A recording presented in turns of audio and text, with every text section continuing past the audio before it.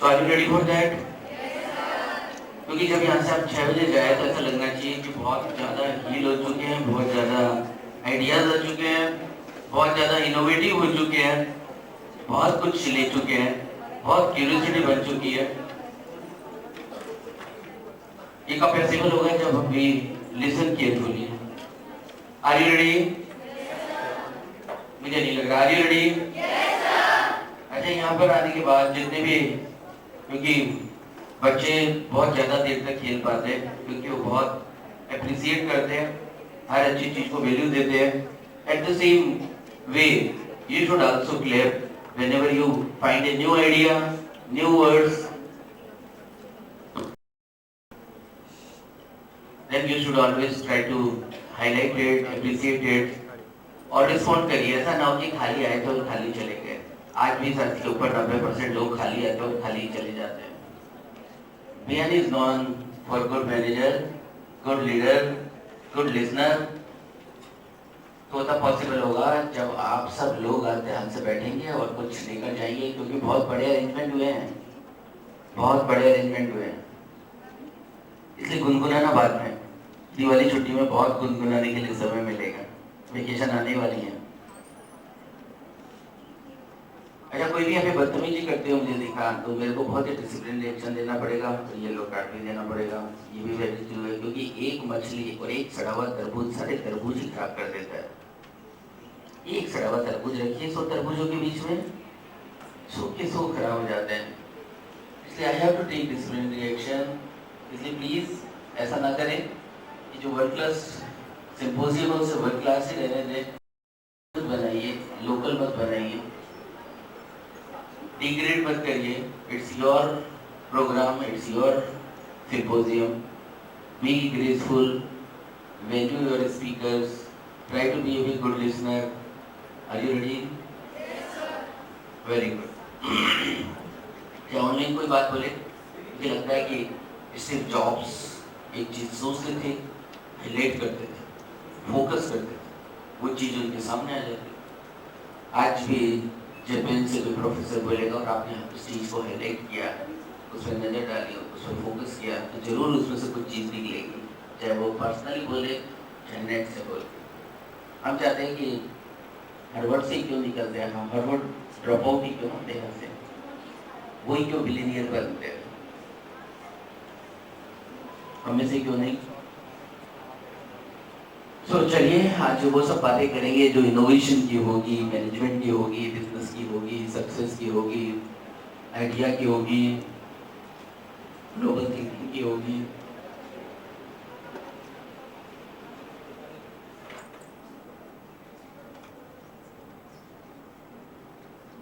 चलिए एक बार और जगह लेते हैं, क्योंकि देखिए सुनना सबसे मुश्किल काम है। आज पे आउटसाइडर स्पीकर वो नहीं है, इंटरनेशनल सिंपोजियम भी हो तो आइडिया हमारा वही रहता है देसी। 1 घंटा लेट, 2 घंटा लेट, जो लोग समय की कदर नहीं किए, समय उनकी कदर कैसे करने वाला है। जिसने ब्रेन और टाइम और हार्ट को इस्तेमाल किया वही बिलियनियर बन गया है, वही आइंस्टाइन बन गया है, वही स्टीव जॉब्स बन गया है, वही बिल गेट्स बन गया है।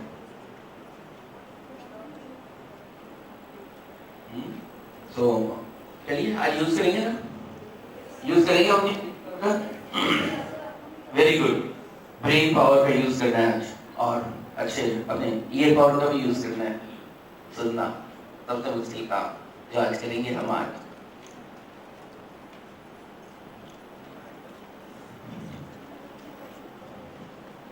Ready? Ready start.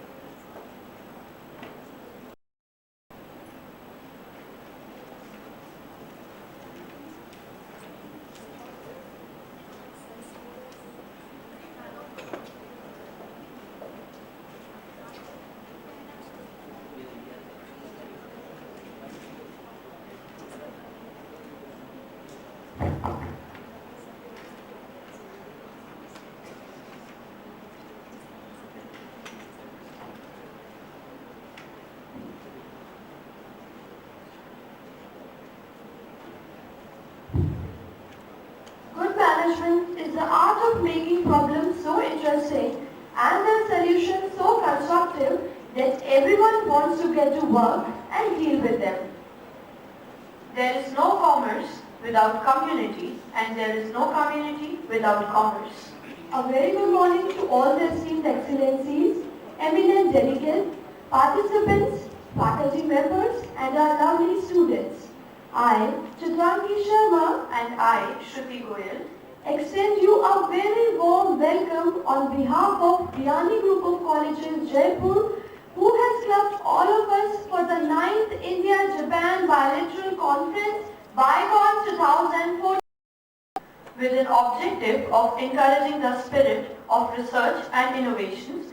The Biani Group of Colleges feel proud to host 9th BICON 2014, an event composed of 5 annual co-located symposium which specialize in specific knowledge areas. creativity and innovation are about finding unexpected solutions to obvious problems and finding obvious solutions to unexpected problems.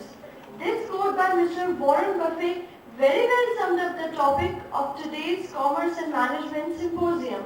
Today, Day 5th marked the creativity and innovation in management of business.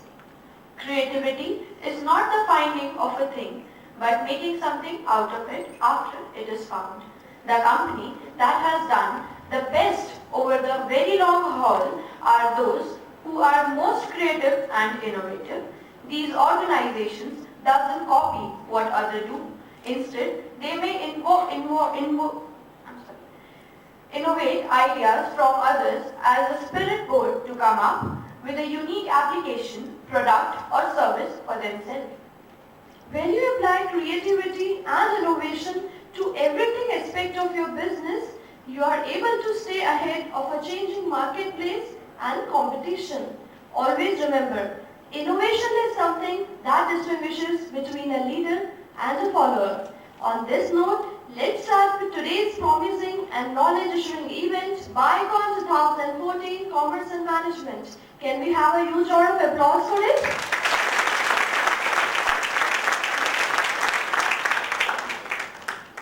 Saraswati Namastobhyam, Vande Kama Rupini, Tvam Aham Prarthane Devi, Vidyanam Cha Dehi Me. As it's our holy tradition to worship our goddess Saraswati before an important event, so let's dedicate a prayer to Ma Saraswati. And for that, I would like to invite our chairman, Mr. Rajiv Biani, Director Academics, Professor Sanjay Biani, Director Research and Development, Dr. Manish Biani, Dean PGC, Professor C.L. Sharma sir, Vice Principals N.K. Sharma sir, Dean MBA B.K. Jain sir, P.C. Jangir sir, HOD Management, Dr. Tripti Vijayvargiya ma'am, HOD Commerce, Dr. B.N. Gaur sir, MBA Coordinator, Varsha Sharma ma'am, for lighting of lamp. Sir, can we have you on stage?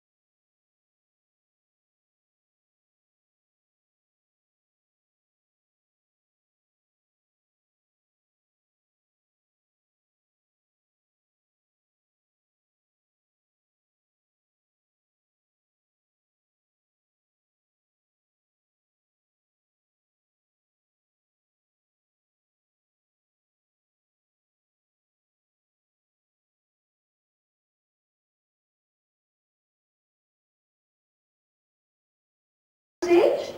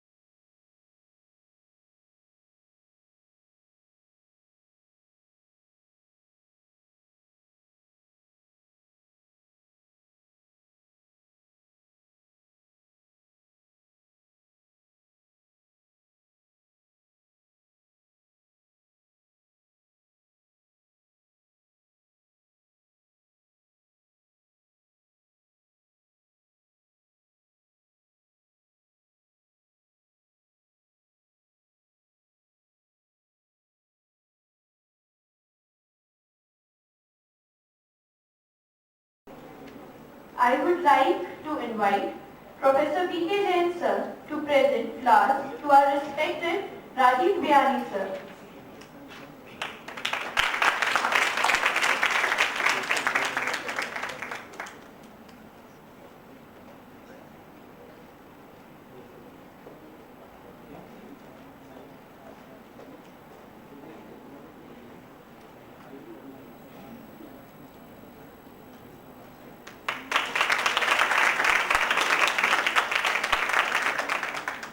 Now I would like to request Professor P.C. Jangid sir to present floral welcome to Professor Sanjay Biyani.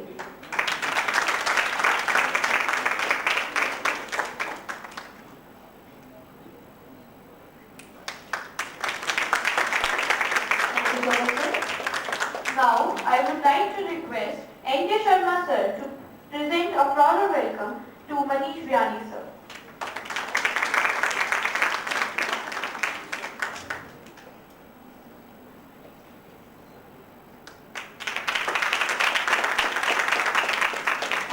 sir.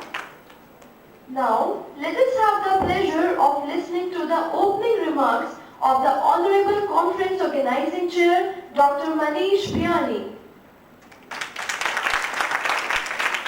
Dr. Manish Biyani is Director Research at Biyani Group of Colleges and Professor at University of Tokyo. Sir is an eminent scientist, innovator and nanobiomedical engineer who is credited with inventory total 8 scientific international patents and developing new bio-nanotechnologies during his 14 years of stay in scientifically developed world, mainly in Japan. His major area of research interest are molecular engineering, molecular diagnostic, bio-drug discovery, DNA-based nano-architecture and biochip. I consider it a great honor to welcome Dr. Manish Biyani on stage for opening and welcoming remarks. Let's welcome sir with a huge round of applause.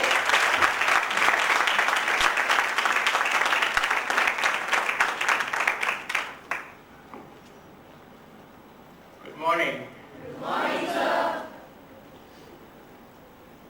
Good morning, everyone. It's really my great pleasure to open the 9th Decon 2014, the 5th day of this event. And this event, this day event is especially contributed to all the commerce and management students. So I heartily welcome all of you, and I give my sincere thanks to all the invited speakers from both the countries, India and Japan. Some of them are not here. So I express my thanks to all the speakers. So today we are here to talk something very significant issue in your field, creativity and innovation in your management of business. I think this is one of the most required thinking, how we can start our future work or our future direction in this field. So both the terms, creativity and innovation, is very important.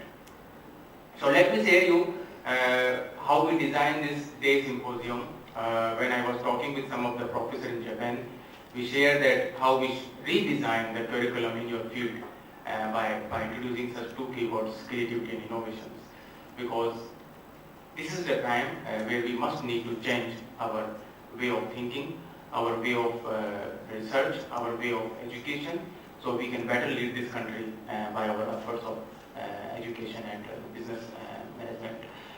So this time, actually, I am proud to say that it is very unique day for all of you, because this time one of the renowned institutions in Japan, JAIST, Japan Advanced Institute of Science and Technology, has given the equal participation in this conference. We received 14 speakers from Japan in this speech. I think this is a quite big number, and we received 4 young participants from Japan. So total number is 80 from Japan participation. And we also received 32 participation from all over India, and this time you also have the speaker from IIM, Indore, Indian Institute of Management. So I think all the speakers are very well selected, and they are very well renowned personalities. So it's time for you to listen them carefully, because I think this is the day when you should concentrate how to start your future, or how to redesign your future career, or how the direction you need actually. So these are the two distinct features of this, because this is the 9th year, 9 symposium, and second, the JAIST is here with us. And I should tell you that JAIST is one of the top ranking institutes in Japan. JAIST has 3 schools. One is the material science, one is the knowledge science, and third is the information science. So you people belong to the knowledge science, I think. And JAIST has openly welcomed all of you to invite as a research exchange or as a faculty exchange. So it's really proud that now you got the opportunity to visit the Japan and to share your areas of knowledge or area of research interest. And we are now going to have an agreement with JAIST. In this agreement, our students can visit JAIST under some exchange programs, under some internship programs, and then you can better got some good opportunity to involve in Japanese company also. So there is a very big opportunity for you to get your career in Japanese companies also. So I think this is a wonderful day for all of you. We already have one booth outside. So in this booth we have the JIST. So please look at the brochure of JIST and see there are many possibilities of scholarship also. JIST has very open fund. So get this opportunity of fund and explore the future for your career. Okay. So before I start, I should share one of the news with all of you. We have invited two speakers from Japan to plenary. One is Professor Vesa from JIST and Professor Sanjeev from Tokyo. And it's very unfortunate. Professor Vesa was arrived here in time, but yesterday he got accident on the road. One truck or one bus hit Professor Vesa and he got severe injury in rib bone. And now he is hospitalized and is little bit serious. So can I ask all you to please stand for a minute and pray for a peace and pray for a better and healthy country.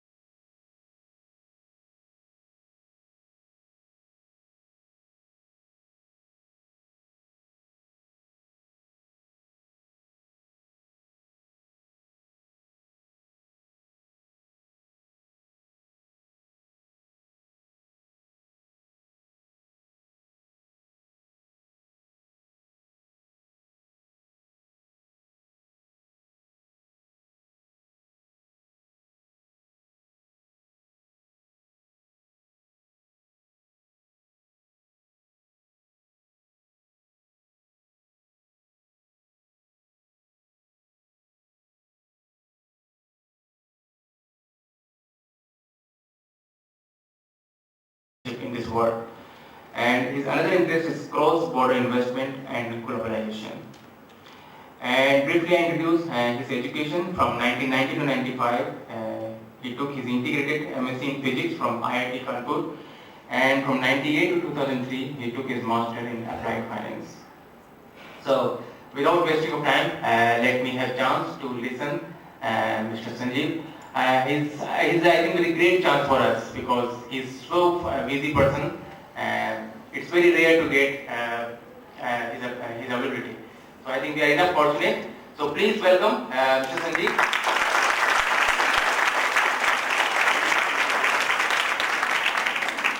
So Mr. Sanjeev, now you're on. Please go ahead. Can you look at, okay, can you turn the light so I can show you all the audience? Yes, please. Okay, no, this is working actually.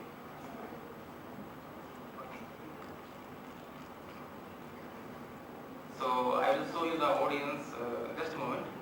You can see the audience also.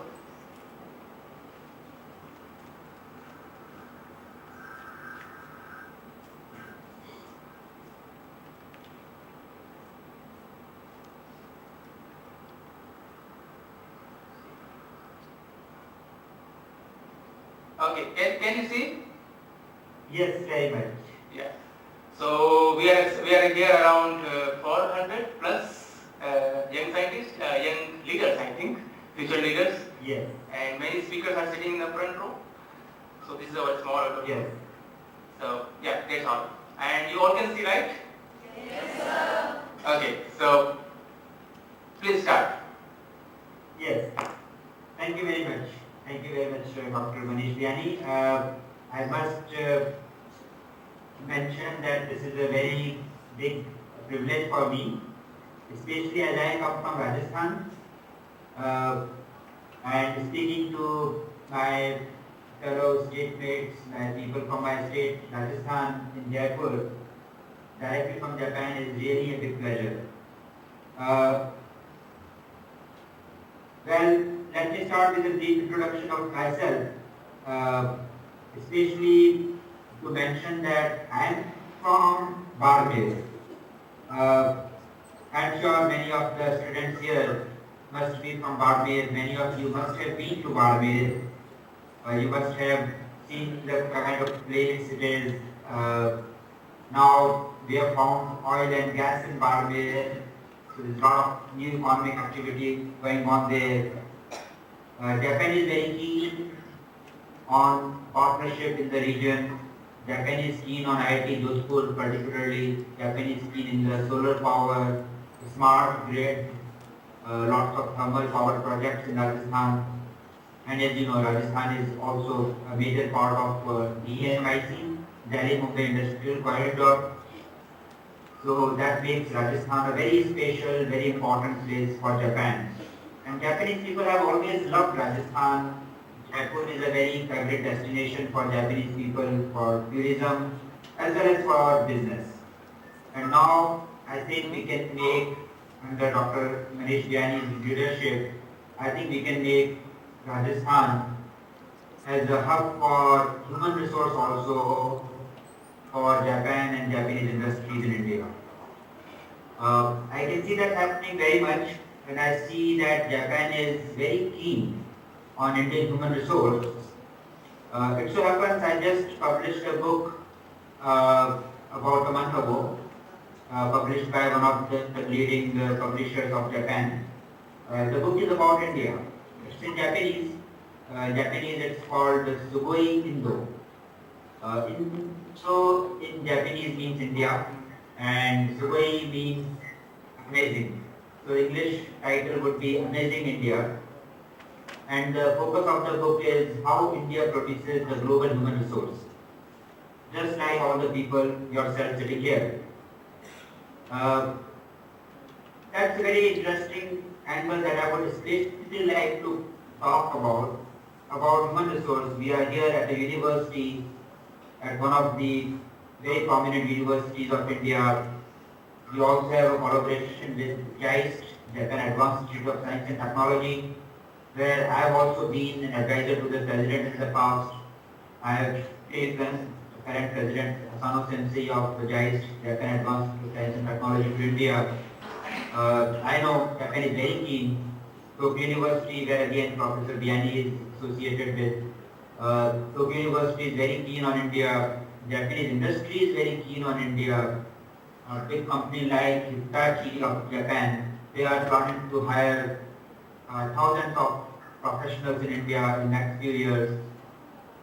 Many other big Japanese companies are planning expansion in India, and many Japanese companies are now hiring people from India and bring them to Japan. Companies like Sony, companies like Mitsubishi Heavy Industry, companies like Rakuten, which is Japan's largest e-commerce company. And many of these companies I am helping in recruiting from India.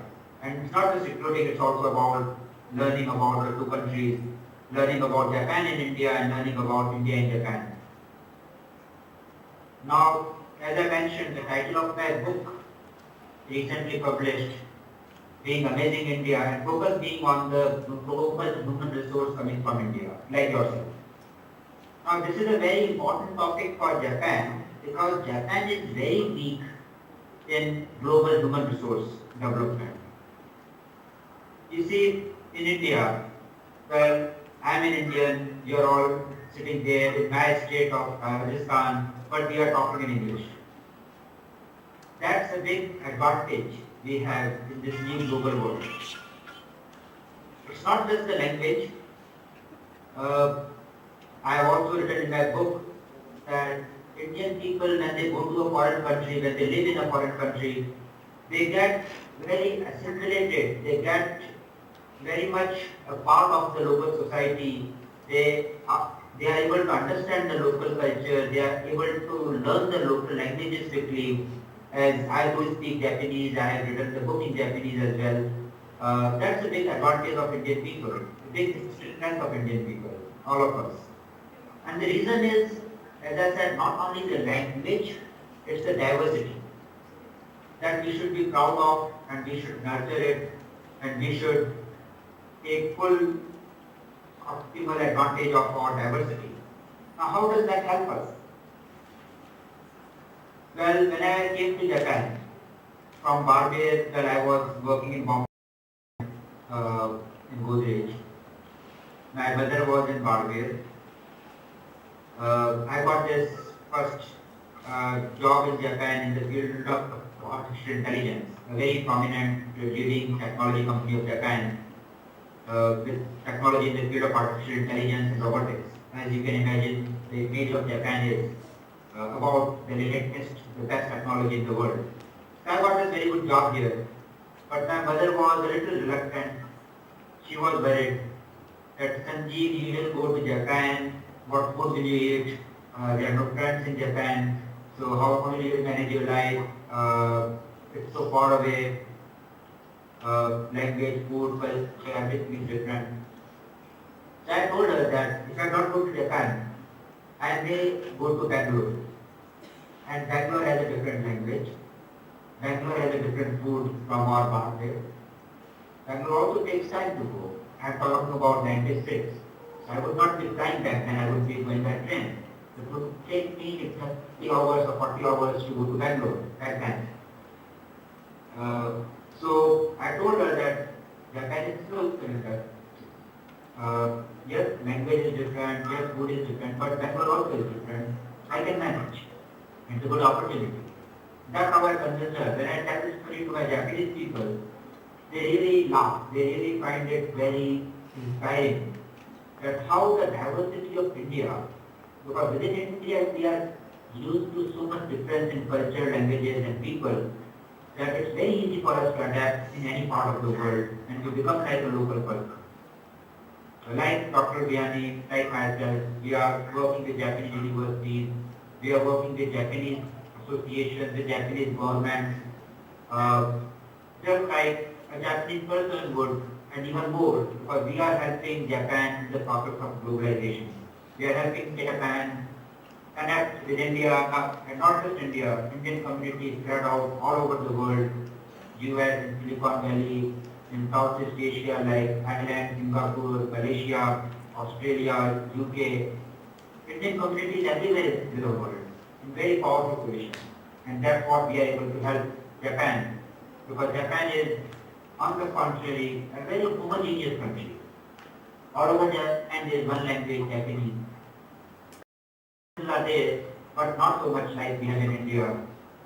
All over Japan, the lifestyle is pretty much the same. You will find the same kinds of convenience stores, shopping malls, same restaurant chains all over Japan. The lifestyle is also very similar. And a very nice thing about Japan is that the income gap is also very small. No one is too rich, no one is too poor.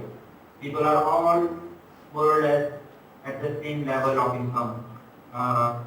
Unlike India. In India, of course, we have got the richest people of the world, but we also have got the richest people of the world. So there are pluses and minuses on both the sides.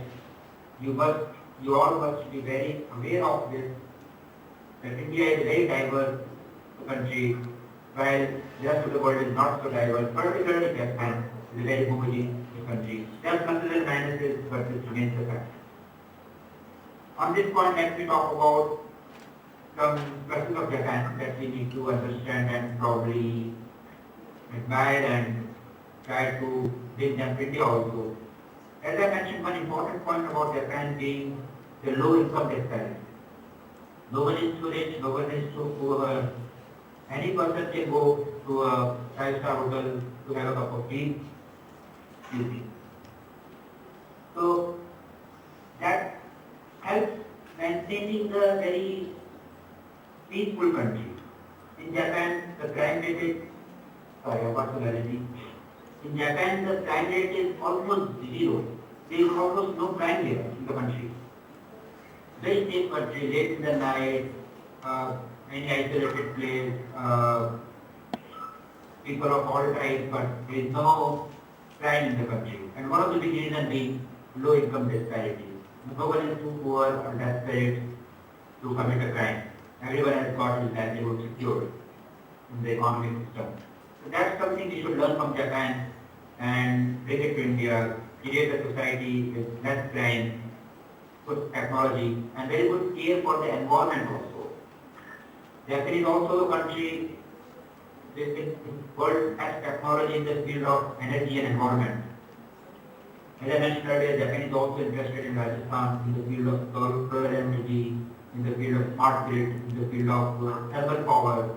Japan has very good technology to run the thermal coal-based power plants in a way that the environmental impact is minimal. The carbon emission, carbon dioxide emissions are minimized. Even on a coal-based thermal power plant, Japan has this technology which Japan uses here in Japan very much, making it one of the world's most environmentally friendly, least carbon emission countries per dollar of GDP in the world. So these are the things we should at least understand about Japan and see how we can bring them to India. So, as I mentioned, there are two sides. India being a very global country, we have got the best human resource in the world. Microsoft CEO, global Microsoft CEO is an Indian.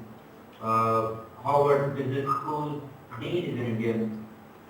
We have seen the president of McKinsey of the world being an Indian. So we have seen best resources in the world coming from India.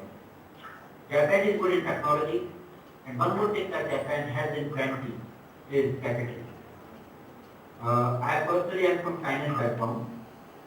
After coming to Japan into its first company in the field of artificial intelligence, I moved into finance. I worked with Goldman Sachs. Then I was with the Japanese investment bank called Mizuho, and after that GDS, the Swiss bank. And then after 6 years, I was an entrepreneur, founded a group called Sun and Sand Group. Now the name here is Sun and Sand. I'm very proud to talk to this audience based in Rajasthan about the name Sun and Sand, where sun is the symbol of Japan and sand is the symbol of the desert we have with us.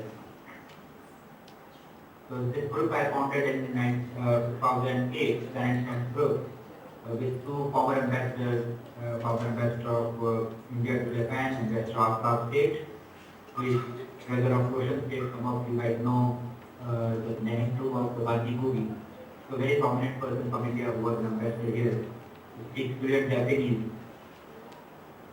Very unique Indian ambassador to Japan, speaking fluent Japanese. And a Japanese ambassador to India, Best Shamoti, who spent many years in India as ambassador as well. And then there are many other prominent industrialists, like President of Japan's largest, most powerful corporation, Mitsubishi Corporation.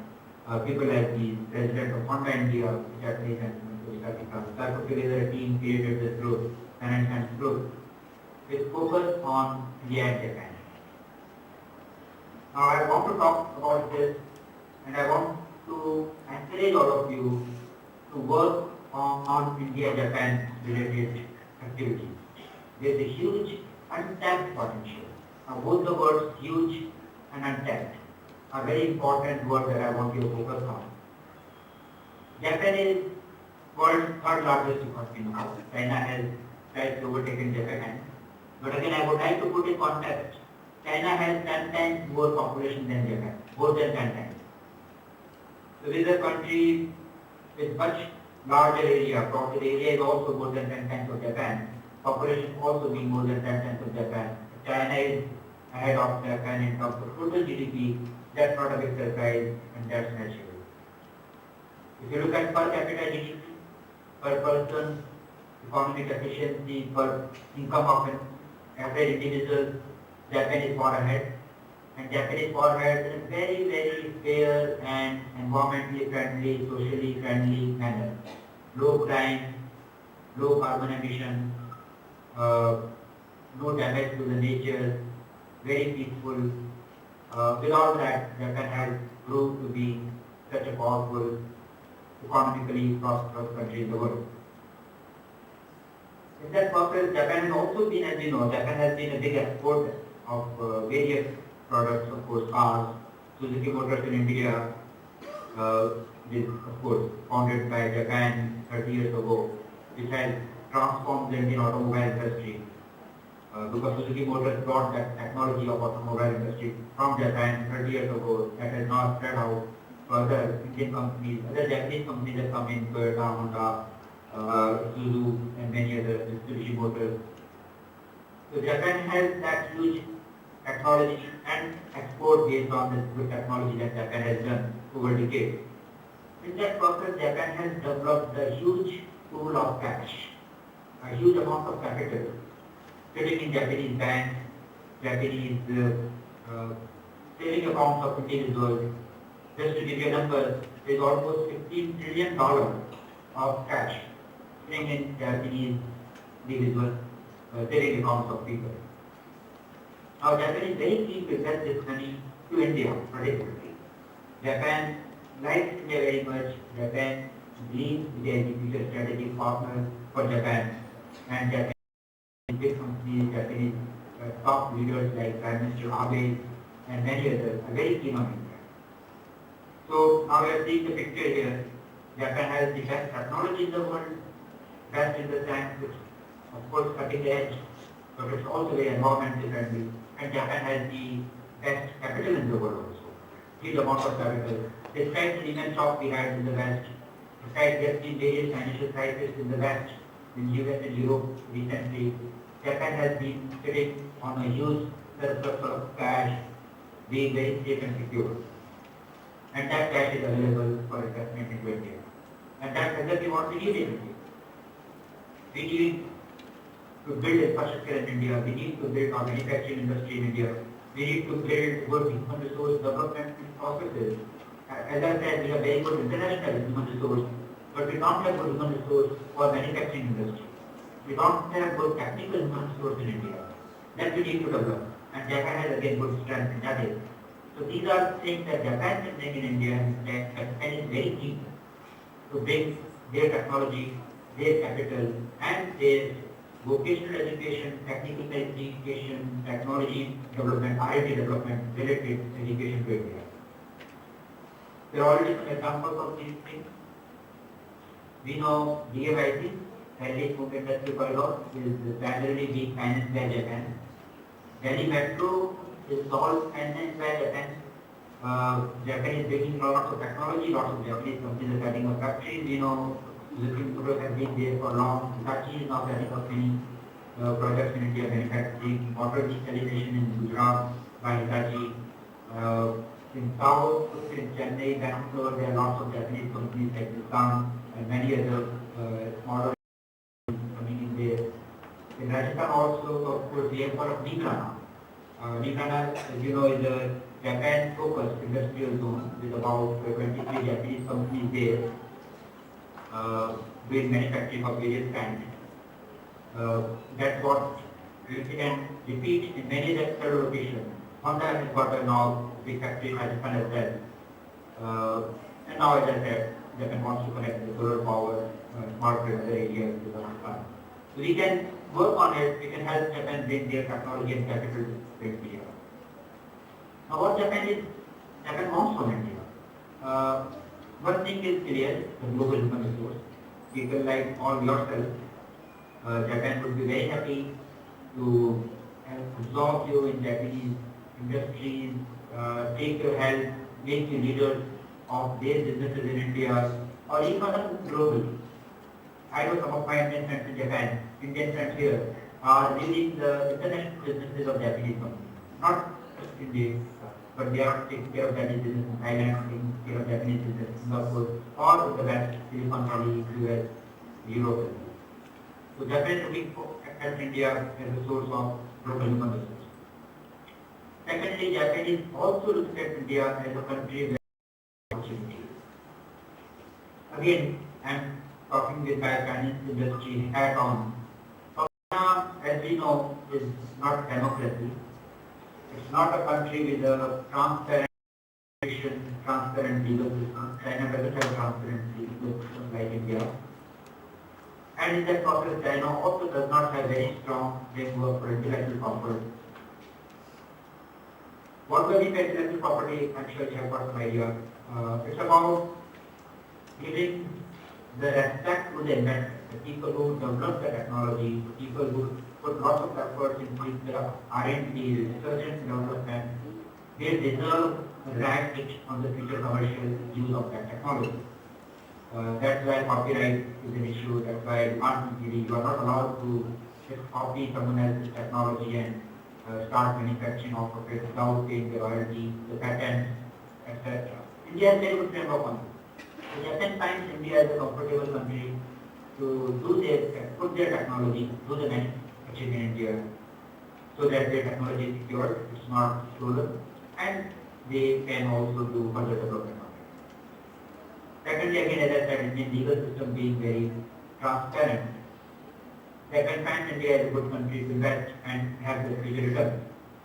Of course, India has a huge growth opportunity. We must grow, actually.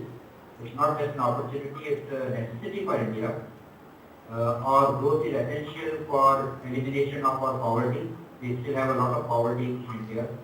And that poverty can't be eliminated until the economy as a whole grows significantly.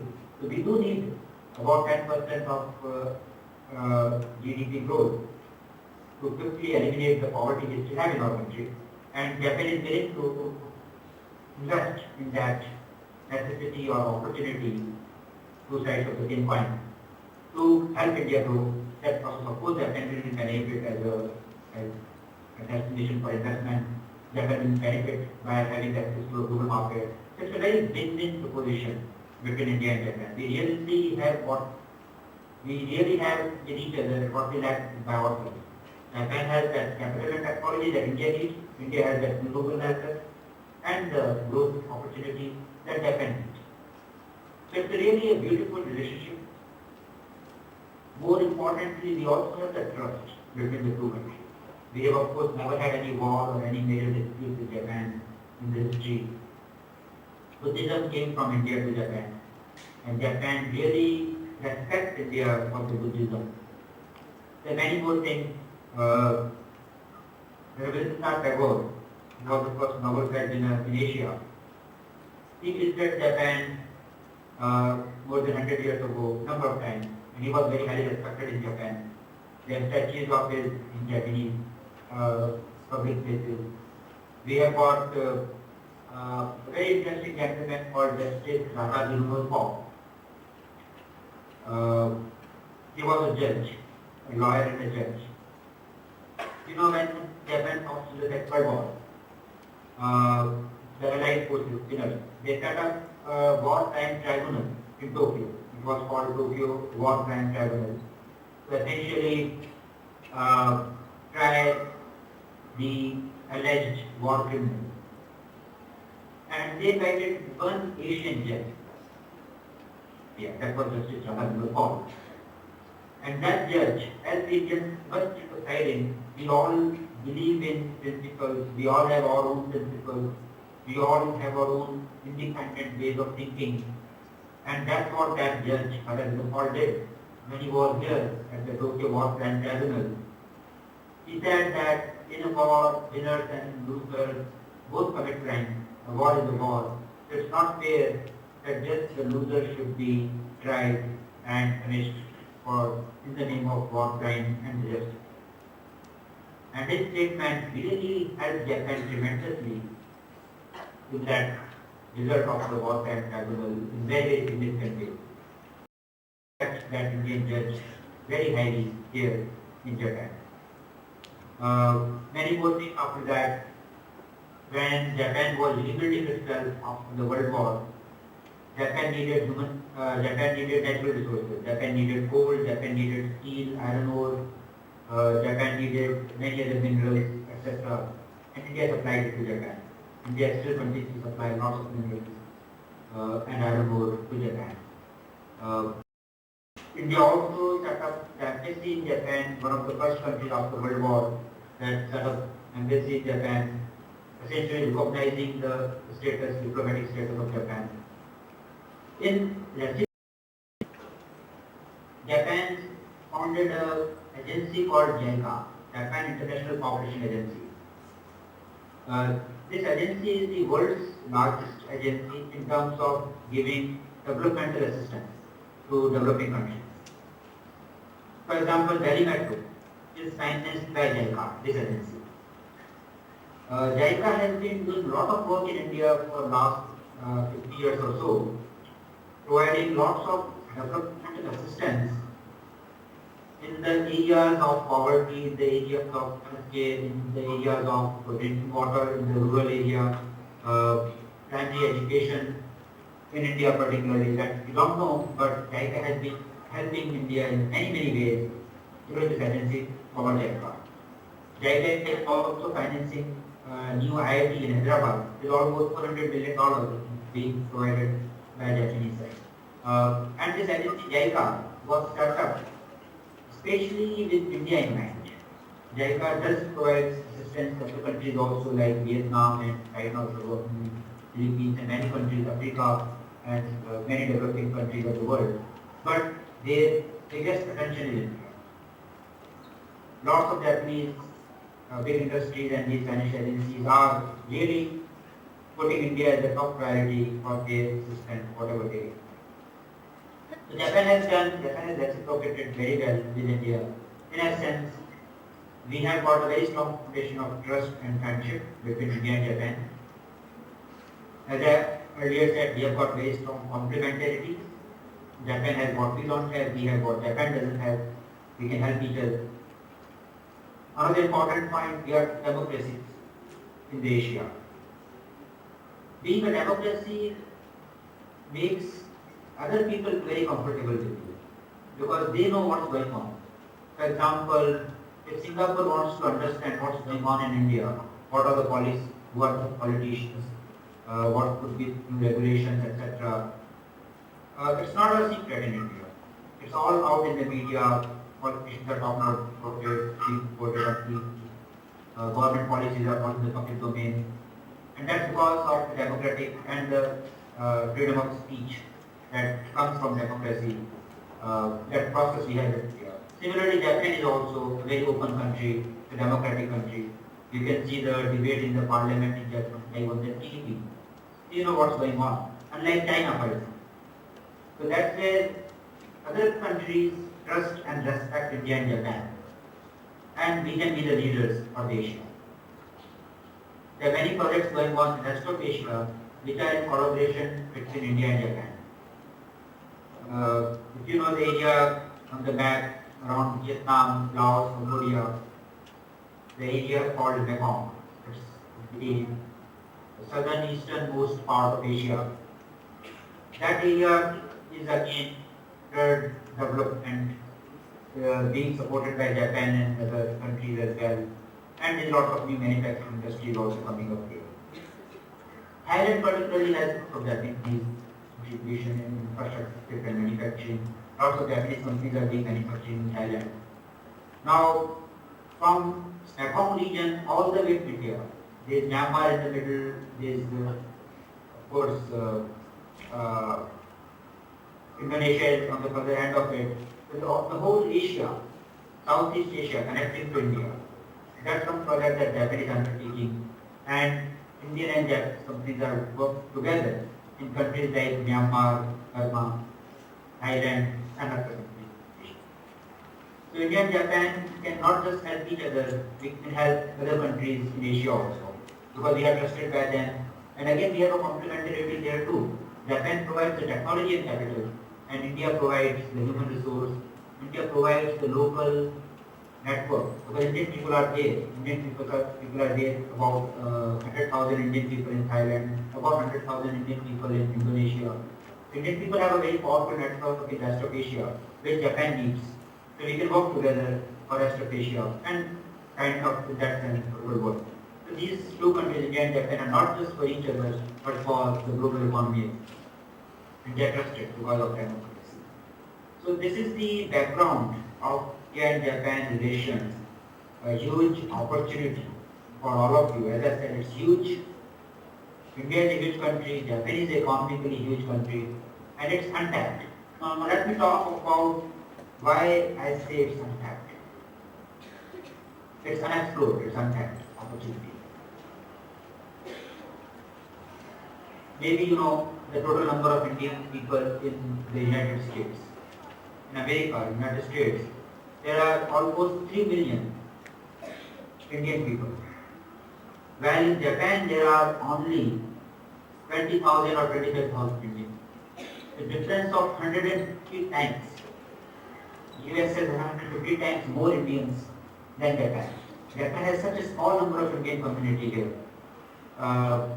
That's why I say it's an untapped opportunity. Because Indian people have not understood Japan. Indian people have not come to Japan yet. They have not seen what Japan has to offer. And similarly, Japanese people also, they are very small number in India. And Japanese people are generally not very good going local. Particularly in our case, in India's case, they are very upper. There are only about 7,000 Japanese people in India compared to a much larger number in China, a much larger number in the rest of Asia, United States, Europe, etc. So that's where I mean it's an untapped opportunity, and that's where people like yourself, all of you, have a huge role to play. Learn some Japanese, learn about Japan, learn about the Japanese economy, Japanese industry, Japanese ways of doing business, that society. Will help you connect with Japan more powerfully, more strongly in India as well as in Japan, and will help Japan and help India both. Thank you, Manish ji. Thank you, Sanjeev ji. It's a very knowledgeable talk. In fact, I feel myself as proud to be a Rajasthani. We are from Badmer, Professor Manish is from Jaipur. I feel personally that there is one common thing between Japan and Rajasthan as well. Both Rajasthan is also known as a peaceful state, and Japan is also known as a peaceful country. So I feel proud to be a Rajasthani and an Indian as well. So thank you very much.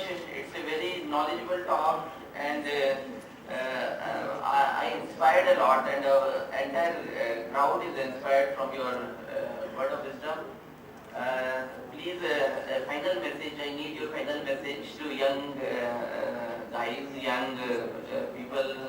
In fact, I would say young girls. In most, all the generally all are from the. So right now, your final words. Yes.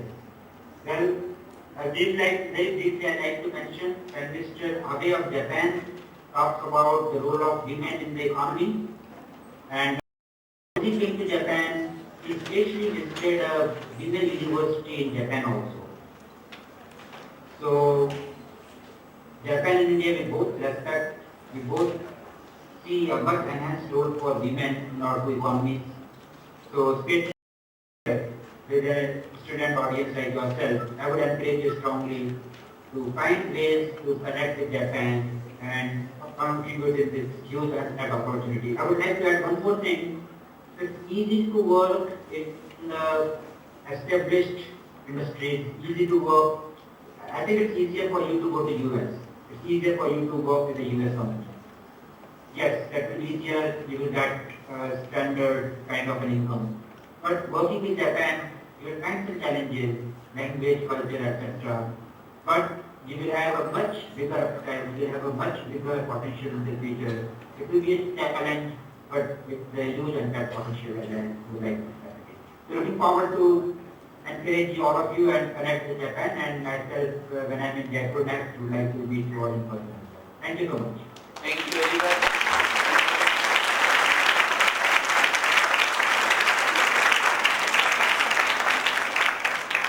Thank you very much, sir. Once from top bottom of my heart, I would like to say on behalf of all the students, all the faculty members, all the invited guests, I would like to say thank you, and best regard from top bottom of my heart. Once again, thank you very much. See you again.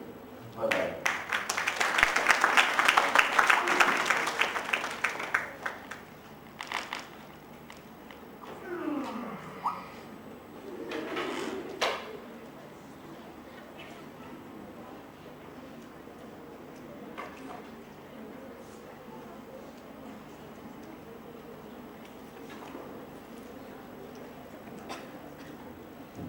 That was really an amazing session. I must tell you that we have got a gift of talk. Thank you so much, guest, our respected guest, for devoting his valuable time among with us. Now we have among with us a dignitary, Professor V.K. Gupta, who is working a dynamic, multifaceted young educationist, youth motivator, author, career counselor and a professional with over 20 years of teaching experience both at postgraduate and undergraduate level. Pursuing DLIT, working extensively on the topic analysis of e-education methodology used at national and international level in commerce and management courses. Famous motivational speaker, career counselor, and also winner of numerous awards entitled Youth Icon Award, Pride India Award, and whatnot. Sir boasts of too many feathers in his hat. Sir, can we have you on stage for our next session, please? Thank you.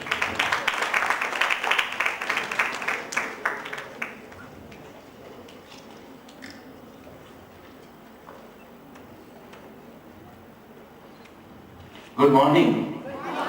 Good morning. Good morning. So it's a nice experience to have all of you. First of all, I should say thank you to Professor V.K. Gupta and our faculty members, invited guests, students from other institutions and other institutions from Vianney Group of Colleges. I feel very grateful, and I would like to say thank you, and thank you from top bottom of my heart, because you all are good listeners. You know the value of knowledge, value of time.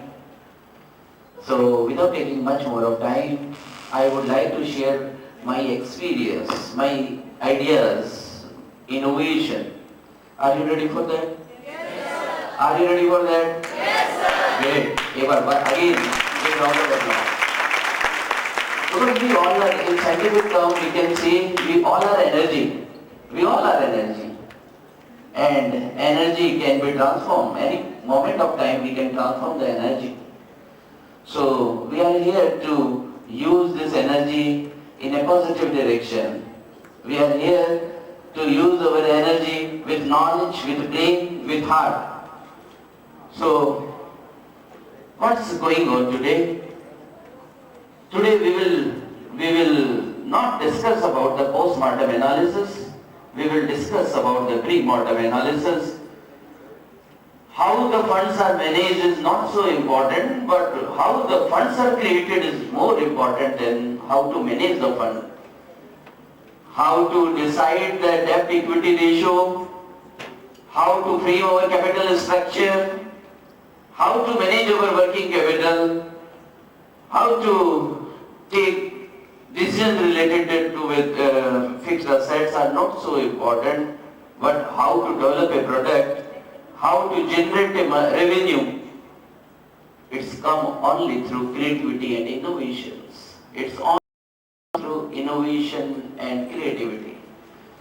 So today you would definitely you would like to see what kind of person we will see, and we will discuss about it, and we will interact.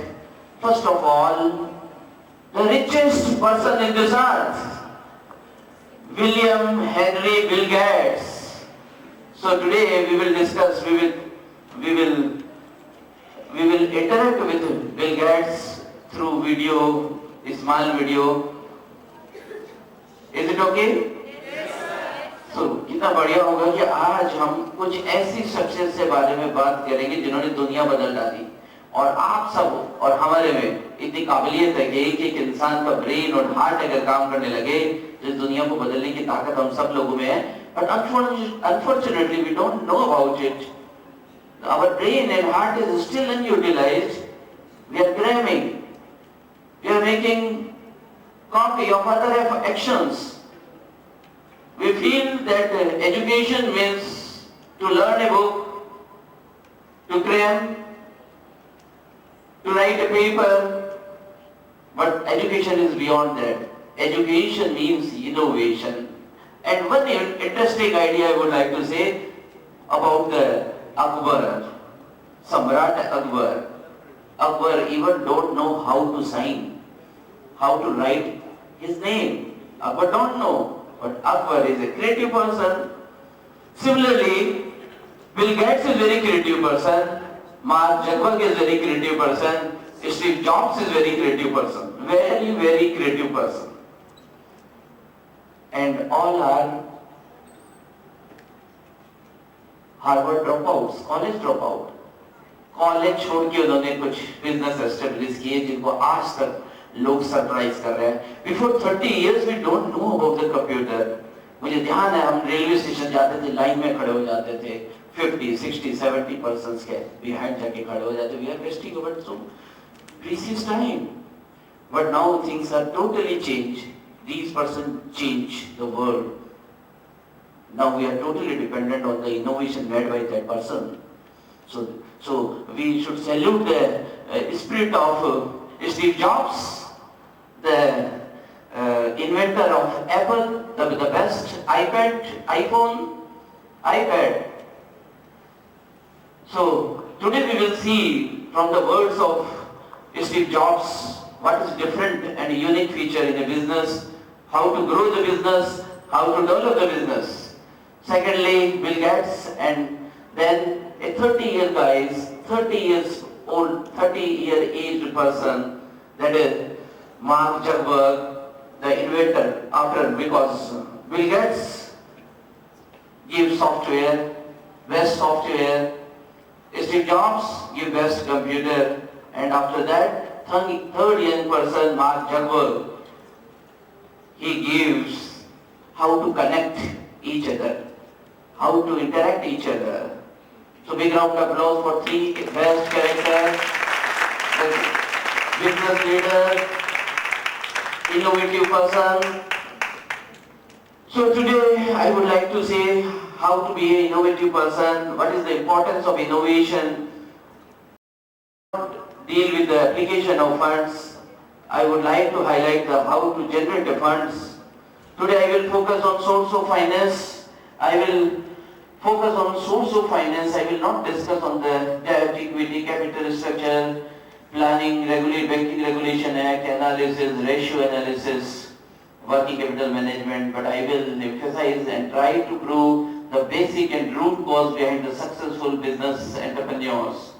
Personally, I feel in this earth there is two kind of person, only two kind of person.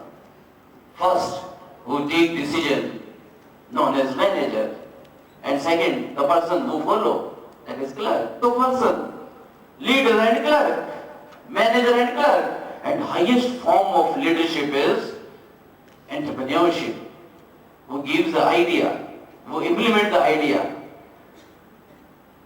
And the best quality of entrepreneur is innovation, creativity.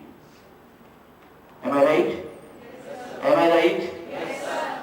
So if we copy someone, if we want to become a IS officer, RS officer, bank PO, then definitely we opt second decision, that is to copy, to fit in a system. But if you think beyond that, then you have to implement your new ideas, innovation and creativity in your management studies. Today I will discuss why Bill Gates is Bill Gates, Microsoft means Bill Gates, why Steve Jobs means Apple, why Mukesh Ambani is known as Reliance, why Mark Zuckerberg is known as Facebook, why Anil Agarwal is known as Vedanta, and Amitabh Bachchan is so different because of the creativity, because of the innovation. Root causes innovation and creativity. So now first of all we will highlight the philosophy, the thinking process of Steve Jobs, that is founder of IT industry. Right now we have very good small size of phone, having all the features. We don't know, even some persons don't know how it is created. Within 30 years, how beautiful iPhone, iPad we are having. So let's see how, yes. So today we will highlight these persons. First of all, again I will repeat Bill Gates. First of all, Steve Jobs, then Bill Gates, then Mark Zuckerberg, then Mukesh Ambani, then Anil Agarwal. They all are billionaires. 1 billion is equals to 1,000. So they all are billionaires. Steve Jobs, Anil Agarwal, Narayana Murthy, Ratan Tata, Shah Rukh Khan, Indra. इन सब से आज बात होगी छोटी छोटी video के through इनकी life की फिलोसफी हम लोग सुनना चाहेंगे। आप सुनना चाहेंगे? इतने ग्रेट पर्सन, इतनी बड़ी पर्सनालिटी, आप बिजनेस और मैनेजमेंट से related, you know about the commerce and management, but ultimately you are here to earn something, to become a rich person. That is your passion. We have to give respect and we should be very good listener what they are saying. So first start with the personal discussion between Steve Jobs and Bill Gates. Let's welcome Bill Gates and Steve Jobs.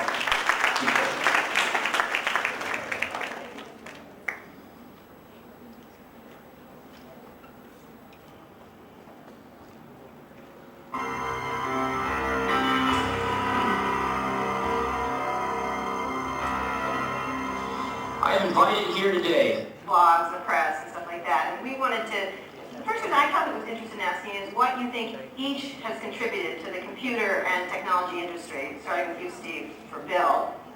Owen?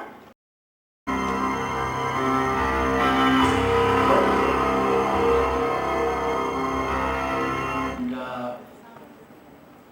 I think he built the first software company before anybody really in our industry knew what a software company was, except for these guys. And that was huge. That was really huge. And the business model that they ended up pursuing turned out to be the one that worked really well, for the industry. So I think, but the biggest thing was Bill was really focused on software before almost anybody else had a clue that it was really the software. That's what I see. I mean, a lot of other things you could say, but that's the high order bit. And I think building a company is really hard. And it requires your greatest persuasive abilities to hire the best people you can and keep them at your company and keep them working, doing the best work of their lives, hopefully. And Bill's been able to stay with it for all these years. So, Bill, how about the contribution of Steve and Apple? Well, first I want to clarify, I'm not Jobs.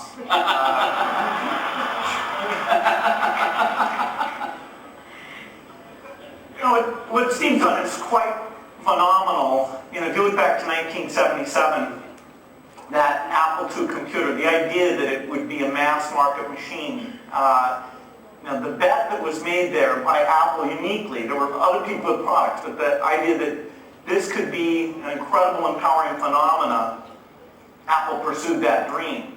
You know, then one of the most fun things we did was the Macintosh. And that was so risky, and people may not remember that Apple really bet the company. Lisa hadn't done that well, and you know, some people were saying, okay, that general approach wasn't good. But the team that Steve built, even within the company, to pursue that, even some days it felt a little ahead of its time. I don't remember that Twiggy disk drive and 28K. Yeah. And the Twiggy disk drive. Yes. Steve gave a speech once, which is one of my favorites, where he talked about, in a sense, build the products that we want to use ourselves. And you know, so he's really pursued that with incredible taste and elegance that has had a huge impact on the industry. And his ability to always come around and figure out where that next bet should be has been phenomenal. You know, Apple literally was, when Steve went back and reinfused the innovation and risk-taking that have been phenomenal. So the industry's benefited immensely from his work. We've both been lucky to be part of it, but you know, I'd say he's contributed as much as anyone. So it's a great learning from such a big personality. Steve Jobs and Bill Gates, they are innovative persons. So, and when best software is developed, high-speed computer is developed, now question arises, what is next? What's next? So next thing is that is given by the Mark Zuckerberg, new ideas, creativity, innovation. He is again Harvard dropout. He finds high social connectivity is another challenge, and with low cost, he developed a Facebook. He became the most richest person. Personal net worth is more than 33.1 billion. Only the age of 30, he makes the biggest world-class deal. Could we imagine that such a young guy will acquire a company with a paying $19 billion? He is a person who makes such a big deal, he acquired WhatsApp. So let's welcome Mark Zuckerberg. Listen, what is his philosophy, how he is thinking? They're comfortable sharing more. When people share more, the world becomes more open and connected. Born on May 14, 1984 in Dobbs Ferry, New York, Mark Zuckerberg co-founded the social networking website Facebook out of his college dorm room. He left Harvard after his sophomore year to concentrate on the site, the user base of which had grown to over 250 million people, making Zuckerberg the youngest billionaire ever. In this video, 11 of Mark Zuckerberg's secrets to success will be shared and explained. These simple shifts in ideology can help you establish a successful company from scratch. The first secret to success is having a dream. Mark Zuckerberg was not an overnight success. And fortune began as a dream, a desire he was willing to sacrifice all for. So if you want to replicate the success of Mark Zuckerberg, it starts with your desire. What do you want from this life? Where do you want to be in the next 10 years? The second secret to success is to think big. Facebook was a small project, but Mark Zuckerberg's dream wasn't a small one at all. His friends envisioned Facebook as a college project. Mark, however, envisioned Facebook as a worldwide project that will change the way people communicate and stay in touch. People initially analyzed Facebook as $1 million project, but Mark envisioned it as a $1 billion company. The third secret to success is start small. Mark Zuckerberg had a big dream and wonderful plans. He envisioned a worldwide project that would be worth billions of dollars. Yet he started small. Instead of waiting for the $1 million funding or startup capital. So three important tips think big and start with the small. लोग बड़ी बड़ी बातें करने से बड़े नहीं बनते, छोटी छोटी बातों को जीवन में अप्लाई करने से बड़े बनते हैं. बहुत से लोग बड़ी बातें करते हैं पर बहुत कम लोग हैं जो छोटी छोटी बातों को अप्लाई करते हैं. And in a similar way, there is some another richest person, global personality. Dhirubhai started his business with only rupees 1,000. Ordinary people can create a words. How the ordinary person can create a world-class enterprise? Average age of the employee in a Reliance is only 30. 75% Reliance revenues come from the export. And what Mukesh Ambani is saying, do you want to know about it? Do you want to listen? So let's see Mukesh Ambani, what he is thinking. Pivotal force behind a global business giant, often called a visionary, now a living legend.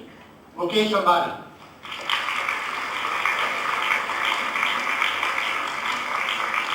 Reliance Industries is a business with a purpose, and our purpose is really to transform lives of millions of Indians. The moon richest is not at all important. Because what we need for the needs is all that we need.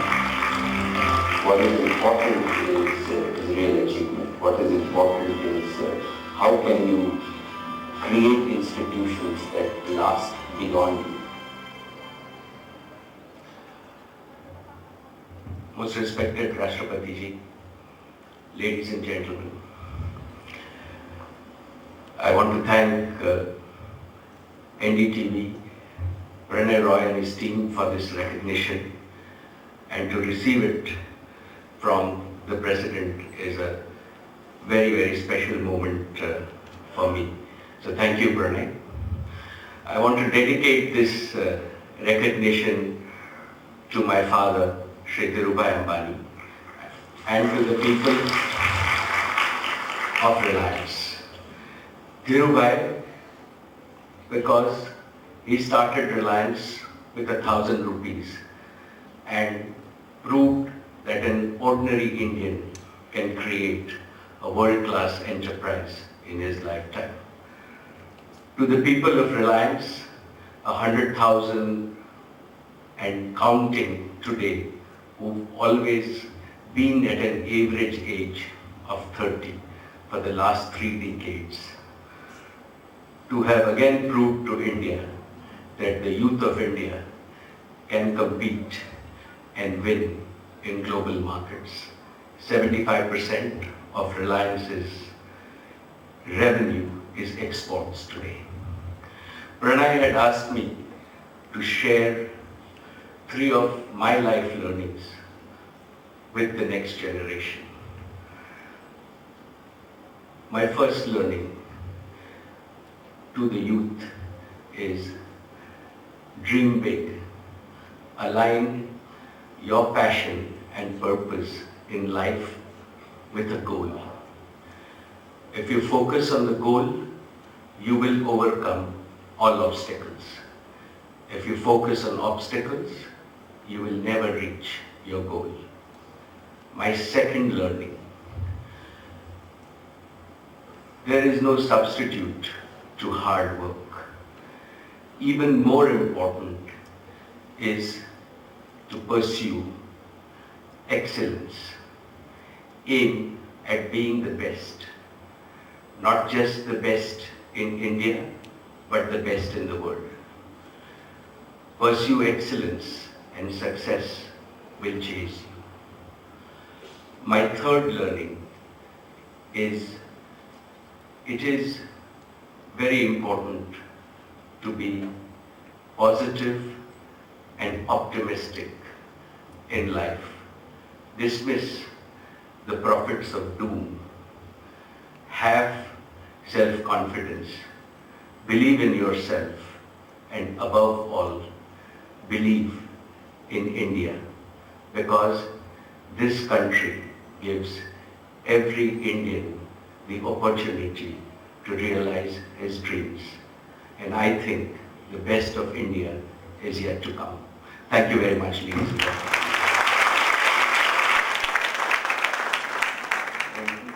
Such a great message. Best of India is yet to come. If you focus on goal, you will overcome the obstacle.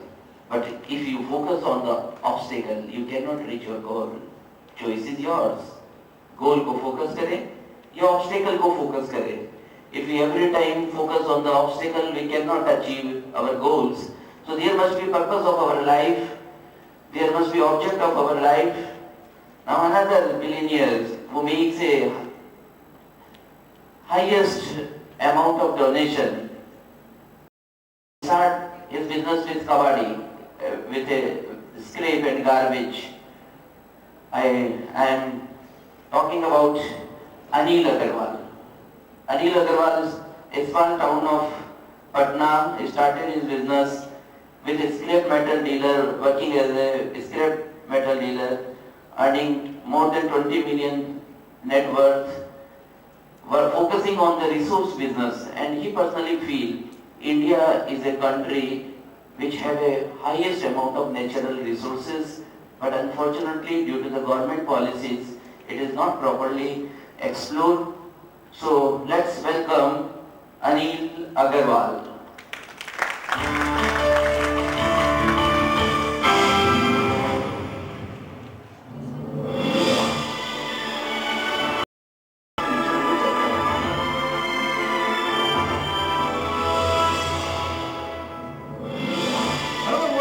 CNNIBN Special Leader Talk, where we discuss leadership mantras with some of the most successful sports persons and corporate leaders in the world. Joining us today on Leader Talk are two very special people.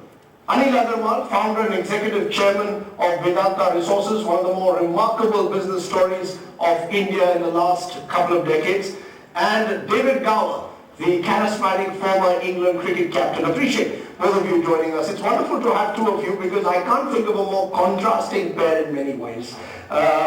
Mr. Agarwal, you, for example, started life in a very small school in Patna. You start life in the Sir Ganesh Patliputra school. You complete your schooling, you don't go to college, and you come to Mumbai as a scrap metal dealer, or a kabadiwala as they would call it almost, and you end up setting up one of India's biggest companies, $50 billion worth. Where did that hunger come from, I've often wondered, to get to... Fire in the belly, that's the important. You never stop. As you go, you unfold, and you find something is happening. I have fundamentally remained always in the resource business. I always got into the cable to raw material of copper and aluminum, look for the opportunity in the copper smelter, look out for the resource, and ultimately find that India is the most resource country in the world. But nothing is happening in India. But you didn't go to Harvard Business School. You didn't go to, you didn't do what many today want to do, send their children to Wharton, Harvard, and thereby become business leaders. You did it the hard way. I mean, as a scrap metal leader coming up the hard way, do you believe that leadership is built sometimes because of the struggle? If you look at the history, if you look at the Akbar, he can't write his name. And he was the most, between Hindu and Muslim, most charm and most leadership quality. So it's a question of with your experience, with the two things I always remember, the nature. Nature is very important, how it gives you direction. It gives you, when you go in that direction, and always remain one thing, to service. Completely detached, to remain focused, and that's how it works. I'm going to come to that, whether it's, I'm going to ask you, Mr. Agarwal, in conclusion, there's an entire young aspirational India, which is coming up from Patna, from small town India. One of the big Indian stories in the last couple of decades has been the emergence of small town India. What is it that you'd like to tell that small town India? You started by saying fire in the belly, but beyond that, what is it that they need to do? Make sure that what you do, 100% remain focused. And with the power of, you are a leader. When you lead, you have to have a power of influence. You have to have a power of diplomacy. And I have worked always with the ordinary people and make them extraordinary. And that's how you inspire.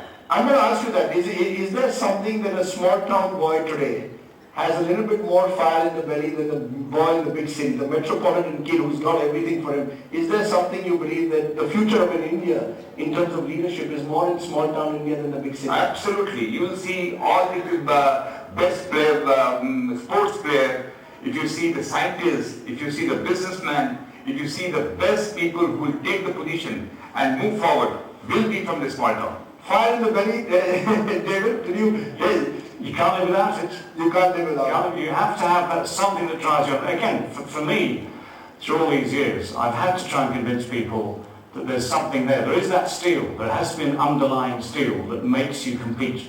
Because again, going back to these many, many things you need to be successful, you need to be able to compete. You need to be able to drive yourself. Well, both of you in your own way have been men of steel.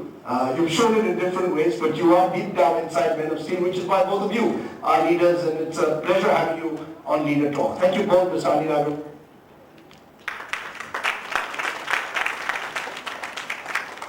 So, how they think differently, that's the point we have to, but now why Amitabh Bachchan is Amitabh Bachchan? Only due to the creativity. Why Shah Rukh Khan is Shah Rukh Khan? It's only due to the creativity. And the person who are making copy, they are not reach the sky, they just become a simple person. So choice is us, innovative or to copy anyone else. So we would like to see the words, like to listen the words of Shah Rukh Khan, what exactly he feels and how he is different, why he is so loving, because creativity and innovation in his body language, in your words, in his acting. So, do you want to see Shah Rukh Khan? Yes, I am not listening. Yes, so please see how he is thinking and what is the secret of Shah Rukh Khan's creativity and innovation. Say Kanyakumari Duck, India's favorite star, an unstoppable living legend, Shah Rukh Khan.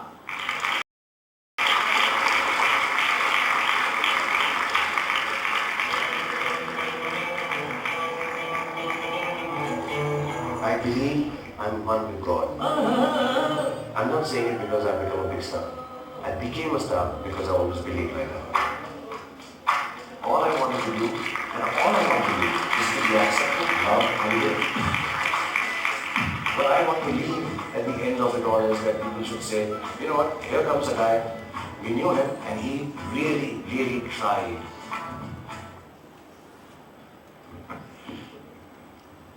Honorable President Sir, distinguished guests, everyone here on the stage, thank you very much. NDTV, thank you Dr. Roy for this honor. This is unbelievable, completely unbelievable.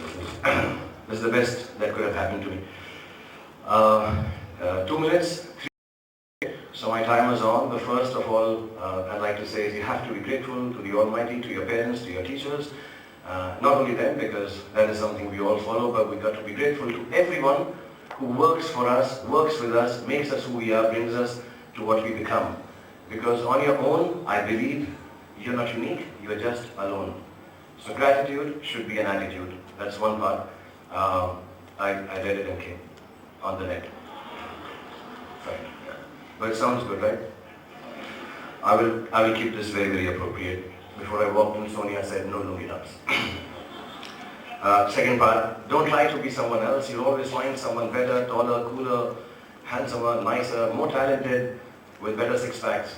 But please do not try to be someone else, because I think it takes away the two greatest gifts. When you try to keep up with others, it takes away the two greatest gifts life has given you. One is the freedom to fail, and the ability to say with your head held high, I don't know. So, like someone again has said, I've taken a lot of quotes this evening to be appropriate. Yeah, be yourself because everybody else is taken. It's very important to be who you are and you know, try and achieve things on your own, go by your heart. And third, it has been taught to me by someone whom we all consider a master. I won't say the name on stage straight away, but I'll give you hints. He's very tall, has got a baritone voice. I asked him once, and this is especially for people who work in the show business or have to make public appearances. This is very important for the next generation to come. Before you enter a public space, make sure, check once, twice, thrice, that your zip is not undone. That's important. And last, don't forget to pray. Thank you very much, everyone. God bless you.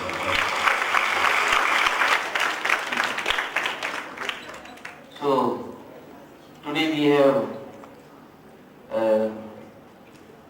visited so many great personality, and the core part is the innovation and the creativity, I personally feel.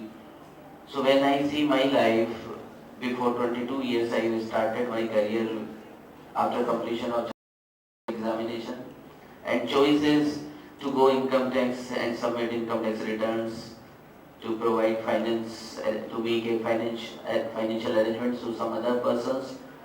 So after 2 or 3 years I have decided, no, it's not like that. Life is not so boring, not black and white, it's a colorful. That's why I started some small venture with very small capital. That is a coaching institution where only table, chairs and some small furniture, tables and chairs are required with a small amount of capital. And I have devoted 12 years for coaching industry, for providing education for chartered accountancy, foundation, inter and final year level. And after that I realized it's so boring, not good. Again we have to rethink. And 8 साल पहले एक college के बारे में सोचा गया, one college, then every year one new colleges, and right now 7 different colleges we have established with new ideas only, with creative thinking. And now my vision is to provide free education to the, not only nation, to all the students in the whole universe. And we have created a very new venture. It's very unique, although right now public is not realizing the importance of it, but time will come that they will realize that it is a very unique idea. Because people will clap when the idea will emerge. When idea flourish, then everybody clap. But before that, we have to give test. We should ready for test. The idea is, so this is my new venture, that is gurukpo.com. There is more than 1,000 videos, small videos, members are uploaded, freely available for the students. You may visit from the Guwahati, you may visit from the Mumbai, from Chennai. You may learn something new and something good, which is available with us. So more than 1,000 videos, educational videos are uploaded right now, related with IT, management, engineering, commerce, education, science, nursing, arts, and soft skills. And right now more than 300 study materials are freely available, which is copyright, which is we are having a copyright. All are downloaded by our faculty members. So I am very grateful for all the faculty members who are making support. But once, remember, this web portal becomes a very big thing within very short span of time, within 2 and 3 years, because this idea is given by the BNE group of colleges only, because it is an interdisciplinary sort of knowledge, not only for IT, not for engineering. It's engineering, commerce and management, and without taking any assistance from the government. Without taking any assistance. कोई बैसाखी का सारा ना लिया गया, कोई funds नहीं लिए गए. It's a small idea. So I would like, if you want to be a billionaire, आप अगर करोड़पति बनना चाहते हैं वास्तव में, तो मैं आपको 2 टिप्स देना चाहूँगा. एक तो इनोवेटिव बनिए, क्रिएटिव बनिए. आपने आने वाले एवरीडे के आइडियाज को डॉक्यूमेंट करिए, लिखिए, उन बीजों को बड़ा होने दीजिए, उन्हें रोजाना फर्टिलाइजर डालिए, उन्हें वाटरिंग कीजिए. अगर ये आइडियाज आपके फ्लरिश होंगे तो आप भी इस अर्थ के अंदर कोई यूनिक काम जरूर करके जाएंगे. और ये तभी पॉसिबल होगा जब at the same moment of time you are saying thank you. Because जैसे ही आप थैंक यू बोलने लगते हैं नेचर को, हेल्थ को, रिलेशनशिप को, मनी को, करियर को, जॉब को, तो आप बड़े बनने लगते हैं.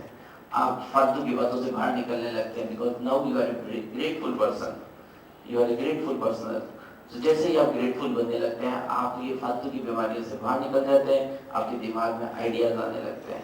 So my final summation is, say for your small, accept your small mistake and say sorry and say thank you so many times, at least 100 times in a day, when sun, moon, earth your parents, your health, your relationship, your money, your career, your job, your business, your studies, your work, your water, glass of water, everywhere spread this word. So you become a very grateful person, and then accept your small mistakes very gladly, say sorry, ready to say sorry within 3 minutes.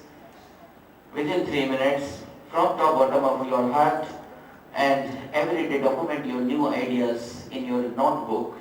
क्योंकि मैं वापस एक final word बोल के जा रहा हूँ कि बड़े बड़ी बातें करने से लोग बड़े नहीं बनते हैं, छोटे छोटे आइडियाज को जीवन में अप्लाई करने से लोग बड़े बनते हैं. आई एम वेरी ग्रेटफुल, आप सब लोग आए, आपने इतना समय दिया. I am very thankful and from top bottom of my heart I would like to say thank you all. Thank you very much.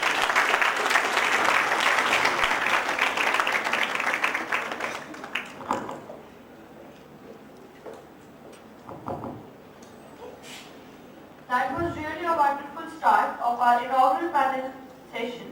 Thank you so much, guests, for devoting your valuable time. And thank you so much, sir, for presenting such new ideas and for making us billionaires of the world. As usual, sir, your session was full of enthusiasm and knowledge, wasn't it, students? Also, we would like to extend our heartfelt thanks to our sponsors who helped us a great deal in this event. GuruKPO.com, Izzard, unique collection of clothing range. Endeavor, a coaching institute for CAT and GRE. Bella Sun Life Insurance. Domino's, KS Motors TVS, High Media and ACME. Thank you so much, sponsors. Among with us, we have a professor from Rajasthan University, Dr. Mohan Singh ji. I would request Dr. Chandrakant sir to present a floral welcome to Mohan Singh ji.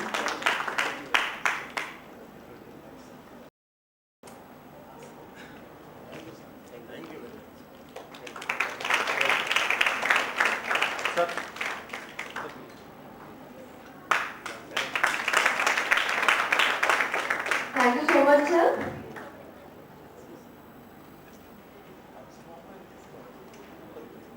Now it's time for the tea break. I would like to request all our guests towards the tea area. Volunteers, please escort our guests. And students, you are supposed to go after 5 minutes. We will resume here at sharp 11:30. Thank you so much, everyone. There is an announcement for students. Students, please wait.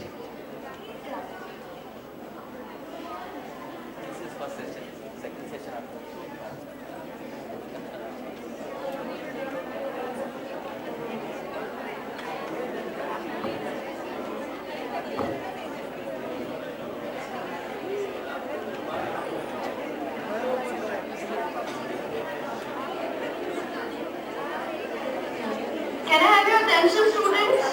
All the students and participants, you are please requested to note down the proceedings of the session. Kindly take out your notebook and pen and note down the proceedings. And also don't forget to submit your feedback form. It is mandatory for all of you. आपके certificates आपको तभी दिए जाएंगे जब आप अपना feedback form submit करके जाएंगे. Alright, and please create some energy. थोड़ा क्लैपिंग करो, थोड़ा एनर्जी क्रिएट करो. Okay, thank you so much. Now you can have your tea break. Thank you, everyone.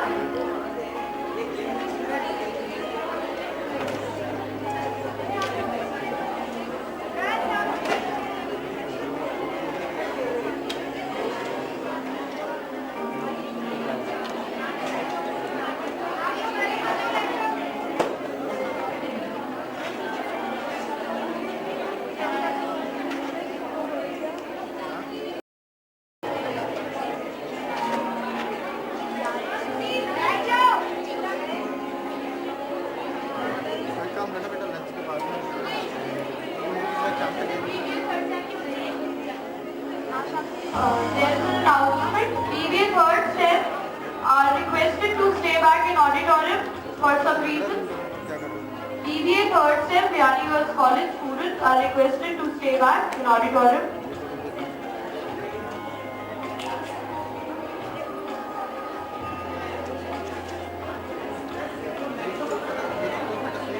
Live जा रहा है ये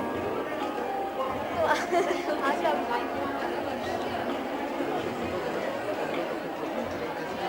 डालने वाली है ये प्रिंट आउट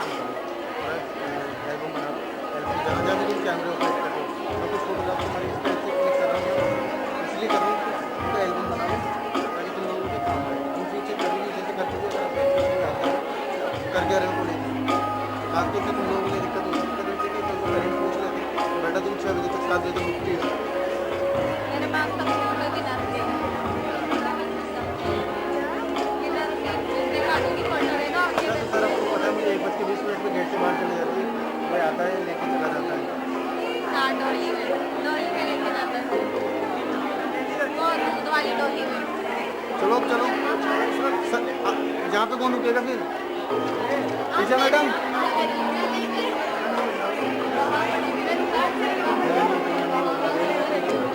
सोनाली इधर आओ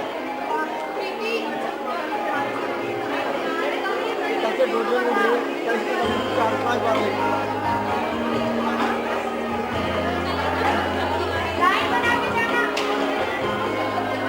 एकता मैडम आप जा रहे हो ऊपर 5 मिनट नहीं तुम जब तक मैं नहीं आऊँ जब तक इधर रुकोगे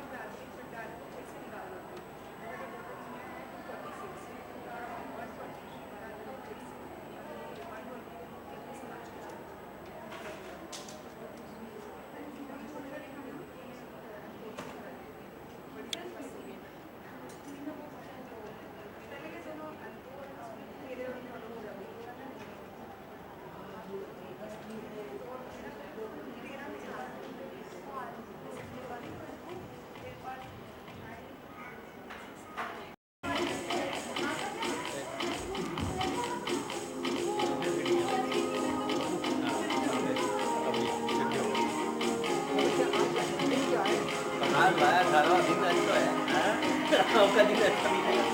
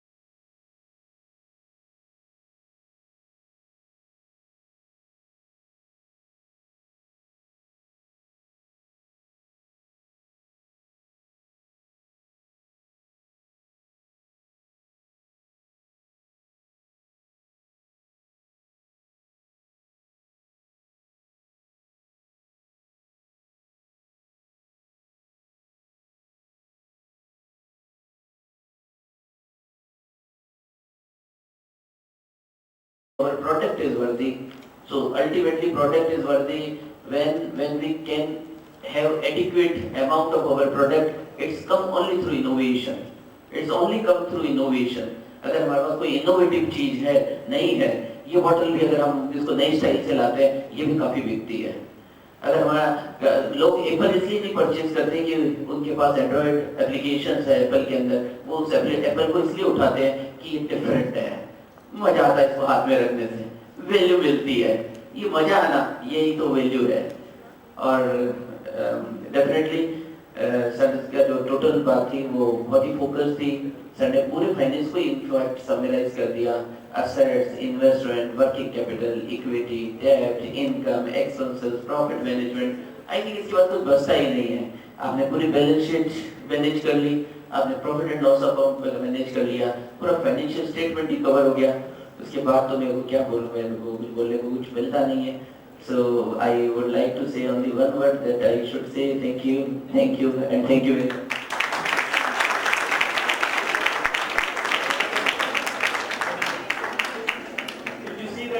One more thing which has been added in the balance card, just like as our vision of our Prime Minister in Corporate of India interest, that CSR, Corporate Social Responsibility. So I was doing training program for the NTPC. I have done a lot of consultancy and training program for the many companies. So when I was talking with them, just like balance card. And when I was talking about financial perspective, customer perspective, system perspective, knowledge and growth perspective, the one guy stood up and said, "You are incomplete." I was, just like sometimes, I said, what do we want to say? No, sir, our NTPC, that's like focus is on CSR, Corporate Social Responsibility. So what they did, that's like they developed the balance card with 5 perspectives, not 4 perspectives. They added one more perspective, that was the Corporate Social Responsibility. As a Corporate Social Responsibility, that's what are you doing? What's your objective you are deciding, how are you measuring, what initiative you are taking, who are involved in this team, are getting my point, what are your targets, whether you are getting those targets for the society, for nation, for international, it will mean what your presence around the world. So then once you will not be highlighting this corporate social responsibility, this area will be incomplete. So in my opinion, that as I feel, yes, we should be worried about finance, we should be worried about customer, we should be worried about our employee. And I give you one very good example of the company which is very incomplete, and I must know that I know that example is very important. Now the multinational companies, what are they saying? That they have made a medical officer. Then suppose Trapti, there's in family some problem, then what will happen? They will say that, okay, Trapti, you should concentrate on your work. We will take care about your family.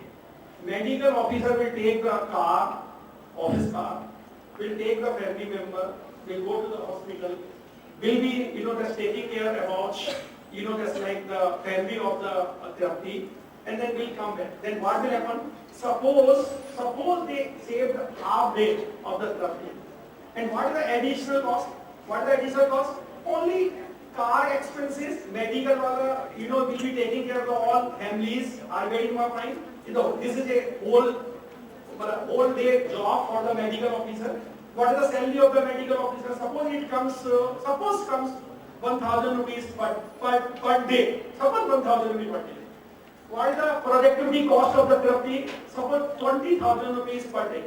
What is happening?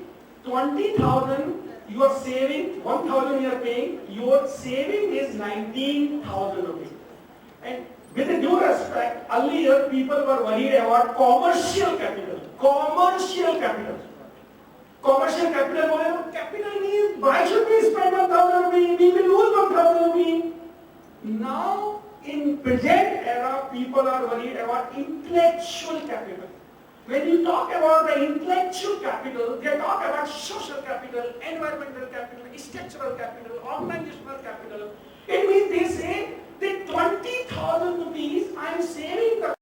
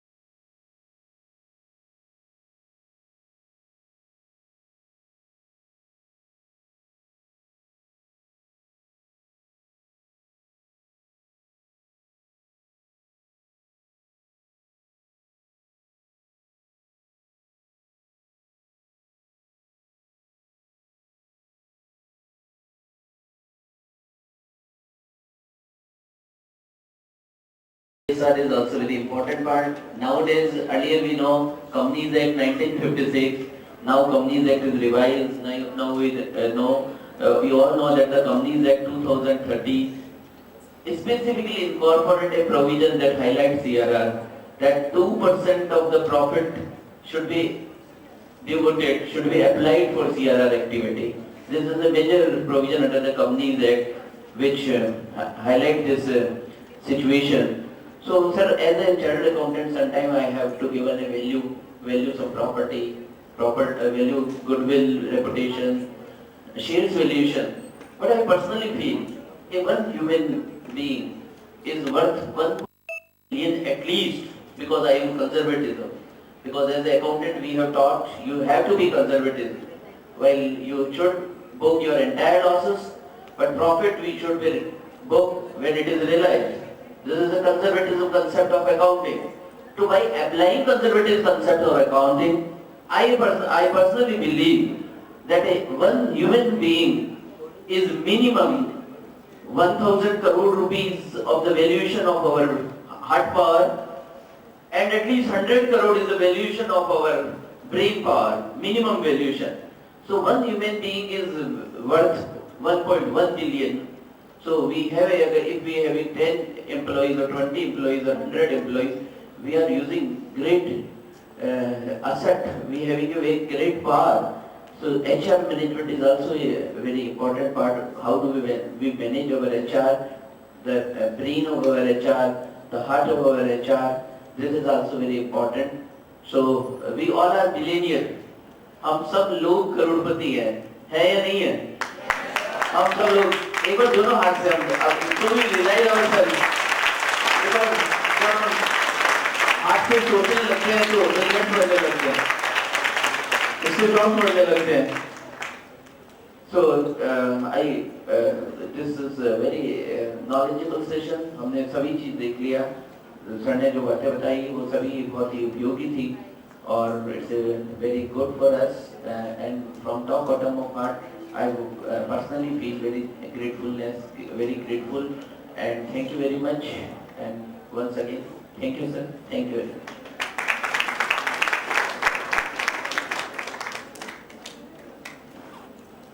I would now request Sanjay sir to kindly honor it.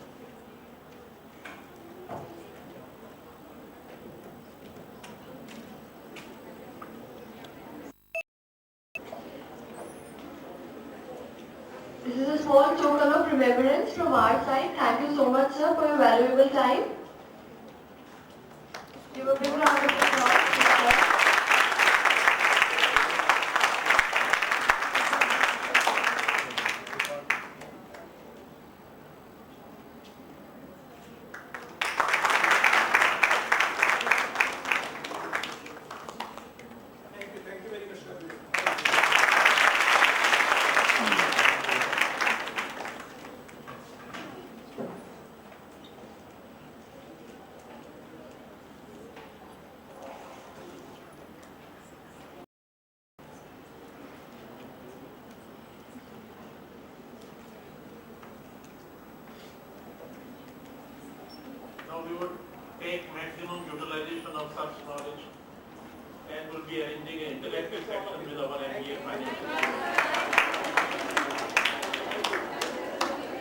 then we have two more presentation of young research scholars. Kindly announce the name in serial manner. Creativity is a function of knowledge, curiosity, imagination and evaluation. So this was the end of our first technical session, Finance. Thank you so much, speakers, for presenting such mind-boggling ideas about finance and business. Now, we have among with us few new guests. So I would request Dr. B.C. Jhangir, Professor B.C. Jhangir sir, to please give a floral welcome to Dr. Ambika Nag ma'am, a resource person, our speaker for the human resource session. Can we welcome them with a round of applause, students?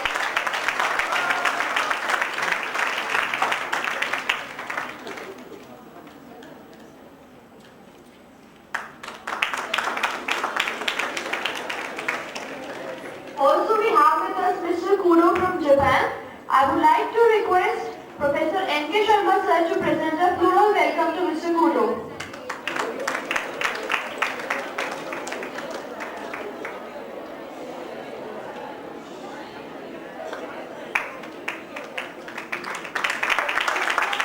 Thank you so much, sir. Innovation is not about finding of a thing, but making something out of it after it is found. Vyani Group of Colleges has always been in forefront in encouraging young talent and intelligence. Continuing this tradition, we are now going to invite two selected young researchers for oral presentation.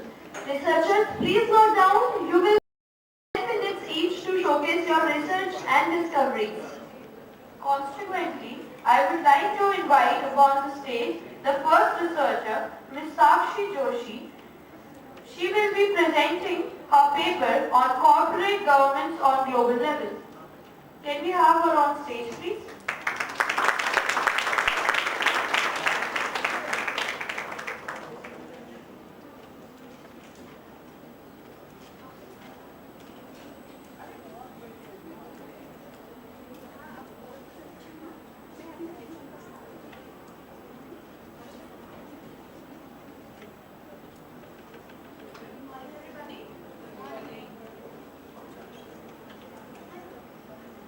Good morning, everybody.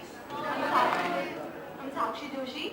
I'm a research scholar student from University of Rajasthan, Department of ABSD, and I'm here to present my presentation on corporate governance at a global level.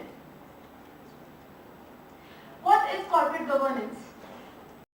Short and simple, the relationship among the various participants to determine the direction and the performance of the participants. Participants like managers, directors, shareholders, and creditors, all the persons who made the company.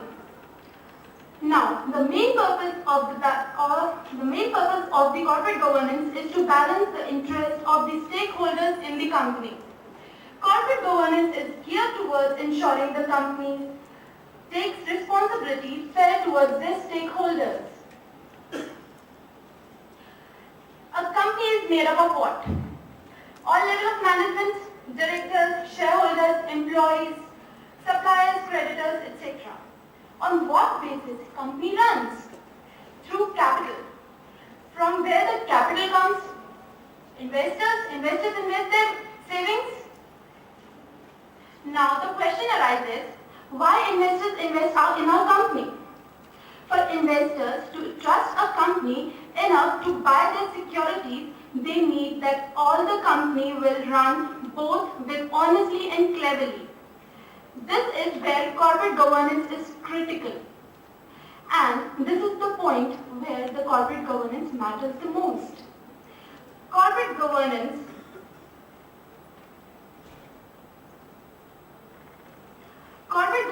concerned with who controls what and how well they are performing it.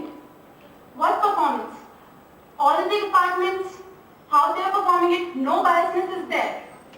Every now and then decisions are made. A decision can change many things. We need to understand what is happening in the institution, in the company, in the corporations. The investor wants to know everything about it because he is investing his savings in it. He needs to get a proper response from them. Now, because that can, the corporate governance can affect the entire economies, multinational companies, corporations and small businesses. Corporate governance plays a vital role in raising the graph of the corporation. The global economy is affected by corporate governance. Now here are the interesting features about the global economy. Code of corporate governance, large companies transcended the domestic market, the global investors' demand. Now first, Code of corporate governance. First code is formed in United Kingdom by the Bank of England and London Stock Exchange in 1992.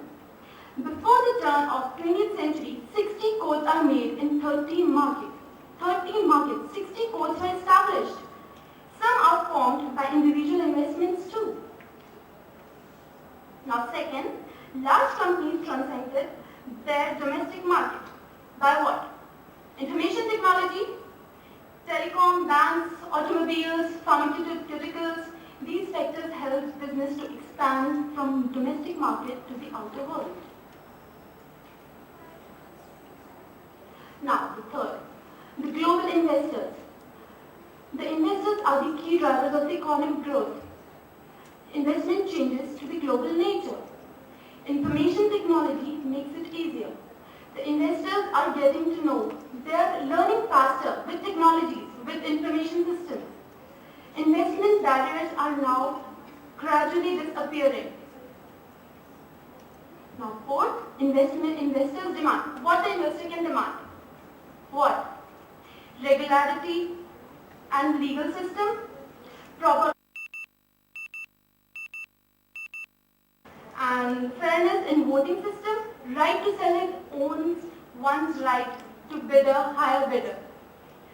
Hassle-free environment. Until the investor gets to be fully satisfied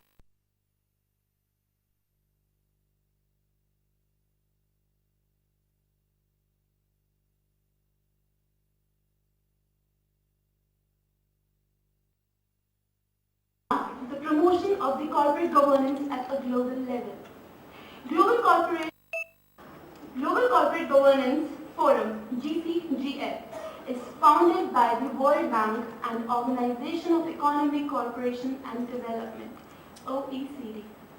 GCGF cooperated with those bodies which are engaged in setting standards of practice.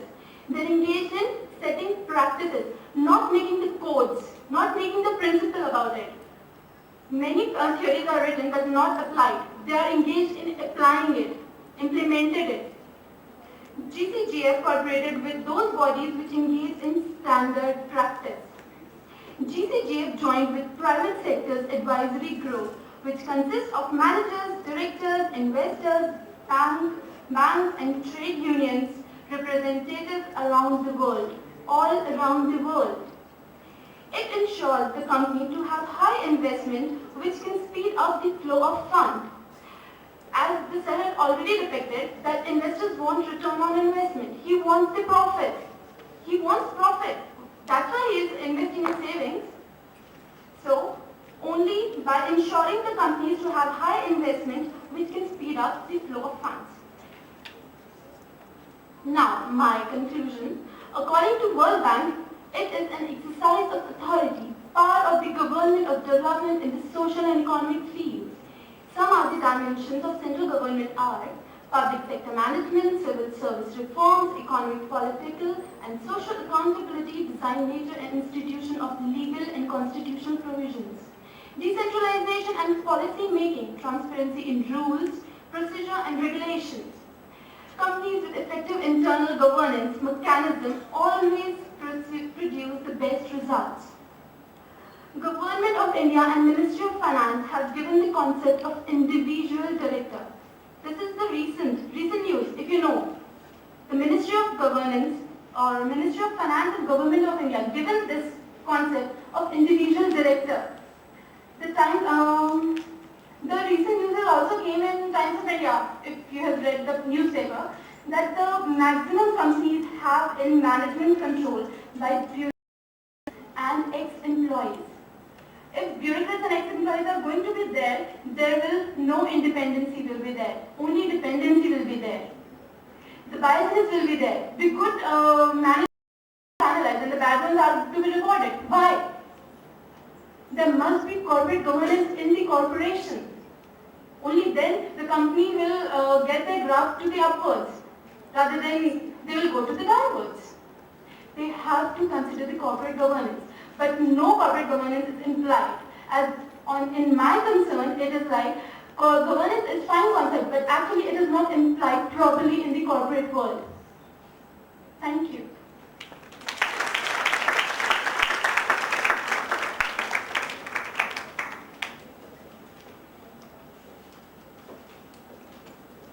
Thank you so much.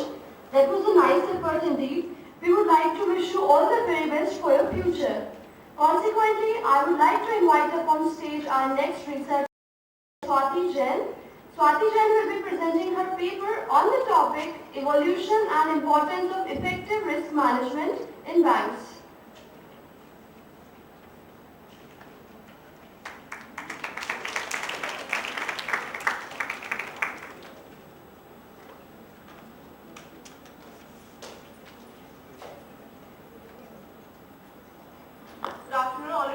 I'm Swati Jain, a research scholar at University of Rajasthan from ABST department. My topic is evolution and importance for effective management in banks. Now let's talk about first what is risk management. We are living in an ever-changing world where organizations have great difficulty in foreseeing events, and the constant enlargement of the pace and scope of activities makes this worse. The basic truth that we all are living in an environment that is full of risk. We all are so preoccupied with operational and managerial objectives that very little time is actually spent in formally addressing the several dimensions of risk and its management. Thus, there are always some dimensions unmanaged risks which, due to oversight or otherwise, expose enterprises to overseen dangers. During the last decade, we have witnessed a profound change in the size and the structure of global financial markets. The consequential integration of financial markets has contributed to the creation of a more complex financial environment. The process of integration of financial markets in the Indian context has evoked a mixed response because some people seem to attribute it all the skills of the economy. Now, more about risk management. The integration of financial markets poses certain special problems. These problems are global competition is contributing to an evolution in banks towards a less clear distinction between universal and specialized financial institutions, and a blurring of separation between banks and other financial intermediaries or institutions. The complexity of banking activities and operations increases to the extent of integration with the international arena, posing difficult challenges to bank managers, owners, and regulators in fulfilling their respective responsibilities. Banks operating in several countries can arbitrage between regulatory frameworks by undertaking operations in locations where regulations are most favorable. The forces of market liberalization and globalization of transactions have transformed the structure of the financial industry virtually everywhere and given rise to the need for more efficient and effective financial industry. The financial deregulation and globalization have metamorphosed the biology of banking business and the ecology of financial environment in India.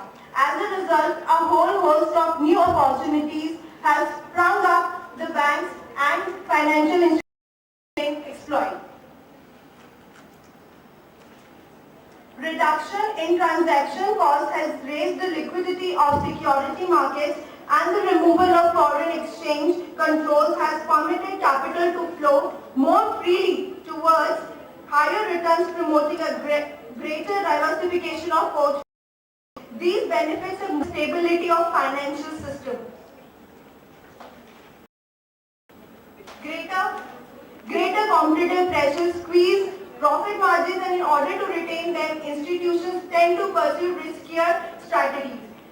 Weak financial system can have serious repercussions on overall economic stability. The balance sheet weaknesses of financial intermediaries severely affects their ability to mobilize funds from savers for channelizing them to borrowers with adverse implication for. Such a situation also has contagious effect where the failure of one or a few institutions can lead to strain elsewhere in the financial system because of interconnected activity and mutual exposure for the paying system. The characteristics of the new financial environment are increased risk, traditional types having heightened perceptions of other types of risk where many have existed before but were considered to be of lesser concern. Banks in the process of financial intermediation are confronted with various kinds of financial and non-financial risks. They are credit, interest rate, foreign exchange rate, liquidity, equity price, commodity price, legal events, reputation, operational, etc. These are highly risky, interdependent and events that affect one area of risk and ramification for a range of other categories, and therefore the greatest challenge which the banks are currently confronting perhaps relates to the proper management of risk. Now let's see some broad parameters that the risk management structure needs to encompass. These are organizational structure, comprehensive risk approach, management approach, risk management policies approved by the board which should be consistent with the broader business strategies, capital strength, management expertise and overall willingness to assume risk, guidelines and other parameters used to govern risk taking including a detailed structure of prudential limits, MIS for reporting, monitoring and controlling all the risks that are going on, well laid out procedures, effective control and a comprehensive risk reporting framework, a separate risk management framework independent of operational departments and with a clear delineation of the levels of responsibility for risk management and in the end the periodical reviewing and evaluation. Time is over, please.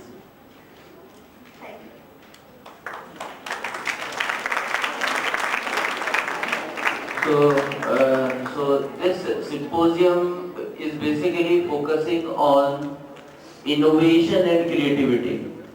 So my suggestion of paper reader, please do not read word to word.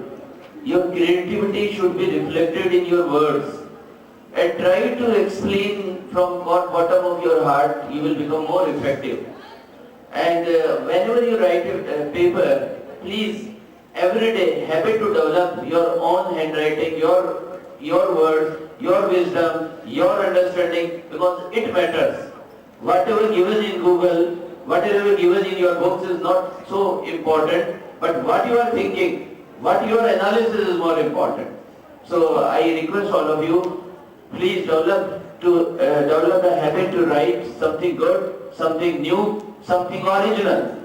And this is innovation. This is the only innovation. Write 2 words, 2 lines, it's enough. It is not required to write 10 papers every day. Only 1 para is enough. But it should be original. And that will create a innovation and a creativity, and that give you confidence. So for final words, final conclusion, I handed over this mic to B.K. Jain sir. Sir, please sum up. Thank you very much.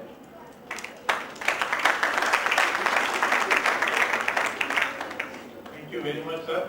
We have had a very nice discussion from morning. We have listened to Dr. Sanjay Biani. Then we had an excellent talk. I would summarize it, wow. Because the way in which, the manner in which he spoke, the analytical approach he adopted was wonderful. He, in fact, really proved that he belongs to IIM. Because there is IIM is a class. So he depicted that he belongs to a class. I am grateful to both the research speakers. And finally, I would thank you all for this nice session. And further announcement to be made by announcers. Thank you so much, researchers. Your paper presentation was very nice. Now I would like to request Professor Sanjay Biani a certificate of participation to Ms. Sakshi Joshi. Ms. Sakshi, can we have you on stage?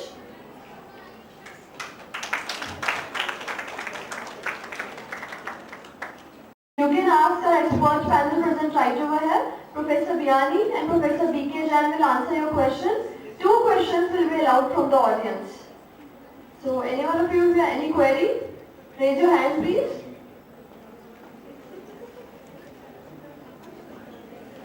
So, more than 400 friends and only 2 questions. क्या होगा? Anyone from the delegates? सरदार कितने आदमी थे? बोलो। और तुम 4, फिर भी खाली हाथ। Please develop the habit to ask question. Curiosity must be there. अगर curiosity होगी, question होंगे तो बहुत लड़ना है। और every day there must be some question in your pocket. Okay, come please. Please ask. Please volunteer, pass on the mic.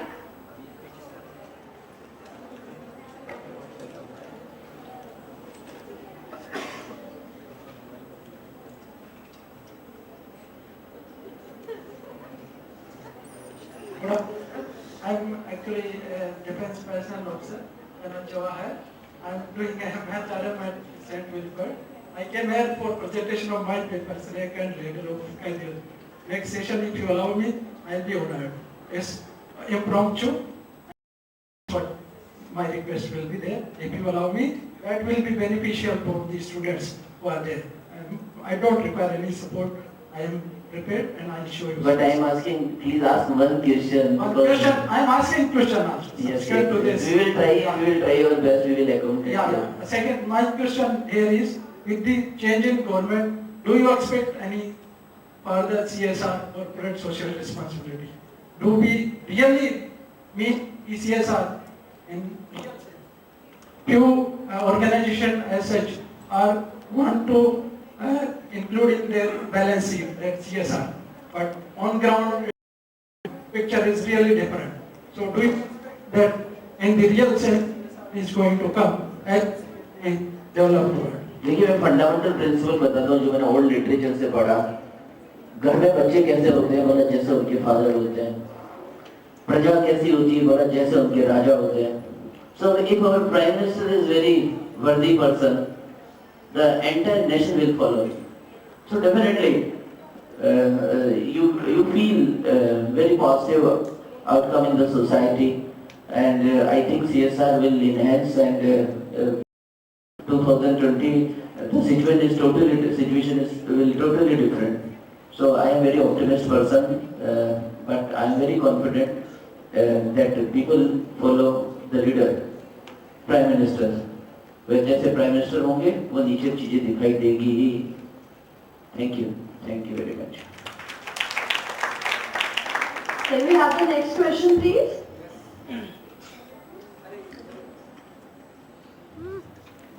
Please.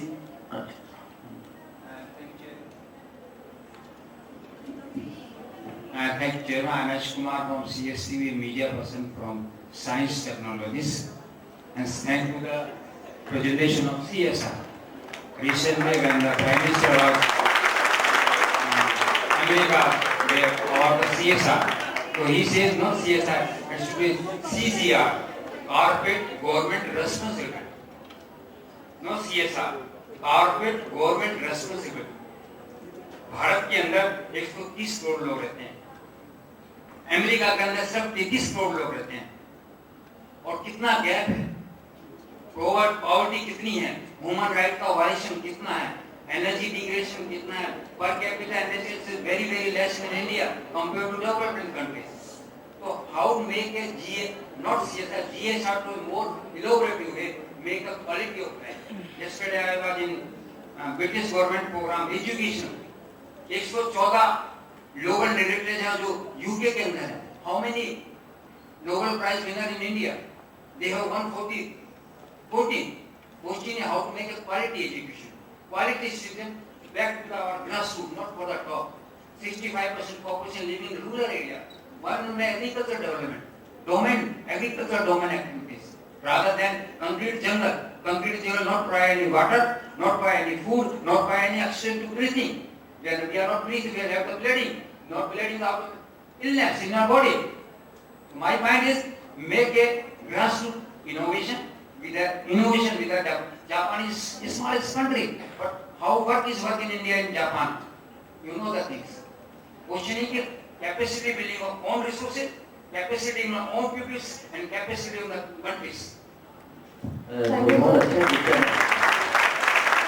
देखिए, आज से मैं आपको बताऊं कि 170 साल पहले की बात है, लॉर्ड मैकाले यहाँ आए, वो पूरा इंडिया घूमे, और after the visit of entire India, जैसे यहाँ तो कोई बैगर ही नहीं है, कोई इलिटरेट पर्सन ही नहीं है, लाखों करोड़ों स्कूल्स और टीचर्स यहाँ अवेलेबल है। ये बात 170 साल पुरानी है, बट लॉर्ड मैकाले सफल हुआ, उसने क्रेमिंग का सिस्टम यहाँ लागू किया, ब्रिटिश एजुकेशन एक्ट यहाँ अप्लाई हुआ, जो आज तक अप्लाई हो रहा है, आज तक क्रेमिंग की जा रही है। जब हम अपनी अस्तित्व को भूल जाएंगे, अपने आप को भूल जाएंगे, तो ये आना है ही। लेकिन सर 170 साल में भी लास्ट देखेंगे तो पिछले 50-60 साल में ये दुर्गति हुई है। इसको ठीक होने में कोई, मुझे लगता है 5-10 साल ही काफी है। सो time will change, definitely time will change. हम कभी गिर के सीखते हैं, कभी दूसरों से सीखते हैं, लेकिन इस बार जब सीखेंगे तो मजबूती से सीखेंगे, गिर के सीखे हैं। अब ये और थोड़ा सा प्रॉब्लम होगी, और थोड़ी प्रॉब्लम बढ़ेगी, then we will realize our power of knowledge, our power of brain. So I am very optimist person. The things will change, but knowledge may be used and knowledge may be misused.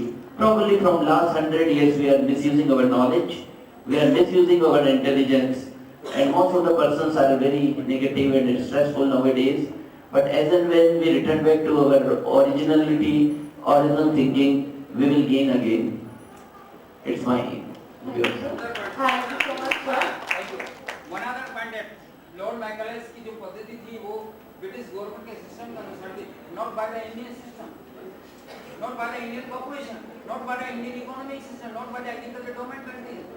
My point है हमारे देश के लिए, हमारे लोगों के लिए, हमारे सिस्टम को डेवलप किया जिससे प्रदेश की भी इकोनॉमी हो और हमारे देश की भी इकोनॉमी हो और हमारे जितने भी नव युवक हैं वो भी अच्छा अपने आप को फ्लोरिशिंग हो, अच्छी एजुकेशन हो, अच्छी क्वालिटी ऑफ लाइफ हो और क्वालिटी सिस्टम डेवलप हो एजुकेशन पे। Like energy, I am energy technology. I am like a solar energy society. How many solar energy systems are developing in India, Rajasthan? जबकि high solar radiation in the world is in Rajasthan. 4 districts of Rajasthan, Jaisalmer, Barmer, Jodhpur और Bikaner. Question is applied science. Question is application in Indian system. Thank you so much, sir. We have organized an interactive session as well. We will have a detailed interaction with you later on as well. Thank you, sir. This is the last question we are allowing, Mr. Sir. Can we have one more question? Yes, okay. Hello sir, I am Anurag Sharma doing my PhD from Rajasthan Institute, Department of ABSC. Sir, काफी सारे presenters ने और lecturers ने अपने lectures दिए, बहुत चीजें समझने को मिली। मैं just एक practical question आपसे पूछना चाहता हूँ। आप कोचिंग इंडस्ट्री से और 10 कॉलेज में आए हैं, आपने सबसे बड़ी प्रॉब्लम क्या फेस की और उसको आपने कैसे?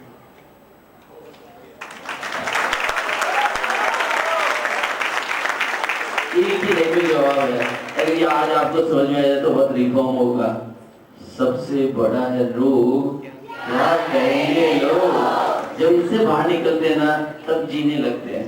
हमें बहुत पड़ी है लोगों की, अभी स्टेज पे जो आते हैं उन्हें बहुत पड़ी है, कितने लोग मजाक बनाएंगे, nobody have a time, किसी के पास टाइम नहीं आपको मजाक बनाने के लिए। आप भी अपनी मजाक बना रहे हैं, आप अपनी ओरिजिनलिटी खो रहे हैं, पहचानिए अपने आप को, बहुत मत करिए कि लोग क्या कहते हैं, सोचिए मेरा दिल क्या कहता है, मेरा क्या पैशन है, मैं किसमें इंटरेस्टेड हूँ। आप पीएचडी इसलिए मत करना क्योंकि आपको एक 10,000 या 20,000 या 50,000 की नौकरी चाहिए। आप पीएचडी इसलिए करना क्योंकि आपको मजा आता है, क्योंकि आप स्वाभाविक रूप से टीचर हैं, क्योंकि आप पैशनेट है। बस जिस रोज आप अपने पैशन और अपने आप को समझने लग जाओगे, आप ही आगे बढ़ने लग जाओगे। इसलिए मेरा जो सजेशन स्ट्रगल की, क्योंकि स्टार्टिंग में जब मैं सी बना और कोचिंग में जब मैं 4 बच्चों को पढ़ाने बैठा तो मेरे दोस्तों ने मेरा बहुत मजाक बनाया और ये कोई काम करने का तुम्हारा। सो आई फेस द सिचुएशन, पर मैंने अपने दिल की सुनी और मैं वो अभी भी वही करता हूँ जो मुझे दिल से अच्छा लगता है। आज दो लोग मुझे कई बार बहुत भी समझते हैं, बेवकूफ़ भी समझते हैं, और but if you want to get succeed we have to understand ourselves. हम सब एक डिफरेंट काम के लिए बने हैं, हम सबको क्रैविंग बंद करनी चाहिए, हम सबको रटना बंद करना चाहिए, हम सबको अपने आप को पहचानना चालू करना चाहिए, हम सबको इनोवेशन और क्रिएटिविटी से जुड़ना चालू करना चाहिए। Thank you very much. Good afternoon, sir. I think we are short of time. We won't be able to Very allow. simple question. Being a student, I can represent every Sir, can we student. allow one more question? Okay. Thank you. Good afternoon, sir. My name is Imanchi. I am pursuing MD from Sikkim Manipal University. I have a very simple question that after listening all you people who have actually achieved something in their life, we feel really motivated and inspired. But the only problem is we lack willpower. Today I am very motivated. From the next day I will be on my same track. Okay, we'll start from the next day. We'll start from the next day. So how to retain that willpower so that we can actually achieve in our life, be it innovation, be it our studies, be it anything. ये question यार समझ आ जाएगा तो बहुत आगे बढ़ जाएगा। अरे इसका जवाब भी आपको समझ में आया। This is a basic question which is missing in the society. How to develop willpower, how to maintain willpower. Japanese persons are having better willpower. So willpower कैसे बढ़ाई जाती है? बहुत सारी बातें, सब मैं कोई बात बोलूँगा और वही बेसिक है। willpower मुझे लगता है एक ही चीज से बढ़ती है, जो मैंने पर्सनली फील किया, जो मैंने अप्लाई किया सब चीजें। और अभी शाहरुख का बना देखा यहाँ पे, शाहरुख खान ने भी जब अपना स्पीच कंक्लूड किया तो उसने एक ही बात बोली थी लास्ट में, इबादत, प्रेयर, वर्शिप ऑफ गॉड, इससे विल पावर बढ़ती है और अकड़ कम होती है। पर हमें से बहुत कम लोग हैं जो सुबह ईश्वर के आगे बैठते हैं, थोड़ी देर अपने आप को वो डाउन करते हैं, कहीं तो घुटने टिकाओ, खुदा के आगे टिका दो। वर्शिप, प्रेयर, ये आपकी विल पावर को सबसे बढ़िया मैकेनिज्म है इसको बढ़ाने का। तो worship, pray and improve your will power. It's my opinion. Thank you. Thank you so much, everyone. Also, we would like to remind you to the contribution made by our sponsors who helped in organizing this event: GuruKPO.com, Azar, unique collection of clothing range, Endeavor, a coaching institute for CAT in GRE, Birla Sun Life Insurance, Domino's, Case Motors TVS, High Media, EME. Thank you so much, sponsors. Now it's time to extend our appreciation to our speaker, Professor Sanjay Biyani, by presentation of a small token of regard. I would like to request Professor B.K. Jain sir to present a memento to Professor Biyani. Sir, please. Big round of applause for Sanjay Biyani sir.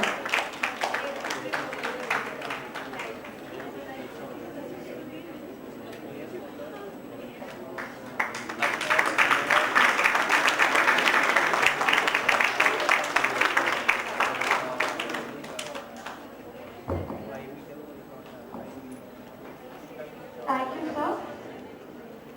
Ladies and gentlemen, this is meal time now. We'll be resuming here at sharp 2 o'clock. Thank you so much.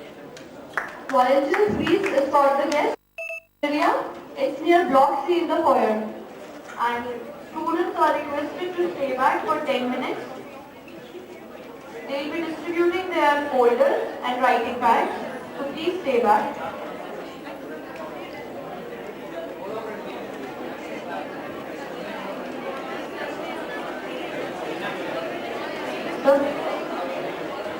The paper presenters for the next session, please submit your PPT, and all the students you are requested to collect your kits right now, otherwise later on we won't be able to provide you. सारे students अपना kit collect कर लीजिए अभी यहीं से ही।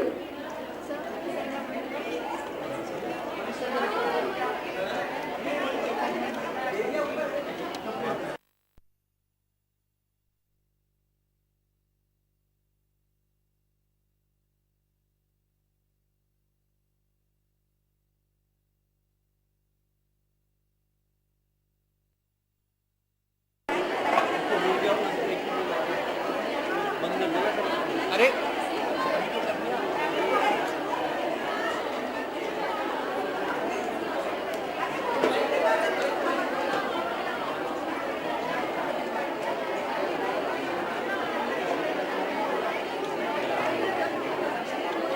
बिरयानी डाल दो।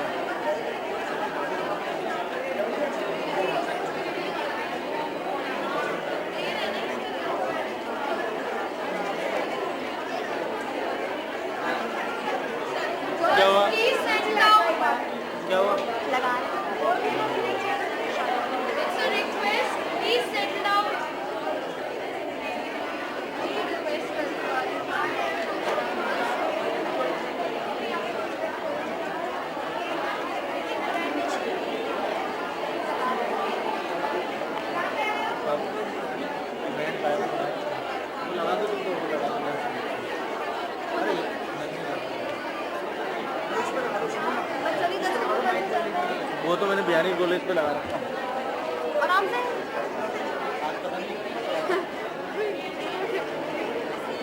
बच्चा भी 10 मिनट बंद हो जाएगा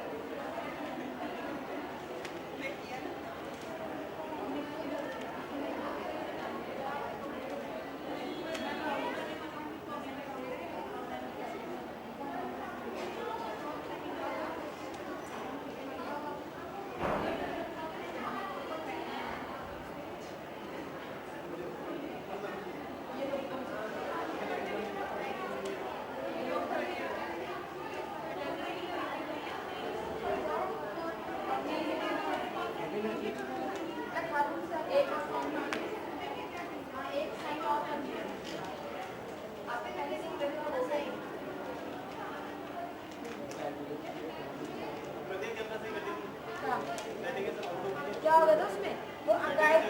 सुबह तक तो सही था, जब मैंने सुबह मैंने छुट्टी वगैरह तो ठीक था कैमरा, छुट्टी वगैरह होगी दी तरन जी को पता कि उधर से जाओ नहीं आपके पास में आते सुबह सामने आती, बहुत अच्छी अच्छी फोटोज आती है। सेटिंग तरन जी को पता कहाँ है, वो खाना खाने गई है या तो सी ब्लॉक में जाओ, सी एक सी ब्लॉक।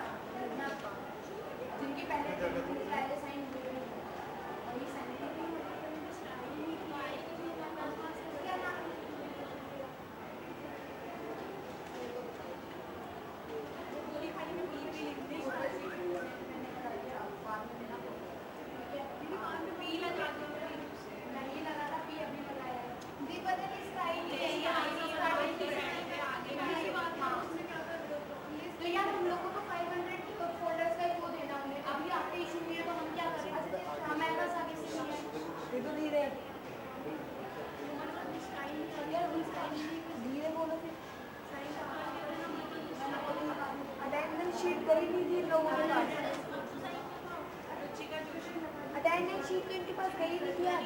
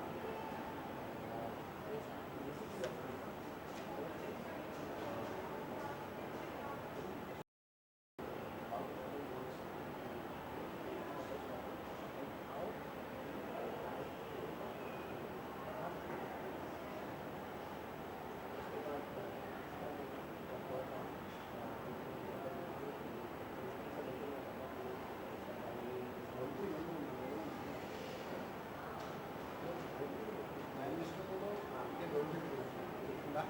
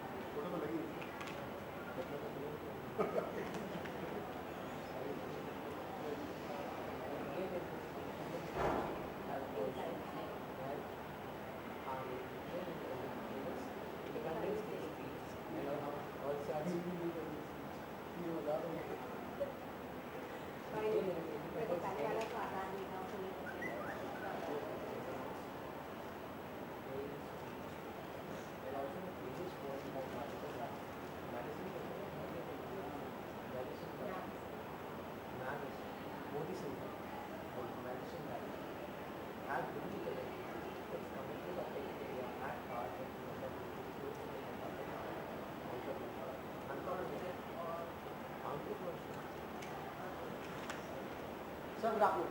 नमस्कार जी, नमस्कार। Hello sir. Yeah, first class. Sorry. Lunch लो। Dr. Dikhi Jansi. खाना खाओ। Very sorry, we have. एक मिनट ईशा बहुत बढ़िया, बहुत बढ़िया। बहुत अच्छा रहा था हमारा। नहीं? What about thanks to you? नहीं, ऐसा हमारा तो कुछ रोज नहीं। अच्छा रहा। बड़े तो रोज जान खाते थे, हमारा पैसा आ गया। We are expecting the hours monthly, never know first week. Because छुट्टियाँ कैसे आ गई? First week पूरा छुट्टियाँ तो आपके 2-3 लोगों का तो कैसे आ गया? 3 लोगों का।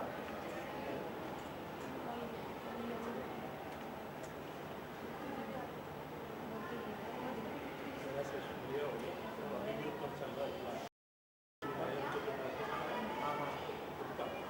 उनका फाइनेंस के MBA के स्टूडेंट के साथ अभी भी क्लास चल रहा है, छोड़ी नहीं।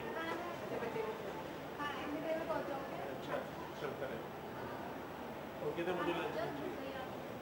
सीधे कहीं जाएंगे, फिर वहाँ से दिल्ली और दिल्ली से Delhi.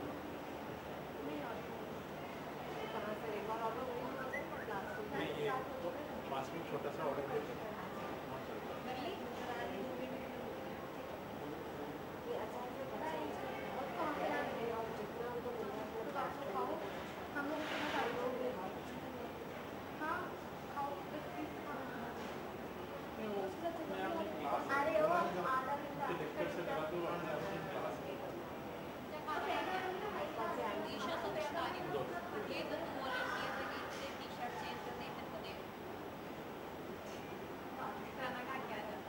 Stakeholders wealth maximization.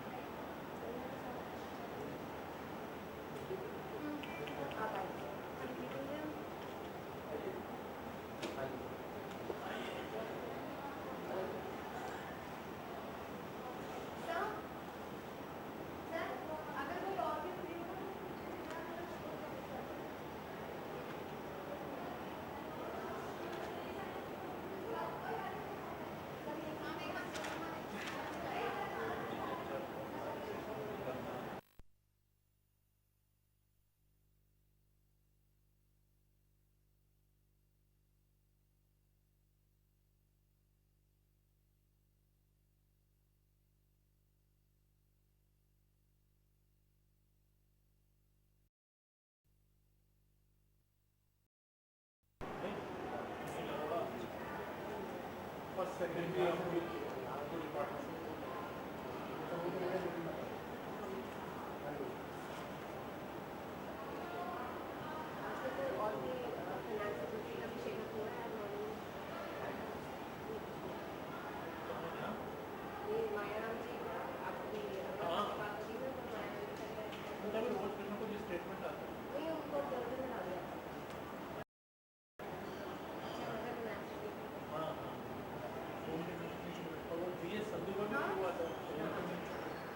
Financial services के सेक्रेटरी फाइनेंशियल सर्विस पूरा जनधन योजना का बहुत क्रिटिसिज्म आ गया था वो जनधन योजना हिंदी का पेपर था कोई उसका हेडिंग था बैंक चक्कर भी नहीं. That's true in fact actually. The kind of number that generated sir, उससे क्या हुआ है कि and the time में जब यह बैंकिंग और the objective में काफी सारे थे, हम लोगों को ना बात में all the time officials, they are in a very challenging field.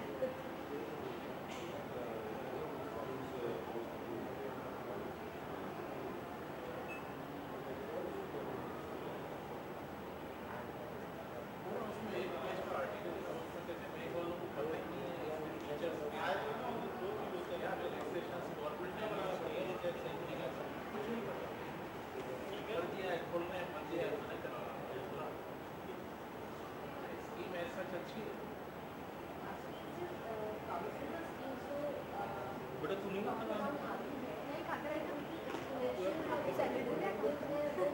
कैसे बोल सकते हो आप? अरे चल गया लंच में क्वेश्चन पूछते हैं. अरे चलो अपना शीशा वेट करेगा ना उसको भेज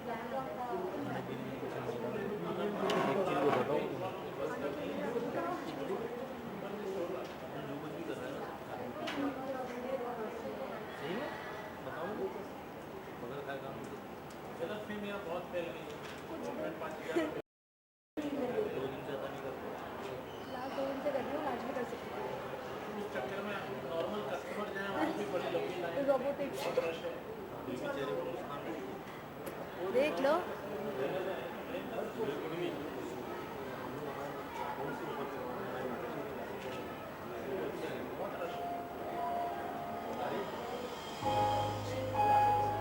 क्या हुआ?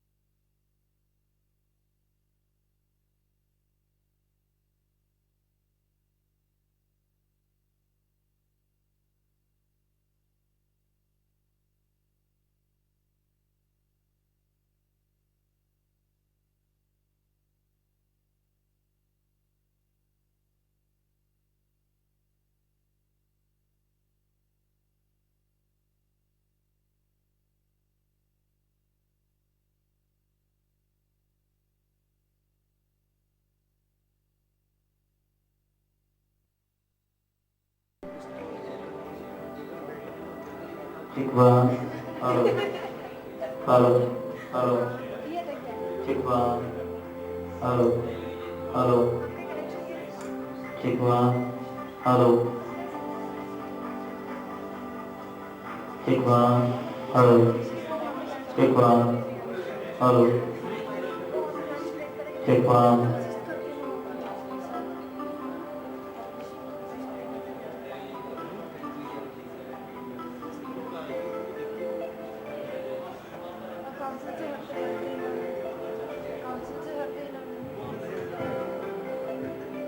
Check one. Hello.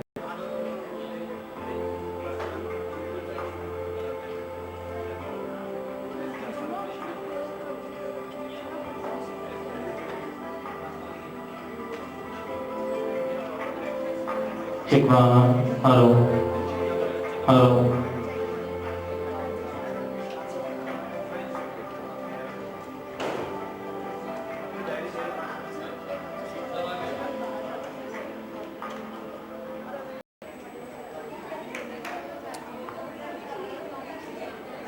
Check one. Hello.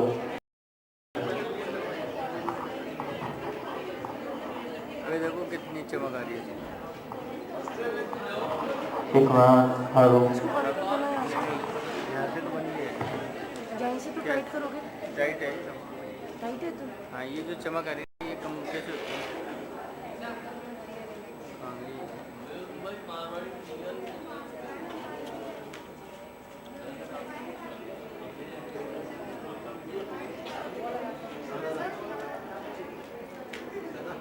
Check one.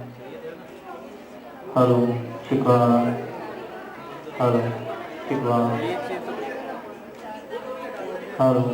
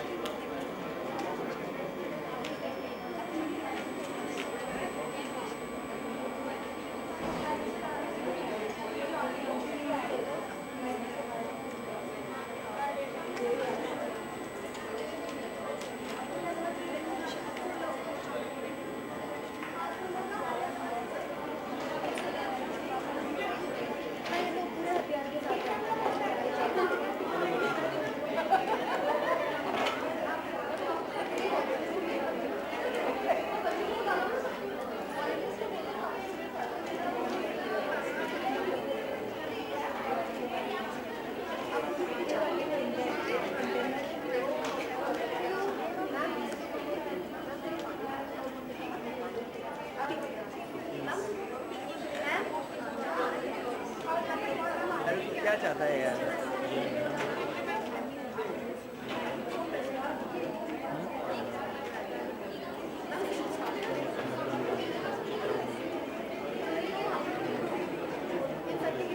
अरे मेरी खरीद लेना यार ये नहीं भाई बात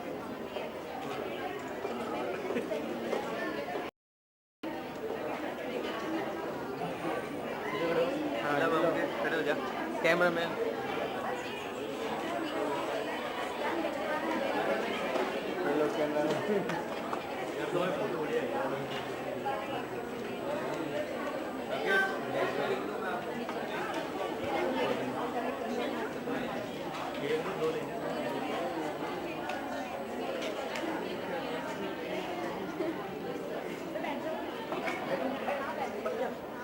ले लेना है फोटो अंदर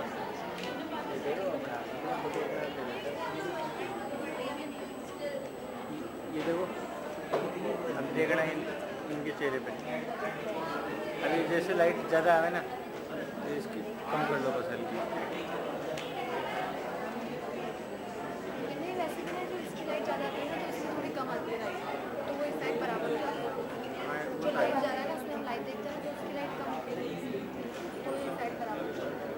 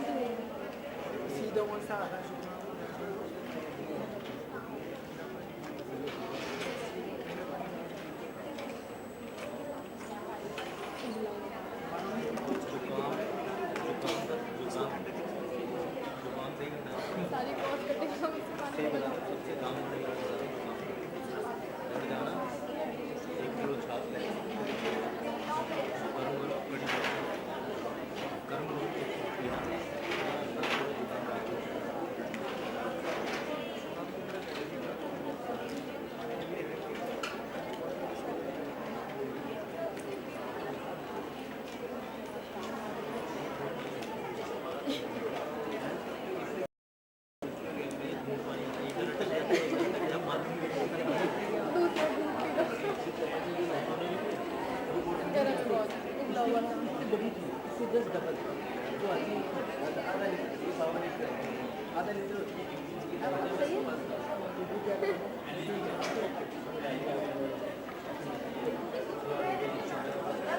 जूम कर लो उसे। अरे जूम नहीं करोगे तो तुम दूर से कैसे आएंगे?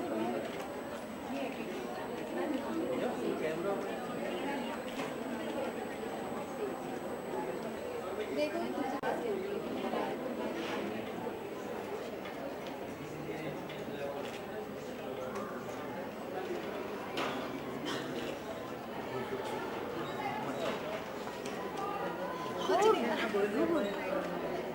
मैंने कहा था कब से क्लिक हो रही है, वहीं पे तो बैठे थे। मुझे लगा आप पूछ रही हैं, आपको मैंने कहा बता देंगे क्लिक करनी होगी तो क्लिक करवानी होगी। हाँ चलो तो काम हाँ लोगों को देखते हैं।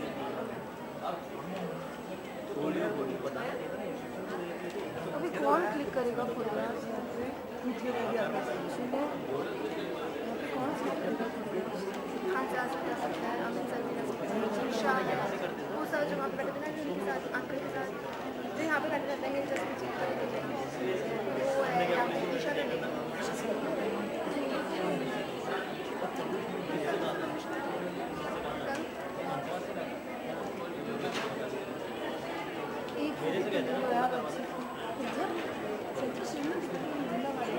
उसमें कहाँ से होगा यार इससे केस से पूछ लो केस से बात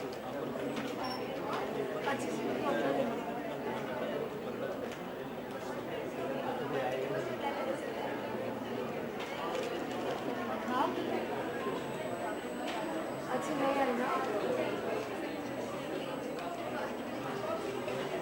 वीडियो में डालो।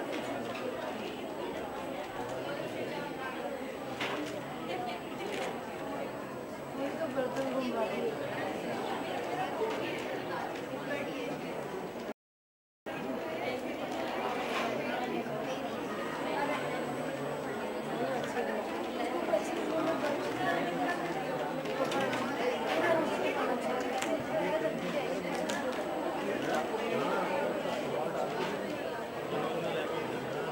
फोटो वापस लेके लेके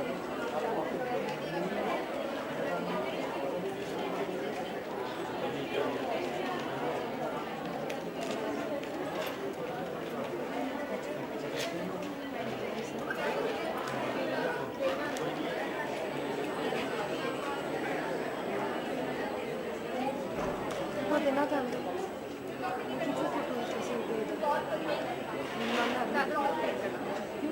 घर जाएगा वापस खाली करके बैठ जाएगा फिर आप और अब देख लीजिए और अब देख लीजिए कितनी बजे उसको देखिए 3 बजे कितनी बजे वो 5 बजे कॉमर्स से हो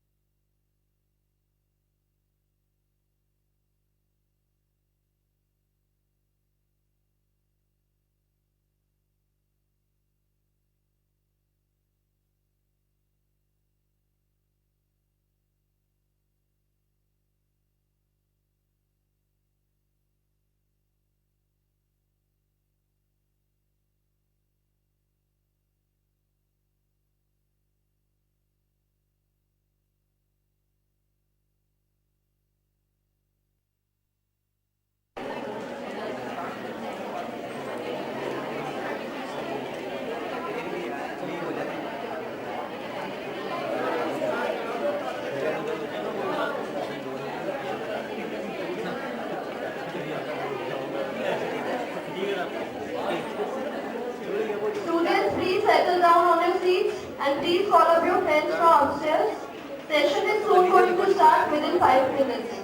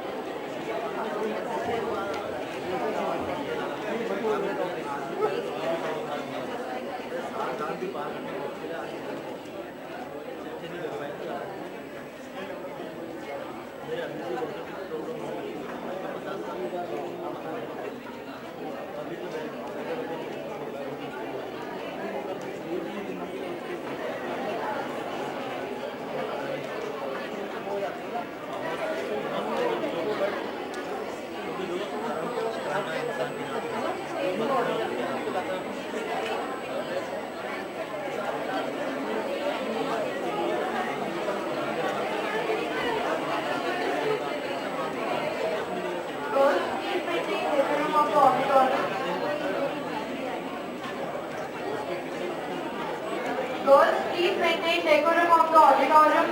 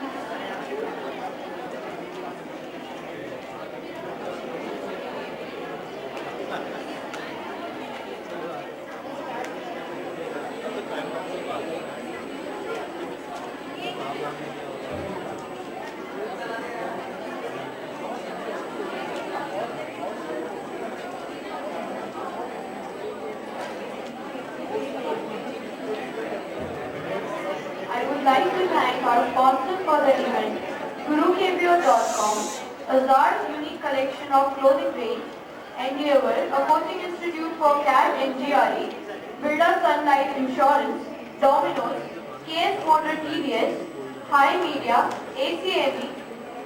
Thank you sponsors for contribution.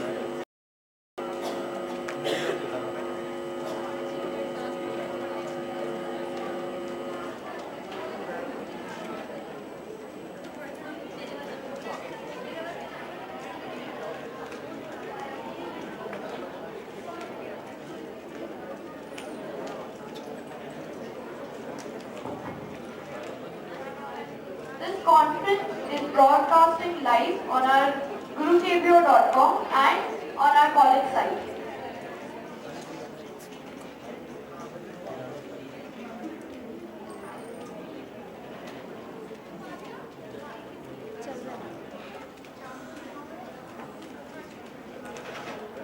Students, please settle down quickly.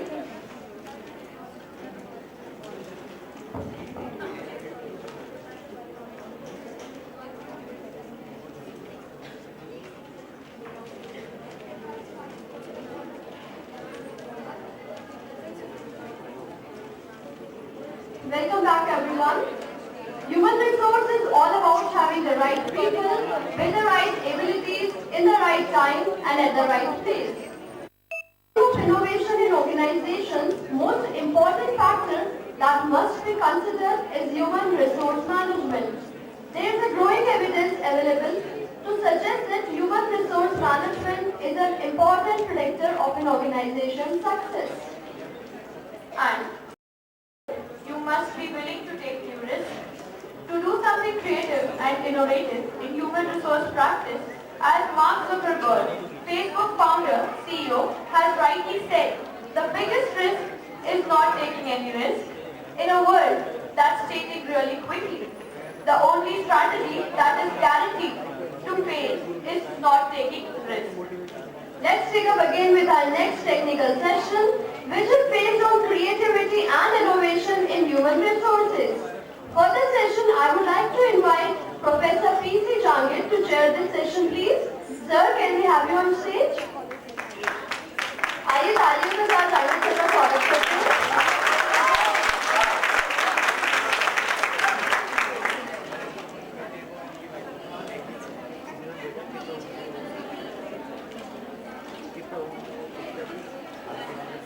Students, please settle down quickly.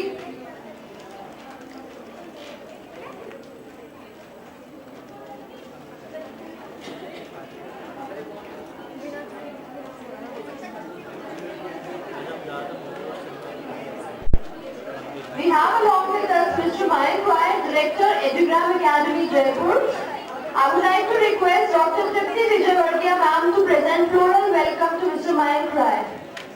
Give a big round of applause for Mr. Mayank Rai.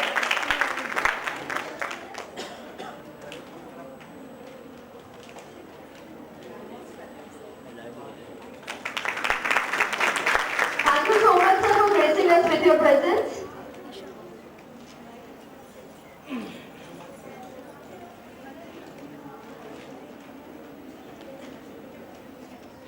Good afternoon. Namaskar.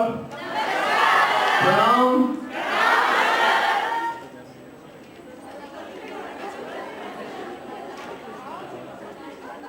I welcome you all on the 9th Indo-Japan Bilateral Conference.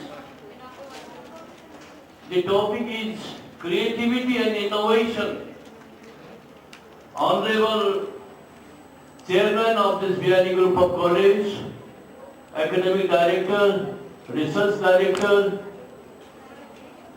the Dean, Principals of different colleges, Vice Principals, Head of the Department, faculty members, and honorable guests who are coming in this August gathering, and students, the full growing, blossoming, beautiful girls of this college and from other colleges. I welcome you on the second technical session that is related to HR. And you know, HR is a part of management. Management is related to that art and science which is primarily concerned with the proper use of planning, organizing, directing, controlling for the accomplishment of cherished endeavor. Nowadays we are living in the days of change. So management is the management of change, management of conflict, management of creativity, management of innovation. Naturally, we are concerned with HR. Human resource is that integral which is primarily concerned placing the right man to the right job at the proper time. It is concerned with the recruitment, selection, placement, promotion, transfer, development, training, as well as the welfare of the people working in an organization. But it is becoming the ticklish task of today, how to manage the people. The whole scenario has changed. Once upon a time, there was a commodity approach in personnel management and human resource. Afterwards, after some time, it was changed into the paternalistic concept of personnel management. Later on, there was a change, there was a benevolency concept of personnel management and constitutional approach. Now there is a participating approach. The personal management is taking place into human resource management and human resource development. For this purpose, on this August session, I welcome to Nag, resource person from Azim Family Foundation, Jaipur, and the another is Mayank, Director of Edu Care Academy, Jaipur. These two prominent persons are coming here. I invite them kindly come here and be seated.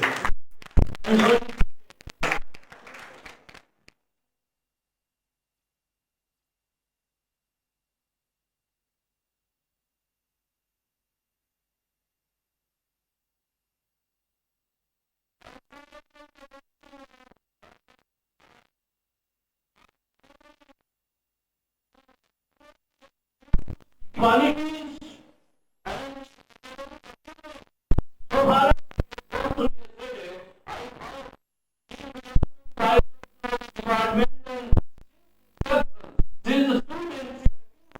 of science, but it is very wonderful that she is managing and will deliver the lecture on HR.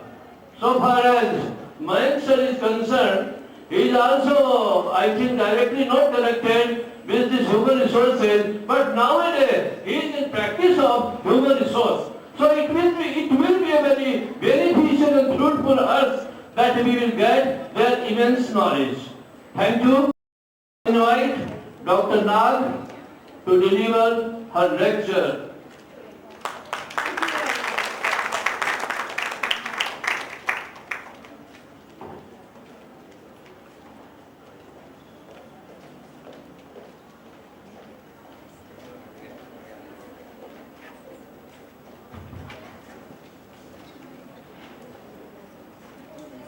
Good afternoon, everybody.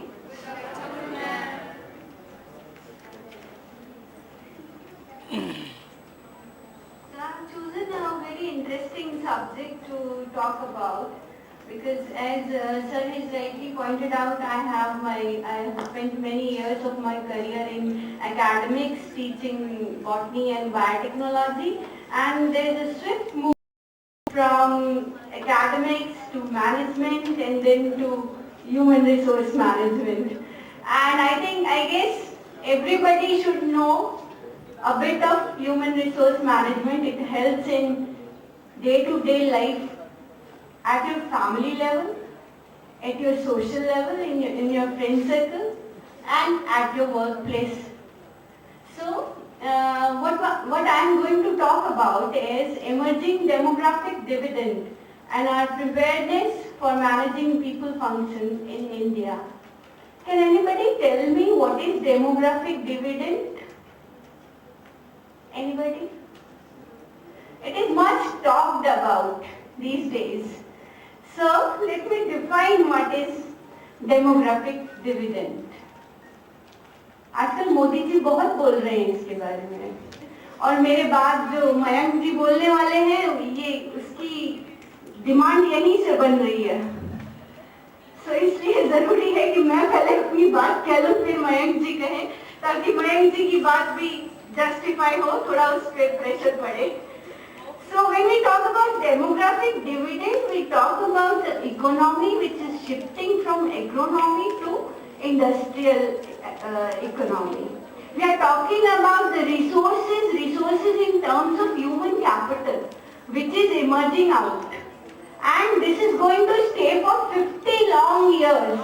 So if we plan for that today itself, then these results are going to stay for 50 years.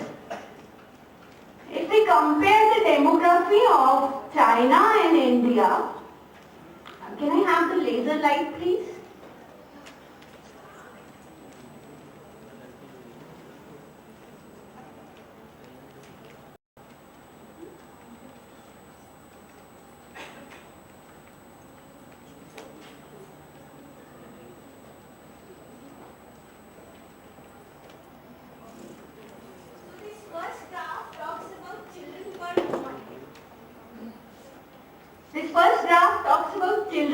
woman, and you can see due to China's policy, its children per woman number dropped down suddenly after 1975. Whereas India's number is gradually coming down. So number of children per woman is gradually coming down in India, and this green graph, we can see that after 2025 will somewhere match with that of China. So number of children per woman is gradually decreasing, and we are hoping that somewhere around 2030 or something will be equal to China. In the second graph, you can see this red line indicates the population of China and green again for India. And you can see that China's economy is very high due to its number of working persons in the family and the ratio of number of people dependent on them. This ratio is high, like 2.5% are earning and 1 is dependent. In India, this is going to rise gradually, and we will see that somewhere around 2030 or something, we will be having more people working, lesser number of dependent persons as compared to China, because China is now aging. China has an aging population by that time, and now less number of children. So, is this an advantage for India? Yes or no? Yes. But there is a big challenge also. We can say that after a decade or so, if we count, 25% of world's new workers will be coming from India.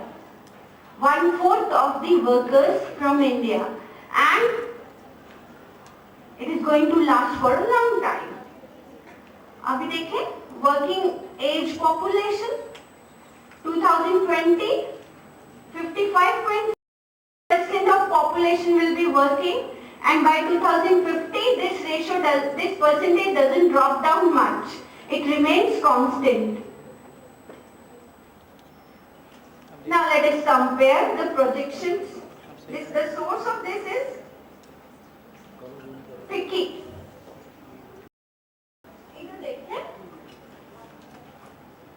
Projected population 2030, India has a larger population than China. India has a population of 1,461 millions. China has 1,391 millions.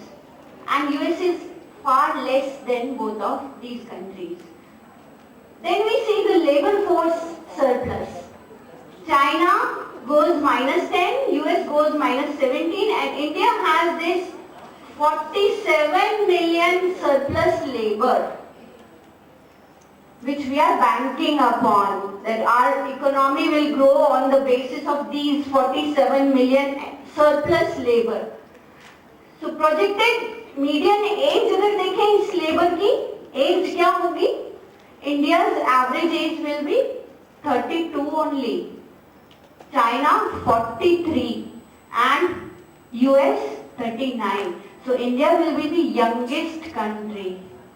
Alright, and if we see the projections of economic growth rate, then we see that by the year 2030, India's growth rate is projected to be 6.7, which is greater than that of China, and US is again far behind.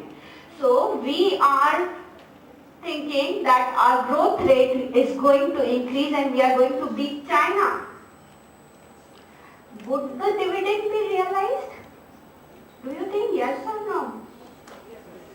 Yes or no? Yes, ma'am. So, क्या कर रहे होंगे ये लोग? Agriculture,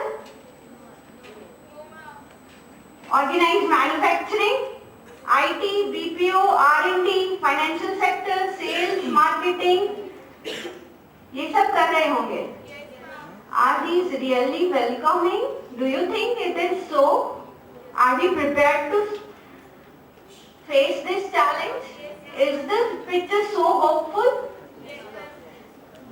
I doubt, because demographic dividend depends on executing our unfinished reform agenda on 3 E's.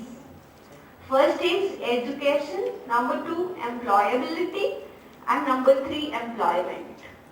And all these 3 are related to finance, marketing or HR? HR. India's challenge, the mismatch is first of all geographic. Population कहाँ बढ़ रहा है? UP and Bihar.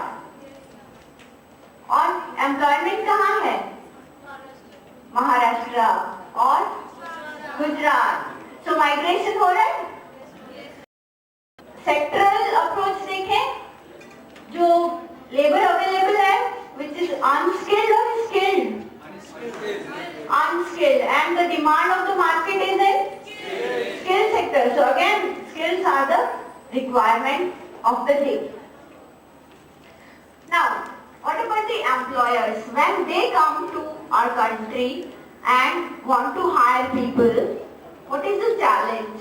59% of the employers say that scarcity of local talent is the challenge, biggest challenge. The other two are complex labor laws and establishing appropriate salary structure. Again, these 3 are related to human resource. No? So, Roger Harrod, principal of Mercer's Global Mobility Consulting Business, has rightly said that establishing HR policies in this fast-changing situation of emerging markets is really critical and challenging. What are the activities that are taken up under people function or human resource management? We call it people function. I'll tell you why. Abhi in the later slides. These are the activities that we take up under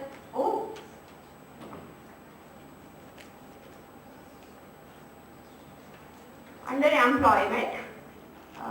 First of all, the defining the employment, job analysis, job design and all, recruitment, and the second comes retention and replacement, third is support, and lastly the development. And what I am going to dig upon, although the title of your or the theme of your conference is creativity and innovation, but here I am going to dig upon the past or in the present कि actually हो क्या रहा है.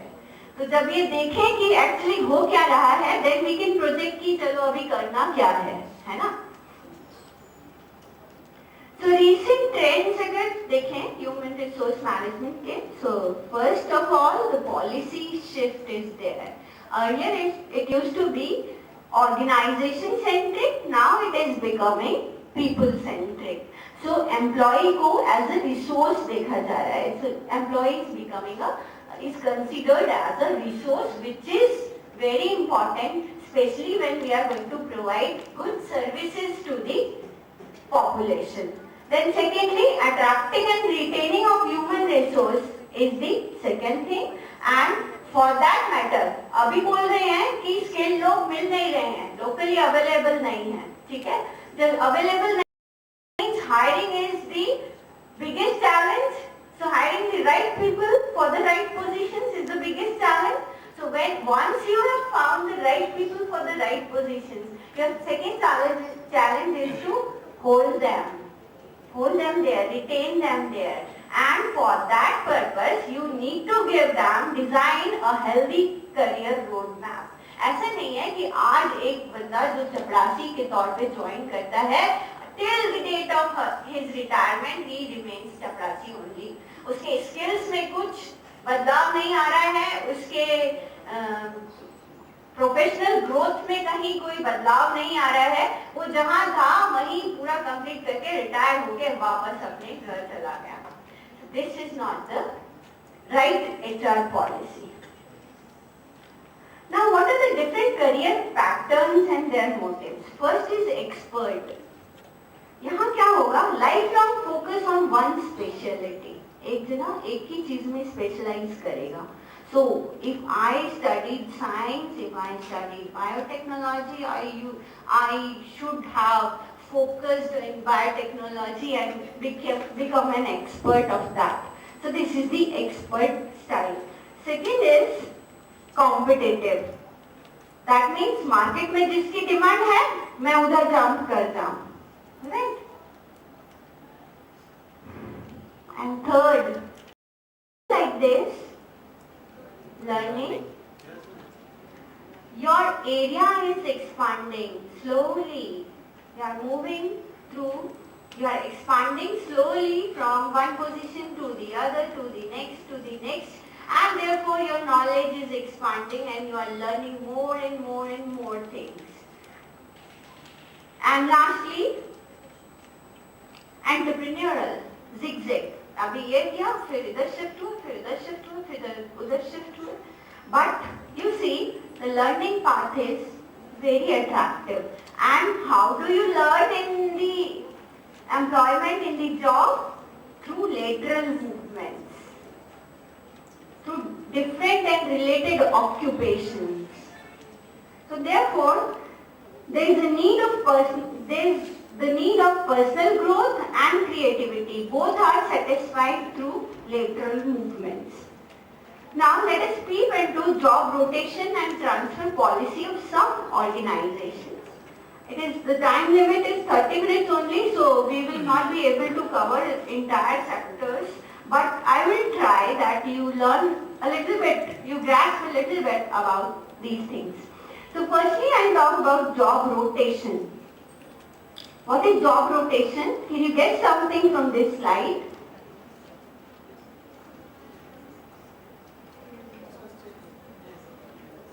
Yeah, you get skilled. There are 3 sets of skills in this slide. One is driving the tractor, the other is digging the soil, and third is carrying. Okay? People are rotated from one job to the other and then to the third, so that the dependency is not there on one single person.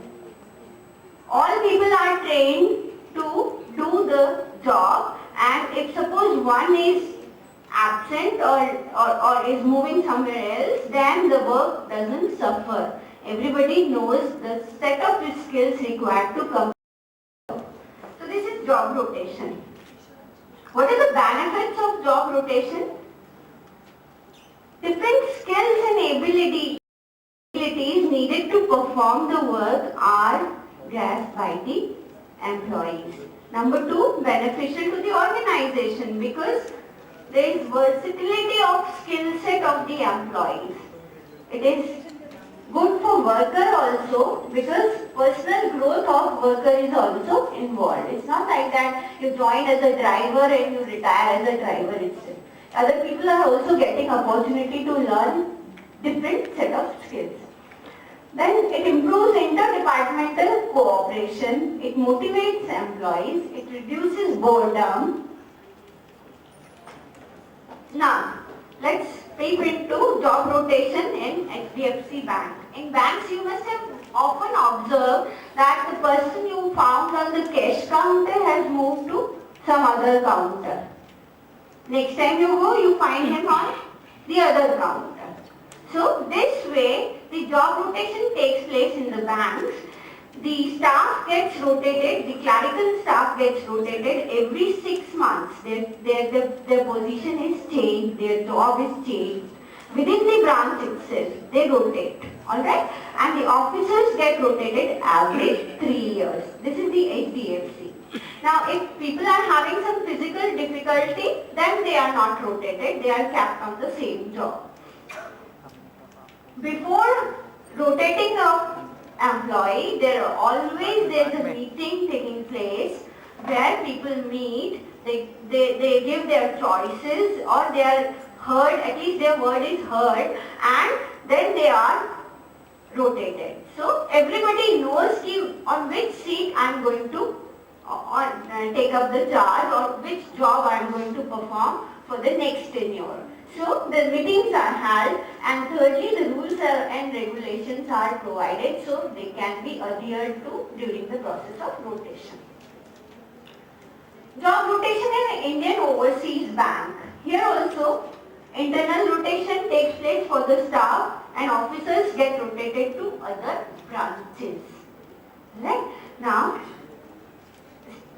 the staff gets rotated in 6 months, officers in 3 years. If there is physical deficiency, there is no job rotation. And again, this helps it is defined in the policy itself that the job rotation is done to avoid malpractices and frauds. If somebody will sit on a seat of profit then he might misuse his powers. So this rotation practice avoids malpractices and frauds. Performance is also a criteria in this bank where according to the employee performance and response towards his job is rotated. Job rotation in RBI. Here we are mainly concerned with the officers. The officers are rotated every year and before the rotation meeting is held so that officers get to know their future role, and this again is done as per the rules and conditions which are well determined in the interest and gain of involvement. What are the drawbacks of job rotation? Anybody? I'm talking to you. Although this tag is of speaker, but I just don't want to remain a speaker that one way communication. I'm speaking and not stopping anyway. And you are just listening. This should not be there now. What do you think is the negative aspect of this job rotation? It may lead to disturbance. The frequent interruptions, good. By the time I learned one thing, 6 months rotation period, okay? By the time I become efficient and I become expert in one skill, I'm rotated to the next. Alright, and then on the next job, again I am a beginner. So, I start from zero. And one who has been placed to my profile, he is also a beginner. So, this interruption may result into non-performance, yes, efficiency, rightly said. And this may reduce the quality of work also. Secondly, job transfer. As compared to job rotation, job transfer is a permanent kind of lateral move where employee shifts from one job to the another with special reference to change in responsibility and compensation. There is no, without any reference to responsibility and compensation. Responsibility and compensation remain the same, but you are shifted from one department to the other department, or one unit to the other unit, or one station to the other station. What are the types of transfer? Based on the purpose of transfer, there are 3 types of transfer. One is needed when training and development of employee is considered, is the criteria. Number 2, adjustment of varying volumes within the organization. One unit is going to be closed down and the other unit has just started. So the unit which is started requires more workers, whereas the unit which is closing down needs lesser number of workers. So the workers from that unit can be shifted to the new unit. So to balance this varying volume of work within the organization, transfers are done. And thirdly, to correct the problem of poor employee placement. If अगर कोई पहले से कोई कमी रह गई है placement के दौरान या कोई लग रहा है कि नॉन परफॉर्मेंस का कारण poor placement है, तो to replace that again transfers are made. What are the principles of a sound transfer policy? All, it should apply to all and should not be, ऐसा नहीं होना चाहिए कि इसका ट्रांसफर करना है तो अलग क्राइटेरिया, उसका तो अलग criteria. Not like that. The policy should apply to all. Such policy must be based on following principles. These are the principles. First of all, the frequency and period of transfer should be decided and communicated to all employees. They should be knowing that with this frequency people are transferred, with this criteria people are transferred. Authority to make transfer should be very clear. कौन transfer करेगा, किसको authority है, किसको जाके मिलना है इसके बारे में, कौन डिसीजन मेकिंग पावर है, that the criteria for transfer should be well documented. Area of transfer must be clear. The effect on pay and seniority must be also well defined. Evaluation should be done before the transfer and after the transfer also. Job description and specification should be considered before transferring the employee, and transfer must be made in organizational interest or public interest. It should not be made frequently and should not be for the sake of transfer only. This is the ideal situation. What I told you was the ideal situation. कि ठीक है, क्या होना चाहिए. अब देखें क्या होता है. Job transfer in Bank of Baroda. In Bank of Baroda, there is different policy for clerks and officers. Clerks are transferred every 5 years from one branch to the another branch. In the same region. If suppose region is like Maharashtra, the cities will be Mumbai, Pune, Nasik, etc. Officers of the branch are transferred every 3 years from one branch to the another branch, but from one region to the other region, so that they have better exposure of learning. So we see that there is a term-based transfer policy, right? Performance is not given any weightage here. Since I am from Azim Premji Foundation and we are working with teachers, with the education system, so this is again my the thing which I have an interest in, and I think you people might also be having interest in, because everybody has gone through education and must have thought what is the criteria of these teachers, how these teachers are managed and how they are transferred. So job transfer of teachers is necessary to improve school performance, and it is crucial because it has a potential in harming the students. Because if one good performing teacher is transferred from one school to the other school, then there is a chance that the other school where he is reaching, where he is transferred to, there he can bring some improvement, right?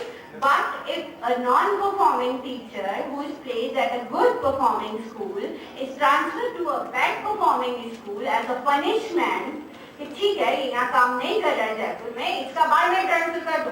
This is the way people talk. So Barmer में a non-performing school, there he is placed, and what happens? He was already not performing in a good school in Jaipur itself, where he is provided with all facilities, and he is posted to a hard station, a non-performing school. How can you expect him to perform? And who is suffering? The students. Let's compare some organizations like Kendriya Vidyalaya Sangathan, Navodaya Vidyalaya Samiti, Uttarakhand state policy and Rajasthan state policy. So Rajasthan doesn't have a well-defined policy, it just has a guideline. So we can't consider it as a policy. So KVS, NVS and Uttarakhand, they have a well-defined policy, so I'll talk about that only. Kendriya Vidyalaya Sangathan defines two types of transfers, administrative transfers and transfer on employee's desire. Similarly, Navodaya Vidyalaya Samiti also defines administrative transfers and request transfers. So administrative transfers are based on displacement count. There is a direct relation with the appraisal. Alright? So performance appraisal everything, their achievement, their awards, everything is given some points, some grading points. Alright, they are awarded some grading points. And if they are having a displacement count higher than every year they are, rating it, grading scheme. If suppose the grade comes 3 and everybody who is having displacement count more than 3 will be transferred on the administrative ground. The thing here is the challenge is to place staff in the northeast region or the hard stations. So therefore everybody who has a higher displacement count is posted to the hard stations. They are transferred, and the others who who have a satisfactory count, they are not transferred. But again, for a request transfer, you have to have a transfer count, better transfer count. Then only your request is considered. There are 5 types of transfers mentioned in the Uttarakhand transfer policy. One is compulsory, based on the time spent on the station. Number 2, administrative. Number 3, mutual. Number 4, request basis. And the 5th one, Anukampa, that is the compassion of departmental minister. You are defining an ideal policy and you are leaving a big hole in this policy. Anukampa, compassion of minister. Why compassion of a minister is required to transfer a person? Why it is needed? If your transfer policy is transparent, applies to all, equity, then what is this compassion meant for? Otherwise, Uttarakhand's policy is very good because what they have done is, because Uttarakhand has a very difficult geographical terrain, the nearest bus stand is, how distant the nearest railway station is, whether you can travel to, whether you can go to the school by road or by, these Bagdandis, or you have to walk 10 kilometers, 5 kilometers on this basis. But again here, NVS and KVS, as I told you, have weighted mathematical approach for calculating eligibility of transfer. Here in Uttarakhand's policy, the performance pressure is only for Ati Sugam employees. People who are placed at Ati Sugam place, they only, if they perform good, then only they can get an extension of 1 more year at that place. Otherwise, for others, there is no performance criteria. So, the finding is simply changing the transfer policies might not work unless it is backed by a strong professional development plan for underperforming workers. Secondly, the entire exercise of transfer is not transparent. So, it is very difficult to trace out violation of the guidelines or the policy.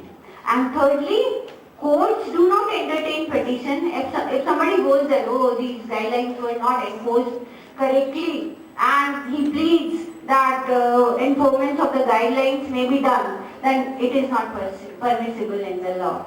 So, this was all about transfer policy, and just throw a light on drawbacks of the job transfer. First of all, if a person is very happy with his job where he is working, suddenly if he gets transferred, his morale may be disturbed. Secondly, family members of that employee also get disturbed because they have to move from one place to the other. Children are very happy with this school, with this colony, friends, and suddenly they come to know that, okay, Papa is transferred, so we have to shift to some new place, we have to make new friends, we have to join some new school, kind of problems. Then it has a financial cost. Transportation, shifting from one place to the other, it has a financial cost that the employee has to bear. And it may lead to resignation of the employee if an employee is transferred from his native place to the other place. So, I have thrown a light on, I have swiftly tried to travel through what are the need of the hour, demography on which we are banking upon. We are saying that this is the workforce we have, we are going to have economic boom, and we are looking towards that, and we are not prepared at the policy level. So, you people are the future. Prepare good policies of HR, learn good HR practices, contribute in the organizations in such a way that good transfer policies are made, not only transfer policies, but good hiring HR policies in a whole. And that's all.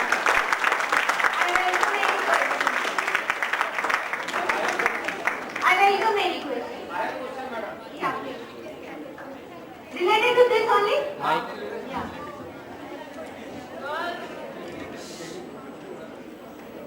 Thank you madam, बहुत बहुत धन्यवाद आपको madam, आपने बहुत अच्छी बात बताई। इस प्रेजेंटेशन में एक पहला कमेंट है, आपने एचडीएफसी बैंक की बात कही, एचडीएफसी का प्रेजेंटेशन दिया था थोड़ा एचडीएफसी के बारे में। हाँ, पॉलिसी एनालिसिस। इस भारत की एचडीएफसी बैंक पहली bank housing finance development corporation जो हाउसिंग सेक्टर में फाइनेंस देने के लिए तैयार हुई थी। लेकिन आज की तारीख में 72 बैंक इस भारत के अंदर जो 5,000 से 5 करोड़ रुपए का मकान बनाने के लिए पैसा देती हैं। कितनी जबरदस्त ग्रोथ की पिछले 30 साल के अंदर। क्वेश्चन ये है कि आपने बायोटेक्नोलॉजी की बात की, आप बायोटेक्नोलॉजी के एक्सपर्ट हैं, बायोटेक्नोलॉजी डिपार्टमेंट है गवर्नमेंट ऑफ इंडिया की, इतनी सारी हर महीने कोई स्कीम निकलती है जिसमें फाइनेंशियल मैटर मिलता है, कहीं ग्रांट मिलती है, कहीं रिसर्च डेवलपमेंट मिलता है, कहीं मिलता है। उससे राजस्थान गवर्नमेंट भी बायोटेक्नोलॉजी पार्क बने हुए हैं, तीसरा वेंचर कैपिटल फंडिंग बायोटेक्नोलॉजी का, उसके बावजूद बायोटेक्नोलॉजी डेवलपमेंट भारत इस मैं आपसे गुजारिश करूंगी कि आप मेरी जो बातचीत यहाँ थी उसके दायरे में रहकर ही मुझसे सवाल करें, क्योंकि आप दायरे के बहुत बाहर चले गए। क्वेश्चन ये नहीं मैंने कि it is a matter of human resource. जब हाउसिंग सेक्टर में पूरे देश के अंदर इतनी सारी बैंकिंग और कंक्रीट के जंगल खड़े हो गए, लेकिन जब बायोटेक्नोलॉजी की बात आती है तो बायोटेक्नोलॉजी में इतना बड़ा रिसोर्स है, डिपार्टमेंट है, काउंसिल है, बायोटेक्नोलॉजी पार्क की पॉलिसी राजस्थान गवर्नमेंट की, वेंचर कैपिटल फंडिंग सिस्टम भी है राजस्थान गवर्नमेंट के अंदर, उसके बावजूद भी बायोटेक्नोलॉजी का डेवलपमेंट क्यों नहीं हो रहा? मेरे ख्याल से आपके सवाल का बहुत अच्छा जवाब मयंक जी देने जा रहे हैं, क्योंकि वो स्किल डेवलपमेंट की बात करने वाले हैं।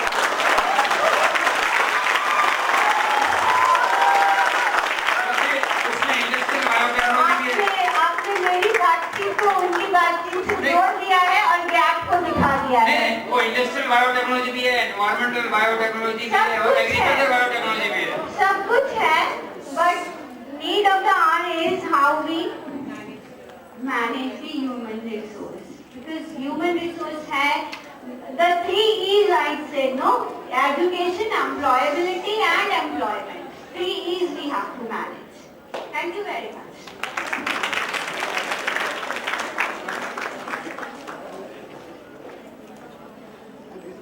Thank you, madam. You concentrate your speech on demographic dividend and you compare the economy of India as well as the economy of China. In coming years, in 2030, we will come to the population of China. But fortunately, we have young people and young Prime Minister also, and young generation is also. Cope with the challenges that we are going to face. Now I invite Mayank sir to please deliver your lecture, because time is very limited.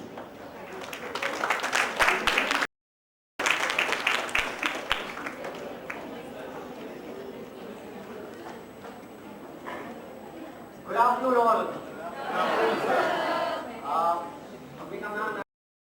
Very good line on human resources, and I would take it a step further, telling you all about skills. I initially would like to thank the management of Biyani College for inviting us here and to speak on this topic of skill development. Well, what is the difference between developed and developing countries? Yes? No.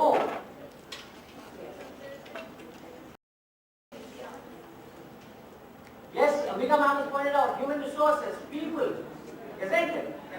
People are the ones who make the country. People are one who are running the organizations. Good organizations, good people, isn't it? So we would be talking all about that. We would be talking about people development. It's not about transforming lives. It's not about transforming economies. It means that people need to change their attitudes. People need to change their behavior, learning and skill sets so that nation automatically changes.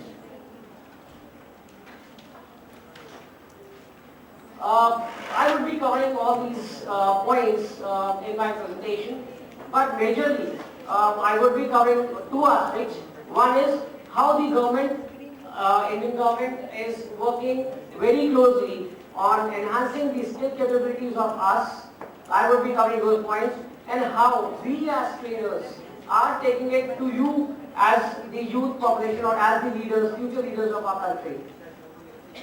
Well, it is a very, very timely discussion on skill development, and it is in sync with the Prime Minister's view.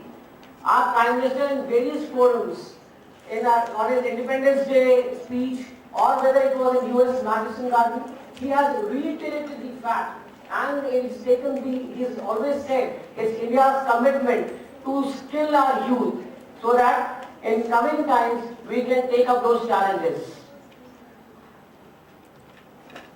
For that, even a skill ministry has been formed.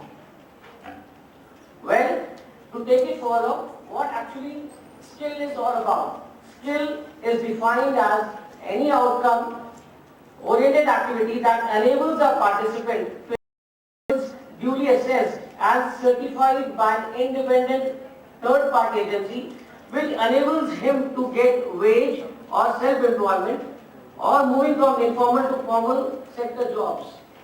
That actually is skill all about. Now there are three players who would be benefiting from skill. First is the job seekers, second is the workers, and third is the business organizations. How job seekers would be benefited? Employers. From my last 17 years I was working in corporate sectors, and today corporate sectors or any other organizations want people who are skilled, people who are ready, people who are ready to take on those challenges. You as the youth of India, today you are studying in these colleges, you are acquiring those knowledge, you are acquiring those knowledge of the subjects that you are studying. But are you acquiring the right skill sets? Do you have in you to take that step further, to go ahead so that you can advance in your careers? That is what the job seekers or the organizations are looking at. If you have that extra bit in you, you will be going further in your careers. How workers will be benefited? If we have skilled workers, they will be increasing the efficiency of the organizations. There will be advancement in their careers. Promotions would be easy to come by. They would be easy to adjust. There would be a satisfied lot. Satisfied lot, good organization. The organization also benefits. Because of the satisfaction, we have satisfied people in the organization. The organization grows. They're able to, they're able to achieve their objectives.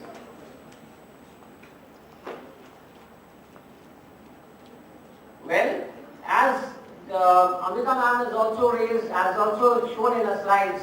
In this slide also we come to know that India's average age is, India is called, the country of the young.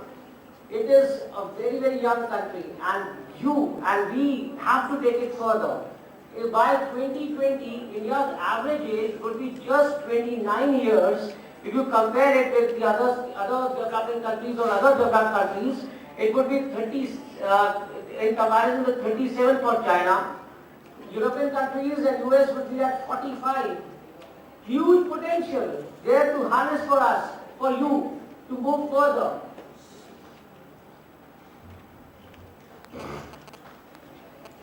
Okay, going further, I will just have 3 more slides which ma'am has already shared, but let me also share with you, giving some light on the Indian economic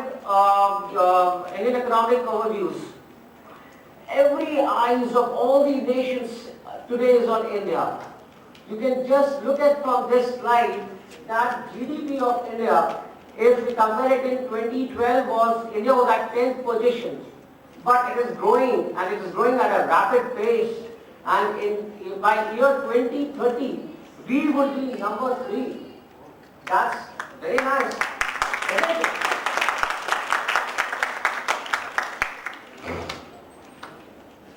The rate of, again, GDP, the rate at which we are growing, if you look at some of the countries, though there was an economic, we are on the revival path and there was a slowdown, but still India is able to control and able to go on the rate which was expected.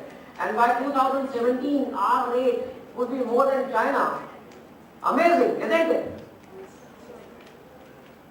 Well, again, if we look at the FDIs, as I said, India is a huge consumer market. All eyes of all the nations is on us today. And we are a huge nation. FDI coming in India is huge. We have FDIs in insurance, banking, telecom, aviation. These industries are going to grow at a rapid pace. And who would be benefited? We all, the youth of India would be benefited. It is expected that India will be ranking among the top 3 nations by 2030 or 2020 in the FDIs that we will be receiving. Huge amount of money is going to be flowing into India in times to come. And we, if are skilled, if we are there, if we are able to take the challenge head on, we would be benefited through all this. The growth rate that we are expecting, the FDI that we are expecting. Well, going further, now I would be speaking on the economic overviews and giving you the threshold that we are sitting on. We have huge potential for all of you to advance in your careers, to the aspirations, the dreams that you are carrying today, they need to be fulfilled. And for that, you have to do that extra bit. So I'll just take you through what actually the government wants and how Edugram Academy as such would help or is doing that for us. If we look at the skill market and we look at the overview, the government has an ambitious target of skilling more than 500 million by 2022. But the current capacity can only take or only train 3 million people. There is a huge gap that needs to be filled.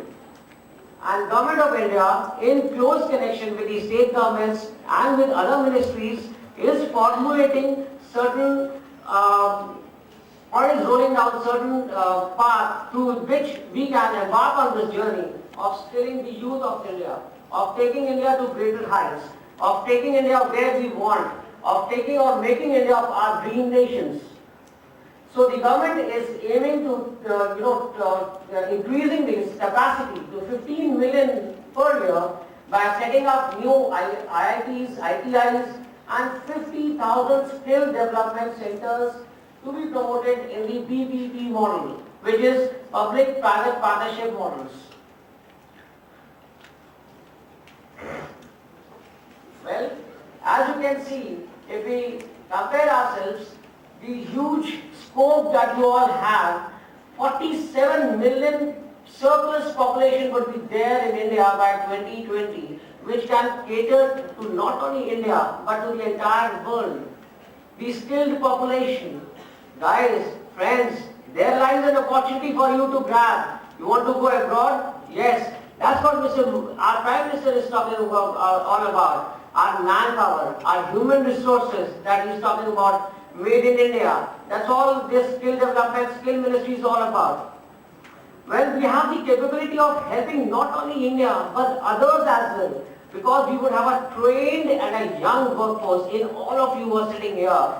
And there lies a huge chance, huge potential for us to move ahead in our careers.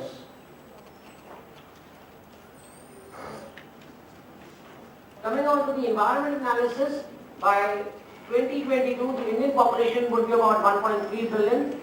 The employable population, which constitutes the age group between 18 to 60, is more than 780 million.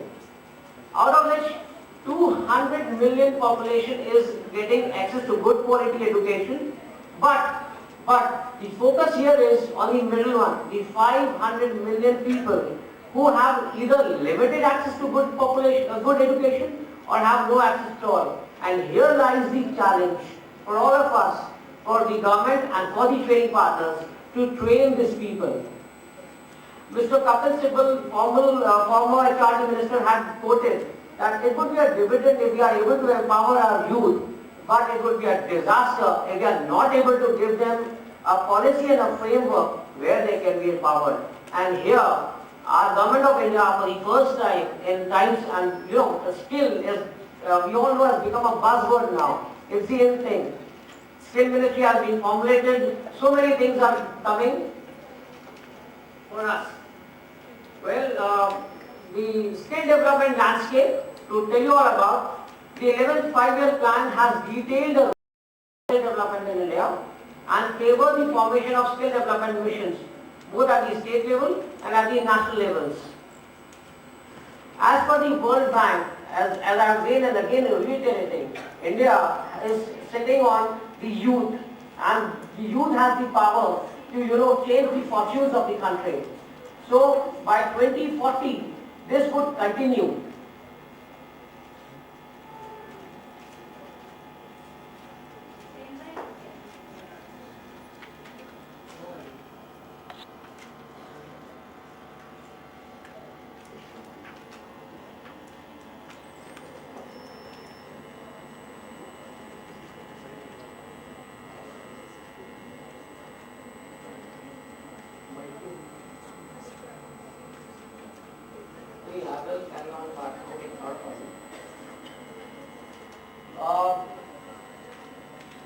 How the government to embark on this journey of skilling India? To just give you a brief outline on that, the government of India has formed two bodies. One is called the NCSD, which is National Council of Skill Development, and the second is called NSDC, which is National Skill Development Corporation.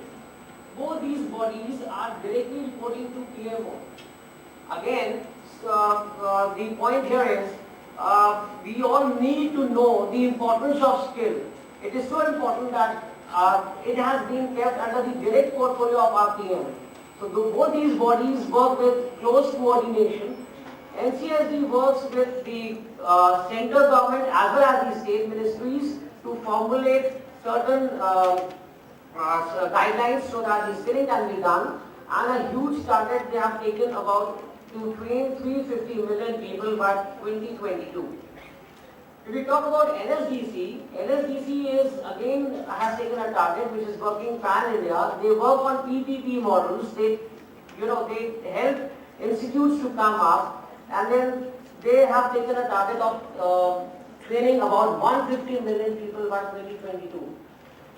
So we come to know that this industry or this skill development thing, the buzzword that is going on, is very important for all of us. If we have a skilled nation, then only we will be able to get, have the dreams or our aspirations there.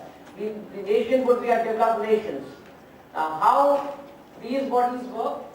So we talk about NCSD, National Council on Skill Development. Prime Minister is chairing this council, and they set the policy direction of skill development. The main objective is to develop a strategy for skill development at the national level. For the first time, we can see that the government is so very serious on this that they are bringing in private players. Tata Consultancy, TCS, has been roped in, and Mr. Damodar has been appointed as the direct advisor to this council. So it's not the government, government is also taking a lot of help from the private sectors to skill the people. If we talk about NSDC, NSDC promotes PPP kind of partnerships, which is public-private partnerships. What they do is they create and they help and proactively catalyze creation of large quantity of training institutions. They fund them so that they reduce risk of capital, and also enable them so that they can train the people. They set the curriculum, they have formed sector skill councils. I will be talking about those sector skill councils in some time. Sector skill councils have been formulated. They also help in train the trainer modules so that you have trainers who can train you on the different kind of skills that we are or that we want or that we lack. Conclude, sir. Time is going on. Yes, sir. Sector skill councils, they are about 21 in numbers at the moment. If we will come on directly on the sector skill council sites, they are in all the areas like retail, telecom, finance, agriculture, gems and jewelries. So you get practical knowledge all about. These councils are the sector skill councils. They are working in 21 fields at the moment and 7 more are planned to be added. Now the motive here is to design a course for everybody. It is not that if a student is studying in class 10, he would have a different course, and same way if a student is a graduate, he would have different courses. So sector skills are formulating levels. If you are doing a banking or a finance course, so there would be different levels for different kind of students, so that you get those kind of skill sets in you. This is the market overview, how it works. The training institutes, either the NSDC funds them or the government or banks or the industry is funding them. Training delivery is done through the SSCs that we were talking about. SSCs formulates the strategies and the modules are formulated also with the help of industries, because if it is an industry-based training or an industry-based skill set, then the industry also comes in to help formulate the strategies. Certification and assessment is done by the SSCs. SSCs take part of other professional bodies also, like for example, if we talk about banking, then CII, Confederation of Indian Industries, is there, who is doing the assessment and who is doing the certification. So what are the expectations? The government expects that India in times to come would become the skill capital of the world. We would have education for all, which would result in jobs for all, growth for all, and we need to reach the lower strata of the economy as well. They also are incorporating the private sectors to come in so that they can train those people and helping those people. So what are the expectations of the youth? Obviously, to earn your livelihood, to get good jobs. If you are skilled, you would be in demand. If you are not skilled, I'm sorry, you would not be in demand. Knowledge alone would not be able to get you good jobs. Those certain skill sets, if you have, would be able to get you good jobs. So, your growth aspirations are also fulfilled. Society, yes, of course, equitable growth, reduction in anti-social elements. If all the people have got good jobs, obviously we do not have these kind of elements present in the society. Opportunities, capacity has to be increased because if we need to skill 500 million by 2022, then it requires a rapid growth in its skill delivery capacity from the current 3 million that we are having. The emphasis is on effective and efficient training initiatives here. Curriculum assessment and certification by a recognized body, plus the industry should also recognize and value these trainings.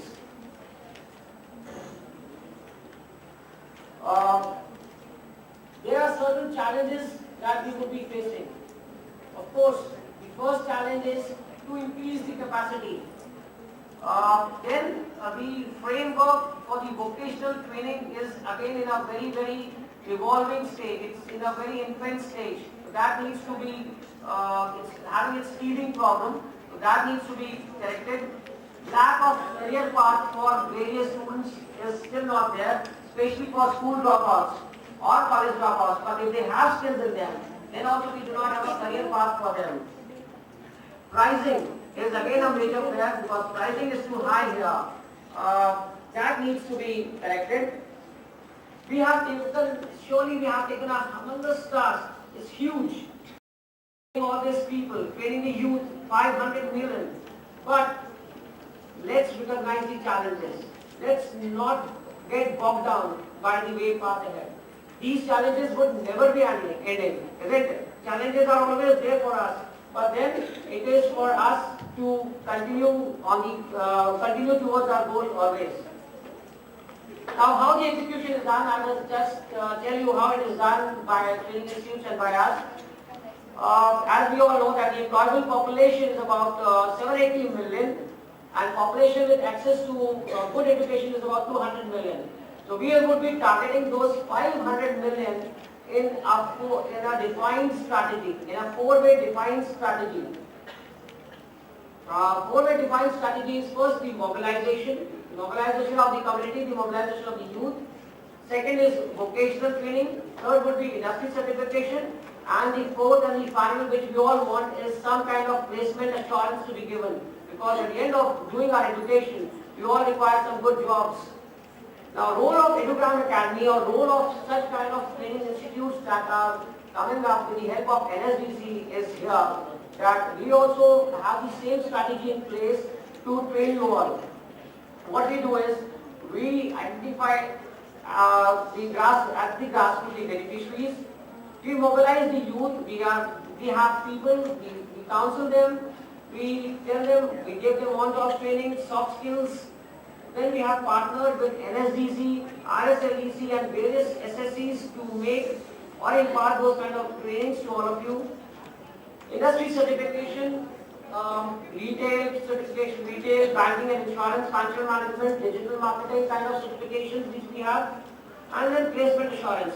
With the current experience that our academy has, we have tied up with a lot of placement agencies, a lot of industries pan India, so that we can provide good training, good job assurance. We conclude, sir. Time is over. So in conclusion, I would just like you to see two AVs that we have. So these are the kind of, this is the model of training that we have, and this is the training methodology that is we do so that you get end-to-end solutions to the skill developments.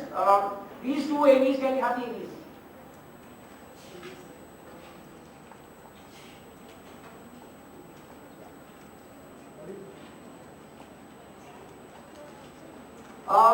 I will be just showing you two AVs here. These AVs clearly shows that how and why skills are important.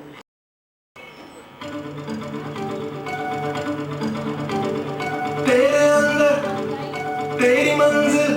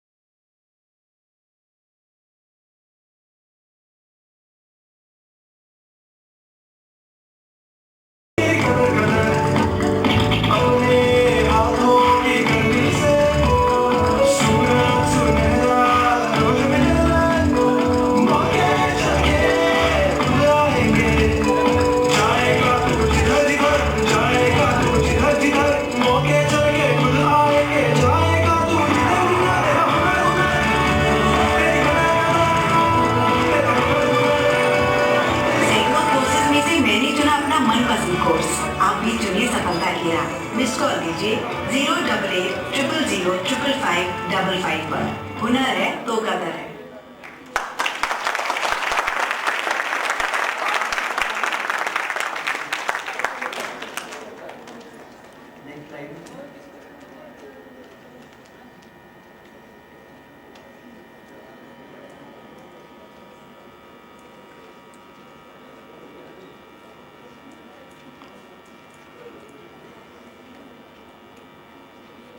Thank you, Mr. Lord.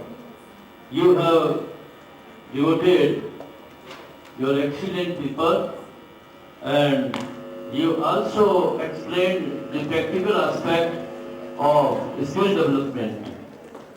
Now, I allow you.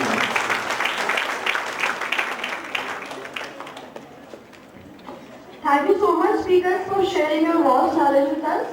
It was really a privilege to have you here. Thank you, Ambika ma'am, and thank you, Mayank sir. Now the moment has come again.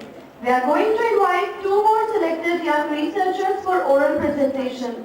As I already mentioned, researchers, you will be getting 10 minutes each. Please do not extend your time limit.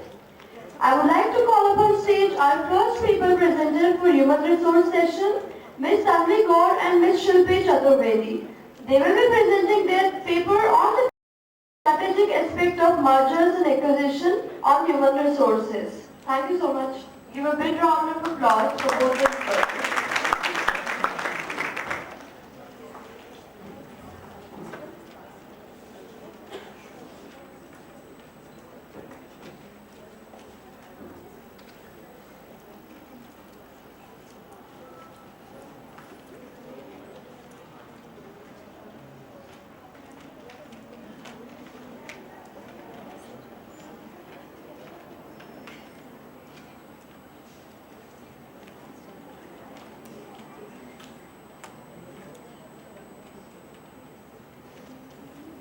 Meanwhile, students, don't forget to fill your feedback form. You have to submit your forms by evening. Thank you.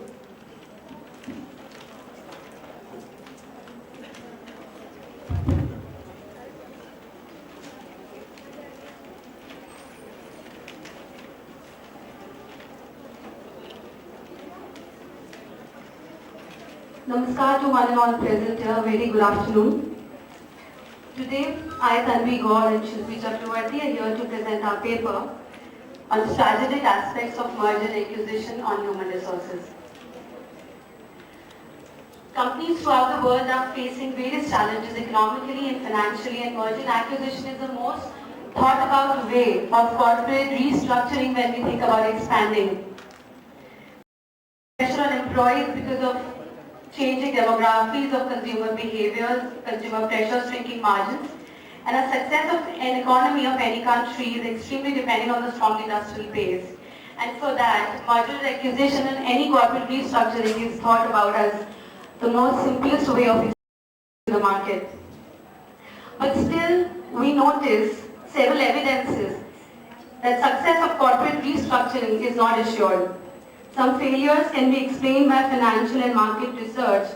On the other hand, extensive number can be derived that has ignored these factors associated with the human resource problem and activities. Human resource, as we all know, is the backbone of any organization. Our paper stresses upon why our merger acquisition, when they are thought about as the best way of corporate restructuring, why are they still not coming up in the market? The basic reason for that is the negligence of the human resource. Merger acquisitions, there have been a lot of papers, a lot of research has been done. I would like to quote some. The investigation has said that merger acquisition is has always ignored the employee aspect, and it is a major concern because it creates stress among employees.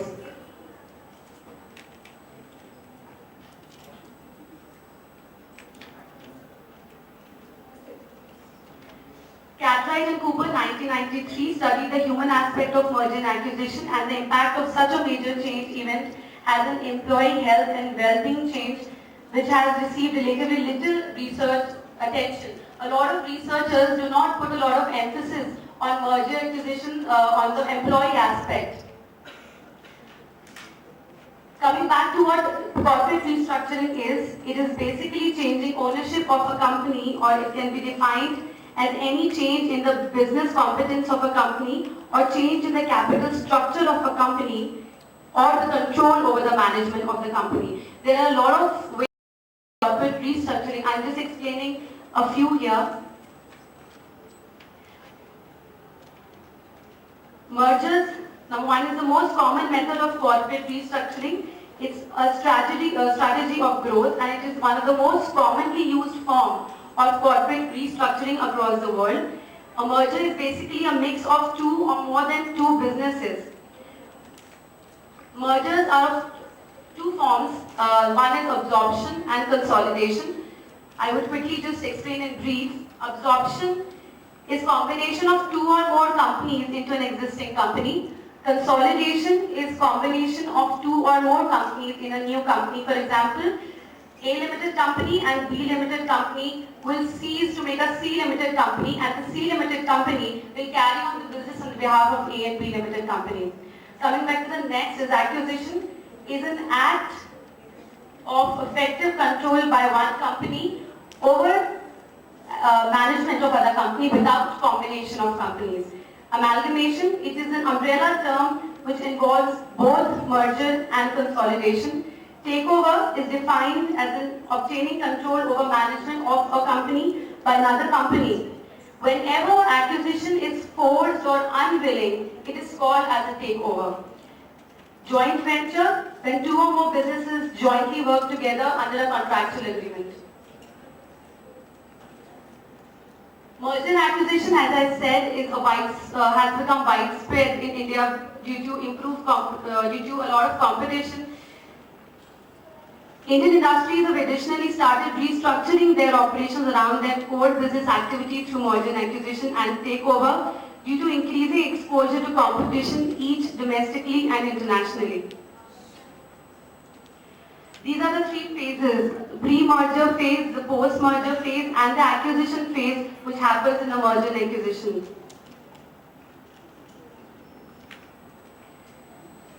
Now, the main motive of our paper, we are going to talk about the motives behind doing a merger and acquisition. Number one, economy of scale.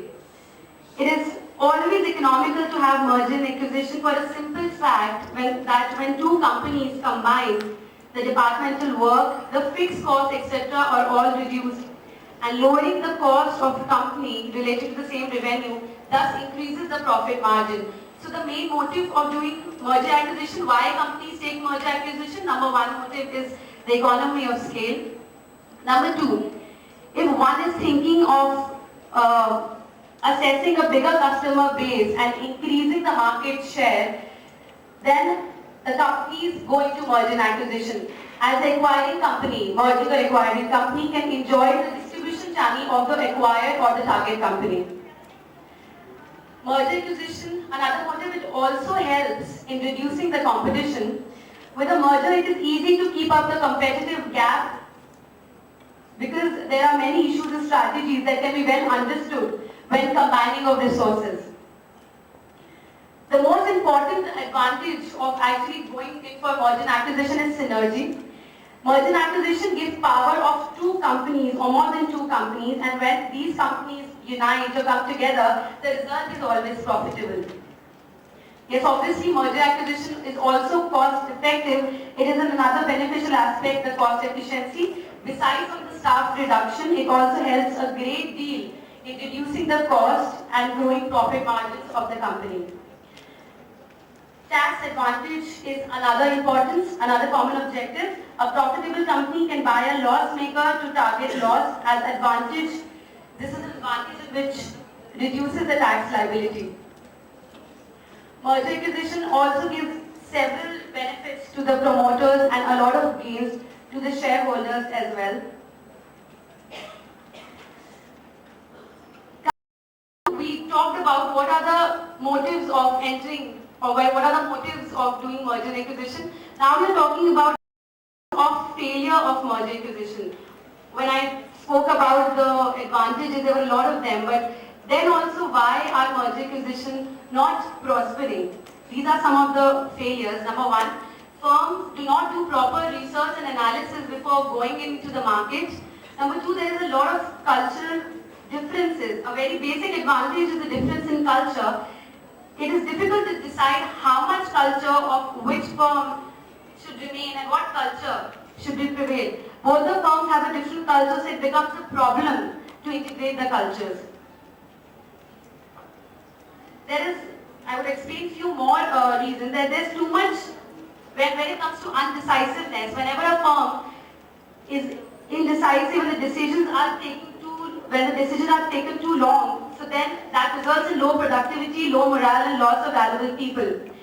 Unreal expectation, there is a myth feel that the quickest way is the easiest way possible to earn money. And because of that, merger acquisitions fail because expecting quick and smooth transition, rapid payback is short time and often leads to downfall, or it's one of the reasons for failure.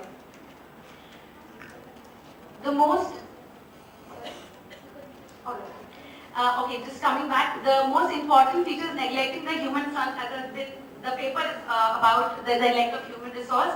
It is a growing reason for failure because the organization do not think about the kind of stress and the kind of problems that the employees go through at the time of merger acquisition.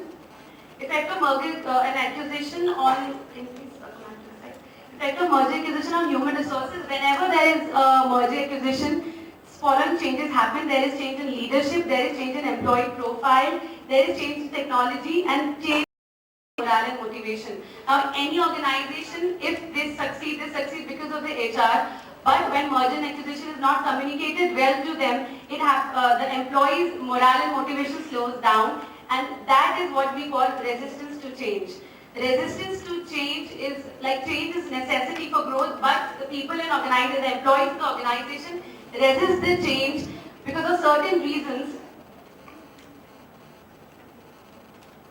Because they have psychological and behavioral reasons. For example, they get into stress because of adapting to a new work culture, because they're already so familiar with their own culture, they do not want to come out of their shell. They have a fear of unknown, which every human being has, because we do not know what lies in the future. So employees are scared of fear of unknown. Then there is technological change, which stresses the employees. Fear concerning job because of downsizing, because when two companies meet, two or more companies, there is always downsizing. Then there is a fear of change in salary, power and authority. Then of course, job insecurity. The major problem which they face is they feel that they would be plugged out of the job, so that is job insecurity. And then yes, I explained there is a cultural clash because the companies do not know which culture to follow. This is a merger emotion syndrome given by Hunster and Holmes in 1998. It is whenever an employee hears the news of merger acquisition, they first are into the denial phase, then they get scared, then anger, then sadness, then they come to accept it. Then there is a relief, they feel relieved, then they start taking interest in that, then they start liking it, in the end they enjoy the merger acquisition. So it's a whole process where the employees go through from number one to the end. Yes, sir. So I'm just concluding. We're just concluding if you want to overcome the problems, you have to communicate the clear plans to the employees. Employees should have easy accessibility to senior management. Management should make the individuals understand the change. Employees should be educated. They should be given training, counseling. The reassessment of employees for facing them correctly. And human resource should be involved whenever they do planning of merger and acquisition. And as for the above discussion, we can say that of course there are a lot of problems with merger acquisition, but if the management manages the resistance change properly, this problem can be solved. Thank you.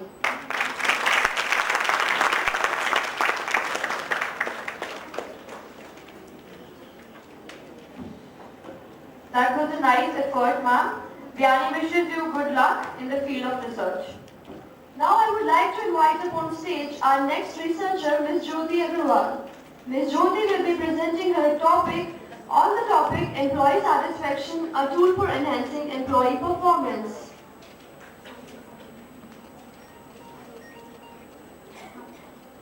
I would like to remind you, ma'am, that we have only 10 minutes for paper presentation. Please do not extend your time limit. Thank you.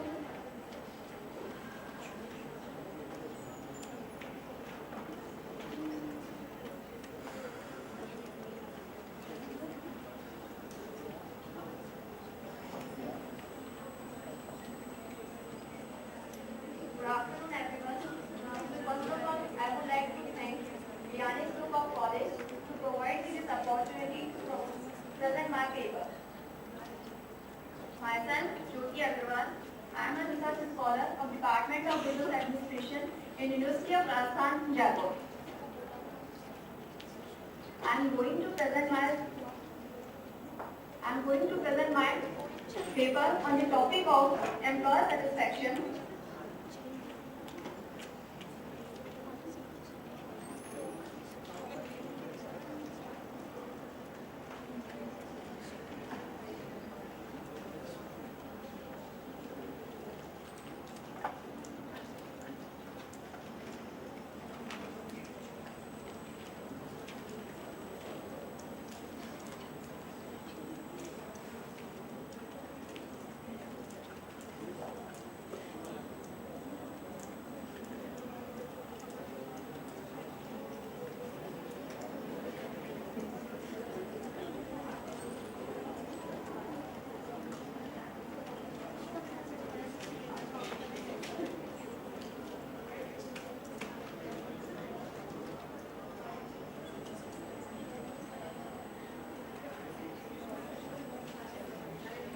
am going to present my paper on the topic of employer satisfaction, a tool for enhancing employer performance and employer productivity. This article is based on the importance of employer satisfaction for the enhancement of employer performance and employer productivity. Employer satisfaction is the most important pillar in the organization on which the building of organization stands. The concept of employer satisfaction is very important because a satisfied employee can do better in the shape of organization productivity and performance. Now, what is the meaning of employer satisfaction? According to Newton, the employer satisfaction is defined as how pleased an employee is with his or her position of employment. Employer satisfaction is the employee's individual general attitude towards the job. It is the terminology used to describe whether employees are happy, contented, fulfilling their desires and needs at work. Now, what is the significance of employer satisfaction? Employer satisfaction is supremely important in every organization because productivity of employees depends on it. These are the following points which show the importance of employer satisfaction. First one is increased employees' performance. Employer satisfaction has direct impact upon the performance of employees because there is a direct relationship between employer satisfaction and employee performance. And second one is organizational commitment. According to Twitter and Kinnicky, organizational commitment reflects how an individual is committed towards the organizational goals because higher commitment can turn facilitate higher productivity of the organization. And third point, low absenteeism. There is negative or inverse relationship between employee satisfaction and employee absenteeism. When the satisfaction level of employee is high, then absenteeism of employee is low. And when the satisfaction level of employee is low, then absenteeism is high. Next and last point, low employee turnover. There is also a negative or inverse relationship between employee satisfaction and employee turnover. Next one. What are the factors affecting employee satisfaction? There are two factors which affect the satisfaction level of employees. First one is organization variable and second is personal variable. Organization variable. The employee satisfaction can be increased or managed by the organization variable. In organization variable, these points come in this category. Nature of work, job content, salary compensation, work environment and condition. First one is nature of work. The nature of work has significant effect on the satisfaction level of employees because there are many types of industries in the world, just like manufacturing industry, service industry. In every organization, satisfaction level of employee is different. Second one, job content. There are variety of work and less monotonous work results greater job satisfaction. Next, salary and compensation. This is the most important factor of employee satisfaction. If employee gets satisfactory salary, then his satisfaction level is automatically increased. Work environment and condition. Good environment and working conditions highly motivate the satisfaction level of employees. My next variable is personal variables. The personal variables related to the psychological factors of an employee. First one is personality.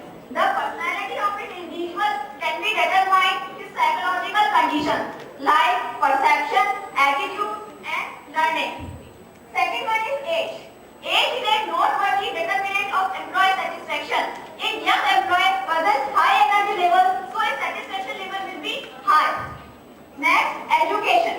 Education has also greater impact on the satisfaction level of employees. The highly educated person can understand the situation and possess it and understand and take decisions rationality and good decision making power. And last, expectation. If expectation level, if employees get everything according to his expectation level, then his satisfaction level will be high.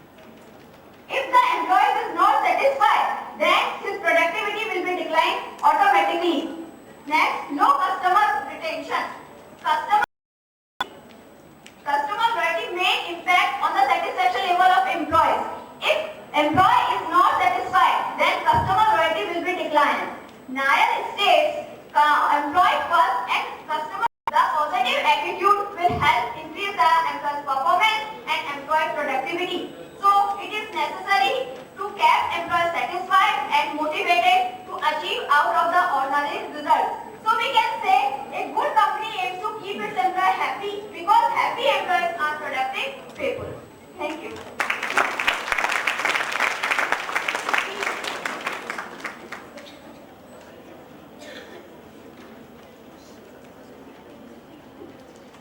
Thank you very much for sharing your deep knowledge with us. Vyani wishes you a very deep and brilliant future. The human mind is not a vessel to be filled, but a fire to be kindled. Curiosity generates that fire and keep the human mind creative and innovative. I know there might be some questions culminating in your mind. Let's invite the questions from the students. Our expert panel is right here to answer these. Let me remind you, only 2 questions will be allowed. Raise your hand if anyone who asked a question. Anyone want to ask a question? So you have already asked too many. Anyone else? Anyone from the delegates? Students, any question on human resource?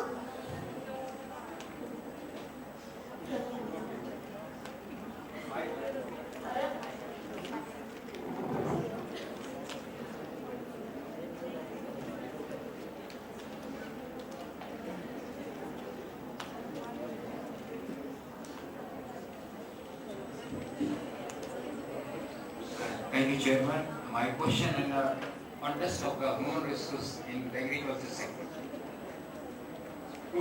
First is 2 observation. Today is World Food Day.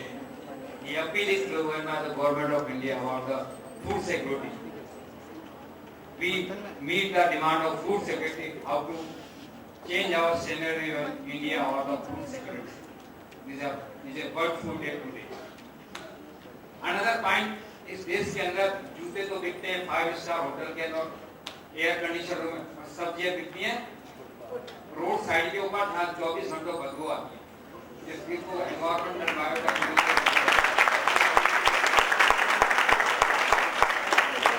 पढ़े लिखे लोग वहाँ से सब्जियां खरीदते और खाते हैं और हमारी शरीर की इम्यूनिटी को कम करते हैं, जिसके नतीजा है कि आप बीमारियां करने चाहते हैं।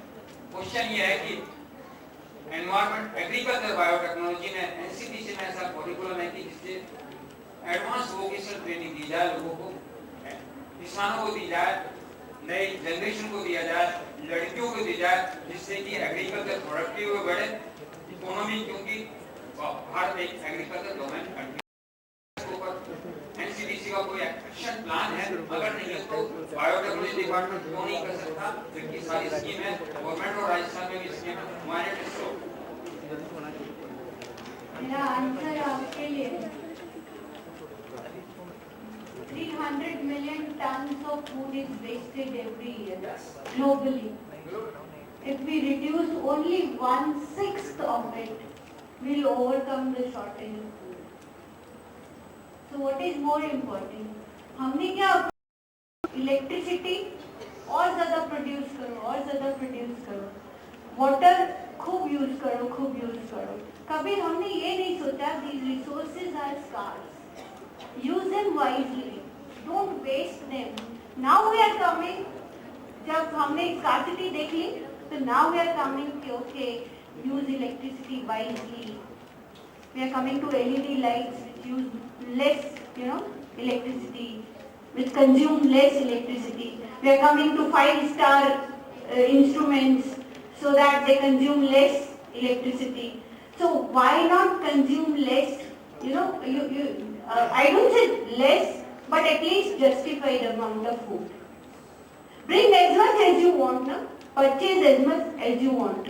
Consume, cook as much is required. Cooking too much, buying too much. अनार 100 रुपया किलो होता है बाजार में, लेके आते हैं, उसको कौन छीलेगा, फ्रिज के कोने में पड़ा वो सड़ जाता है। हफ्ते 10 दिन बाद हम उसको फ्रिज को साफ करते, निकालते, we dig out that अनार outside, और वो देखते हैं rotten, and we throw it in the dustbin. आपका अपना 100 रुपया जो आपने 1 किलो पे किया था खर्च, वो भी वेस्ट। वो जो पूरा मार्केट में इकोनॉमी में चल के आया है, एग्रीकल्चर फार्म से लेके और रिटेल तक, वो पूरा वेस्ट, ऑलराइट। और उसको जो अनार का पेड़ को पानी दिया फार्मर ने, that water goes waste. So whole thing is going waste just because we are not planning our usage of food properly. शादी होती है, thousands का डिनर रखते हैं और वो thousands का होता है। कैटरर को कहते हैं ऐसा करना कि मेरे 1000 की गेस्ट लिस्ट है, तू 800 का बना, ऐसा करना कि 1000 भी खा के चले जाए, ठीक है। कैटरर ने देख लिया, अच्छा तो वो बनाएगा 1200 का, ठीक है। आपके वो 1000 में से 800 ही आए, कैटरर ने 400 एक्स्ट्रा बनाया बिकॉज यू टोल्ड हिम कि मेरे कोई मेहमान भूखा नहीं जाना चाहिए। तो वो 400 का एक्स्ट्रा फूड जो बच गया, आप तो मैरिज होम को रातों रात खाली करके जाने वाले हैं, पैकअप करना है। कैटरर को आपने ऑर्डर किया, throw it away, I don't know what you are going to do it, but वो जो रेंट पे आया है बर्तन लौट के जाना है। So I think if we better plan our resources we can meet every challenge, let it be human resource or let it be food as a resource or electricity or water or any other resource. I think that is the right answer to that. Thank you so much, Ram.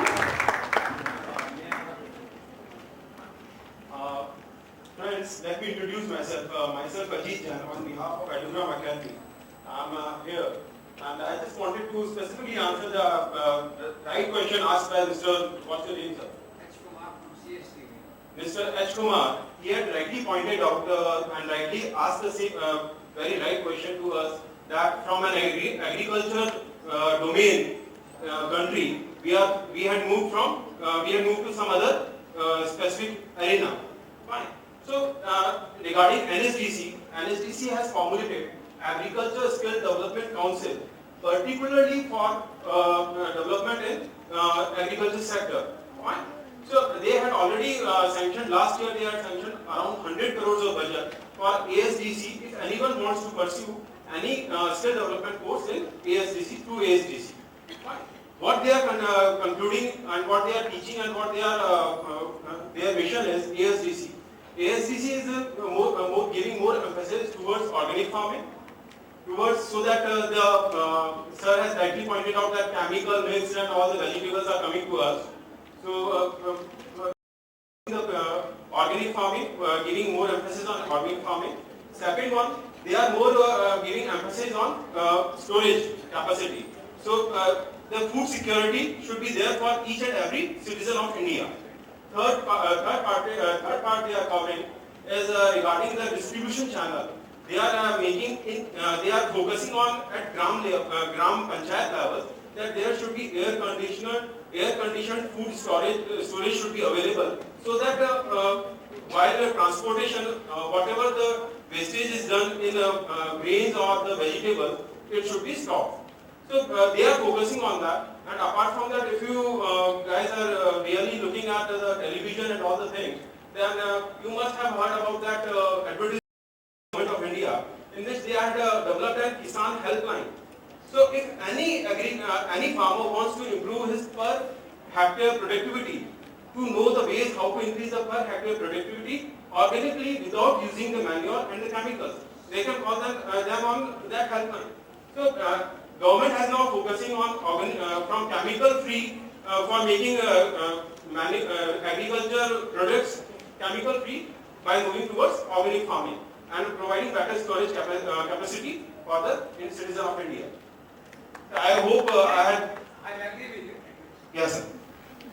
Question ये है कि मैं I belong to Rajasthan, मैंने ये slogan बनाया made in Rajasthan. इसको pavilion में बना था जब कॉन्फ्रेंस यहाँ हुई थी बिरला ऑडिटोरियम में। पेवेलियन पे लगा था Mir pavilion, made in Rajasthan. My point is जो भी प्रोडक्शन भारत जैसे मेक इंडिया स्लोगन, तो why not start the made in Rajasthan slogan. Make agriculture production domain activities, जो किसानों को अच्छी नॉलेज दी जाए, किसानों को अच्छा प्रोडक्टिविटी के बारे में बताया, बायोटेक्नोलॉजी का एस्पेक्ट को दिया जाए, ग्रीन हाउस की एक्टिविटीज है, ऑर्गेनिक फार्मिंग, चैनल है, मार्केटिंग है, उसकी किसान का अप्रोच भी है, सब कुछ है। सोलर एनर्जी में 60% सब्सिडी मिलती है एक किसान के लिए, 30% अलग सब्सिडी है। क्वेश्चन है कि जो रिसोर्सेज है उसका कहीं, मैडम ने बिल्कुल अपनी बात को बहुत ही अच्छे से लगा कि हम उसको बरोबर में इस्तेमाल नहीं कर पा रहे। तो क्वेश्चन है कि जो सारी सुविधा हमारे पास आ रही है उसको हम कैसे इस्तेमाल करते हैं, प्रोडक्टिविटी में डालें, हमारी खुद की भी कैपेसिटी बिल्डिंग करें, दूसरे की भी कैपेसिटी बिल्डिंग करें, राजस्थान की कैपेसिटी बिल्डिंग है और उससे प्रदेश की कैपेसिटी अपने आप ही बिल्डिंग हो जाए। Thank you so much for your suggestion. I hope all the students will consider this suggestion. Human resources are like natural resources. They are often buried deep. They are not just lying around on the surface. You have to go looking for them. You have to create the circumstances where they actually show themselves. On this note, let's conclude our second technical session, Human Resource. I would like to request our conference organizing chair, Dr. Manish Biani, to present a token of remembrance to our speaker, Dr. Ambika Nag. Sir, can we have you on stage, please?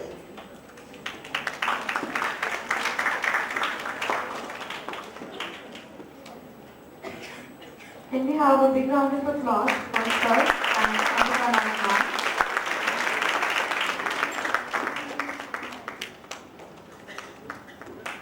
Thank you so much, ma'am, for spending your valuable time with us. Now I would like to request Dr. Biani to present a token of appreciation to Mr. Mayank Rai.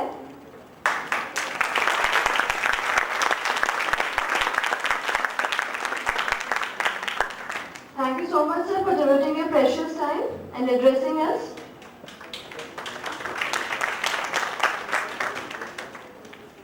Now I request PC to please give certificates to both the participants who had presented their paper.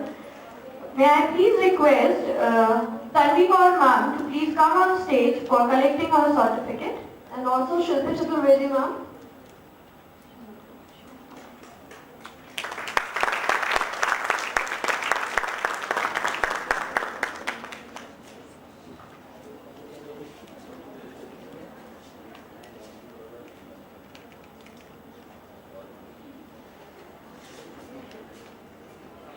Biani wishes you a glittering future in the Department of Research and Development.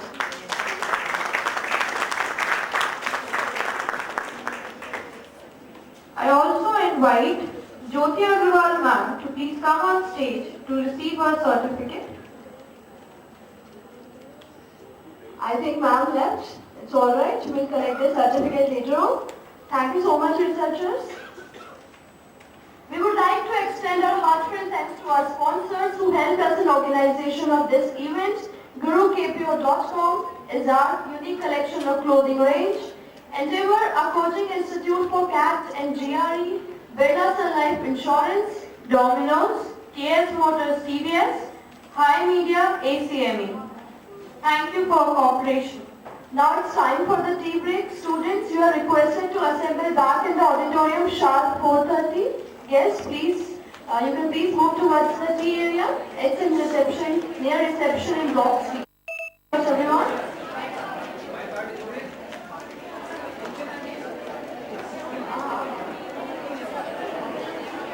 Students are requested to maintain the decorum of auditorium. Students are requested to please maintain the auditorium decorum. Volunteers, please.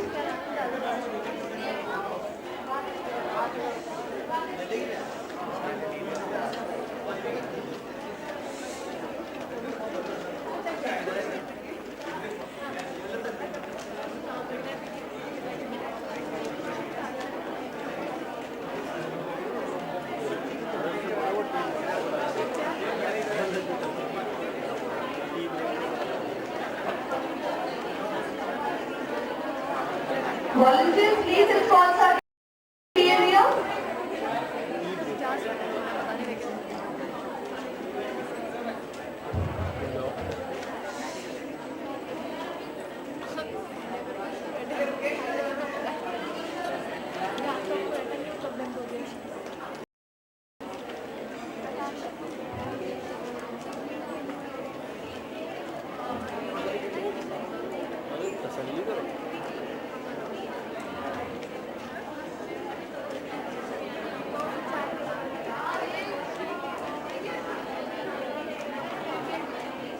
मैं बोल के आता हूँ उसको बोल रहा है recording तो बंद हो गई।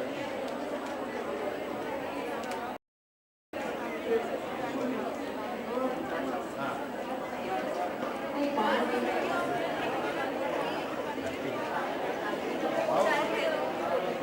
please assemble by 4:30, otherwise our sessions will be further extended. अगर आप लोग चाहते हैं अपना सिम्पोजियम टाइम पे ओवर हो जाए तो प्लीज आप लोग 4:30 यहाँ रिपोर्ट कर दीजिएगा, अदरवाइज उतना ही डिले बाद में होता जाएगा. ठीक है, please be on time. Thank you.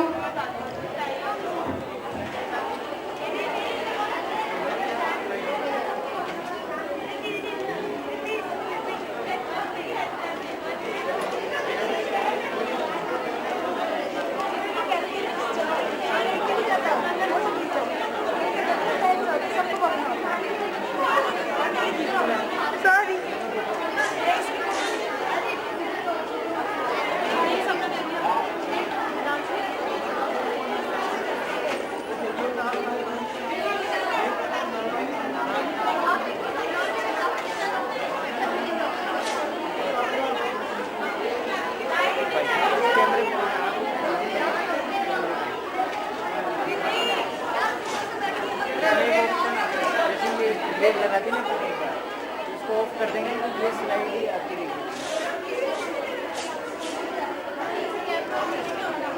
मेरा मतलब वहाँ कुछ नहीं, चलो लेकिन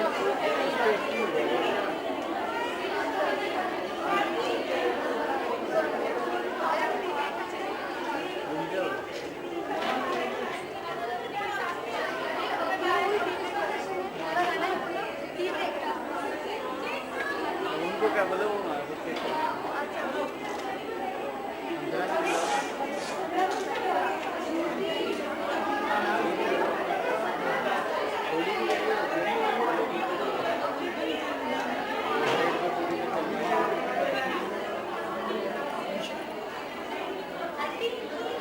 टेस्ट कर रहे हैं उनको करना वो कर रहे हैं कि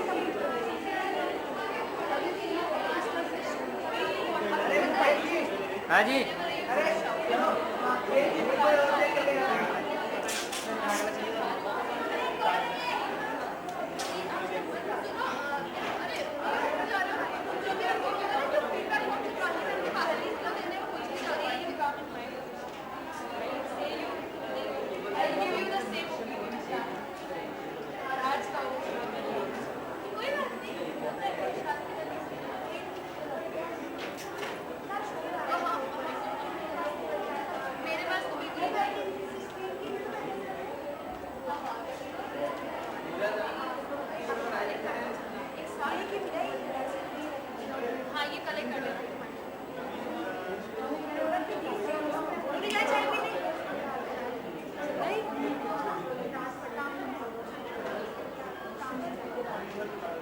गायत्री तो गई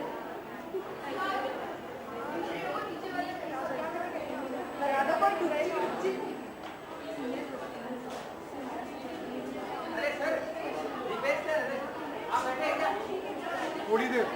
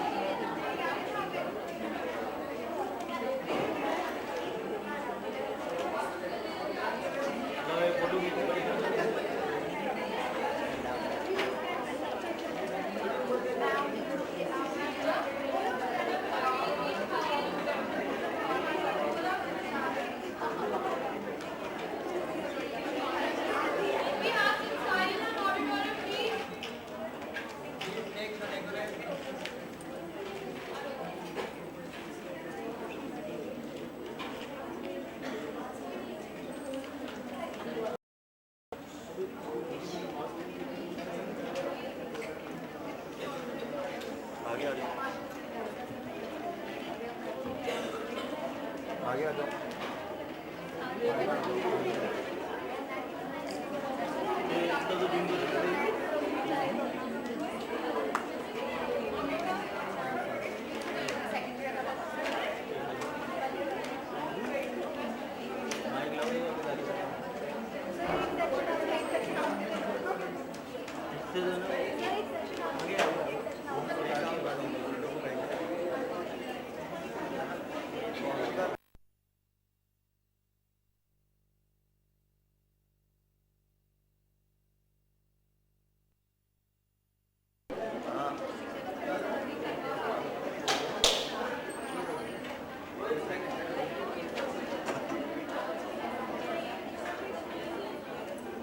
अरे अब बुला लो अपने फ्रेंड्स को ऊपर से सब बुला लो सबको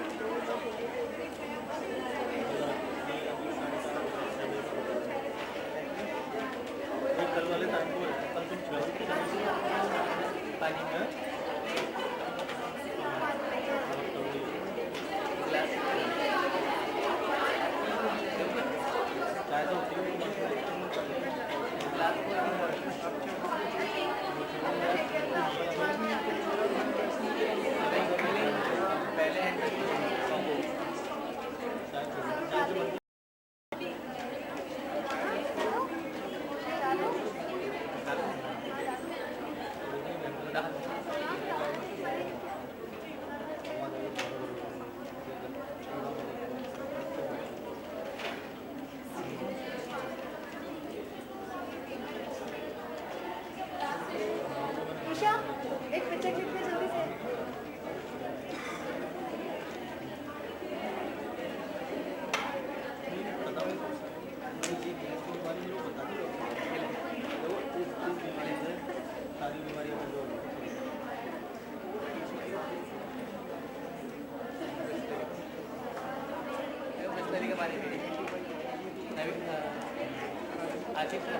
जल्दी से आशीष सर सुन रहे हो क्या? बहुत ठंडी अभी लेके आई बाहर से। हाँ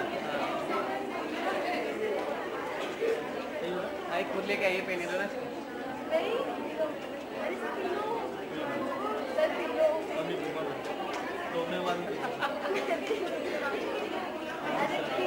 मैं तो बिस्तर पीता नहीं हूँ मेरे पास नलका पानी पीने वाले। हाँ जल्दी पानी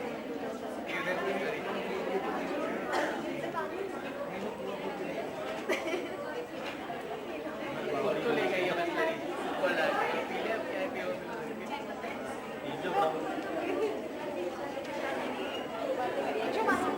All the girls are requested to please fill their feedback forms after every session. We have already completed 2 sessions, so please fill your feedback forms. And after a few minutes, we will be continuing with our third and last session.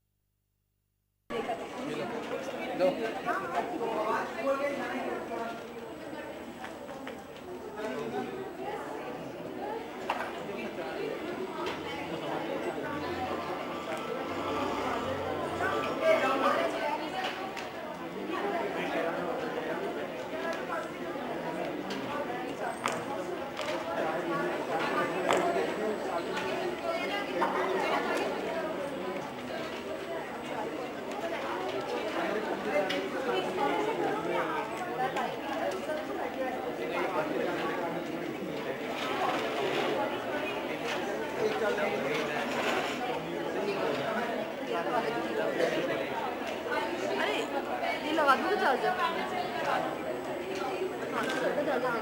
Charger हो जाएगा, थोड़ा charger.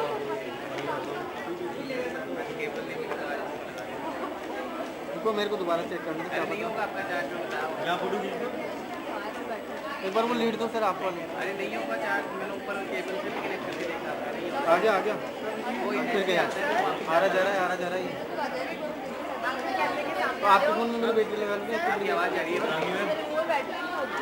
Rangi ma'am आवाज़ आ रही है एक बार light चल रहा है साइड पर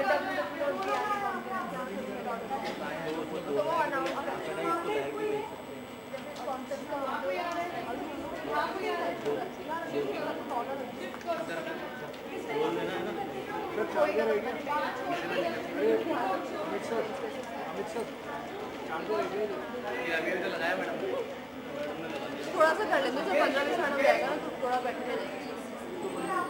बाद में लगाना तो 7 बजे तक बैठोगे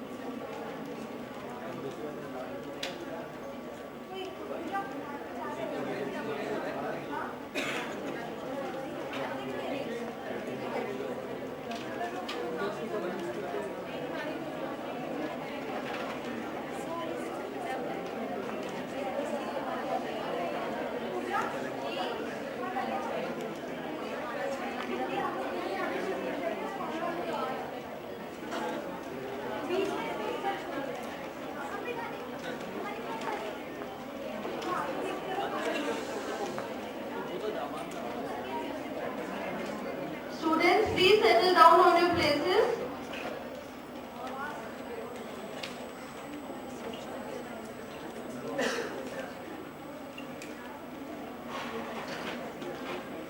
Once again, I would like to extend my heartfelt thanks to our sponsors. GroomKPO.com is our unique collection of clothing range.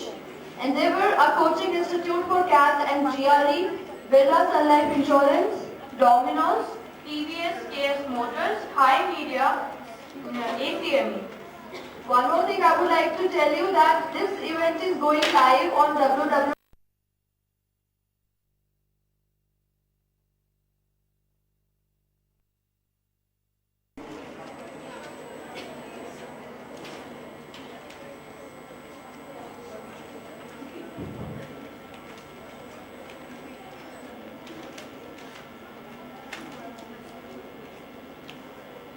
We're going to start the session in next 5 minutes. Volunteers are requested to please call girls from upstairs, if any.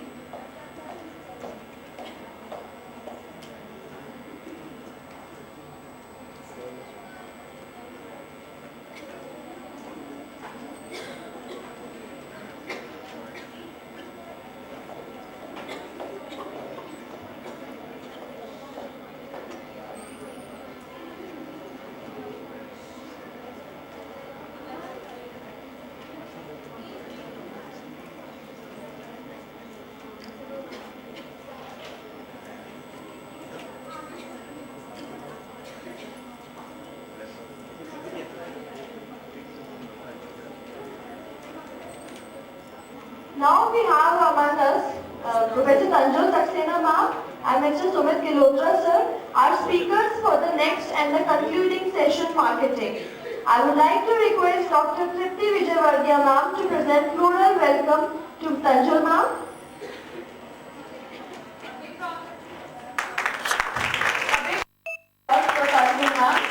We have a prior association with Tanjul Saxena ma'am.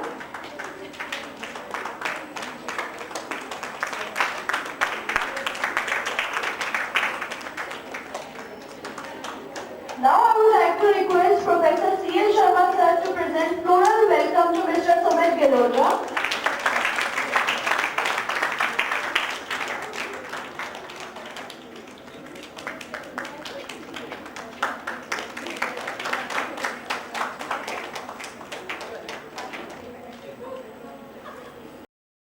Thank you so much, sir.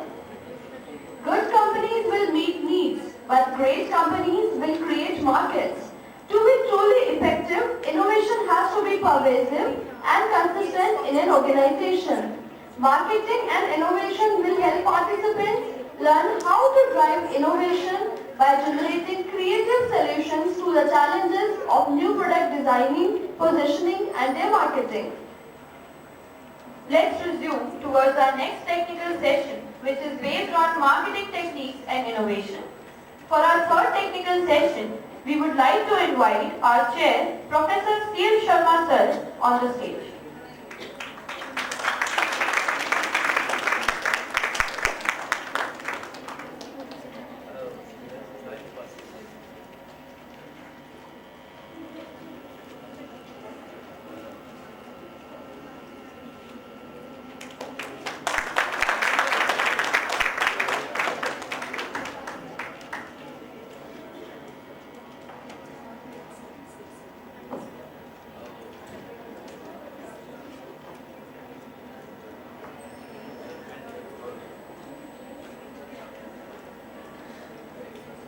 It is my pleasure to be with eminent Professor Dr. Tanjul Saxena. About her, it is said that Dr. Saxena is a unique combination of brain, beauty and boldness. Why so it? You will like to the secret of it. I would like to reveal it. What is the cause that she is said in his field? Unique combination of brain, beauty and boldness. Why? She has balance between courage and consciousness. I am very feel pleasure about to introduce Dr. Tanjul Saxena. To say some words about her, I feel Tulsidas ji जब राम को देखते हैं तो जो देखकर जब वो महसूस करते हैं कि श्याम घोर कैसे कहूँ बानी गिरा नैन नैन बिनु बानी, मतलब डॉक्टर तंजुल सक्सेना को तो मेरी आंख देख रही है और जो आंख देख रही है उसको मुंह से कहना, it is very difficult.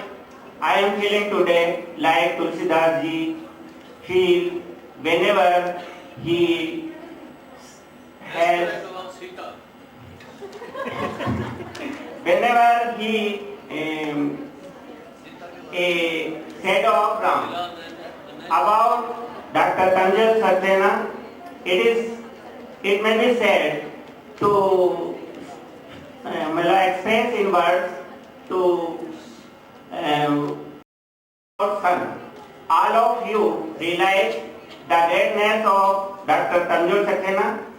In this regard, to make a formality, I would like to share with you that Dr. Tanjul Saxena is not only MBA, but also MA, but also BSc, MCom, PhD, and writers of so many books. She has 20 years teaching experience as teacher, as trainer, and research in the field of management. She also did work as CEO.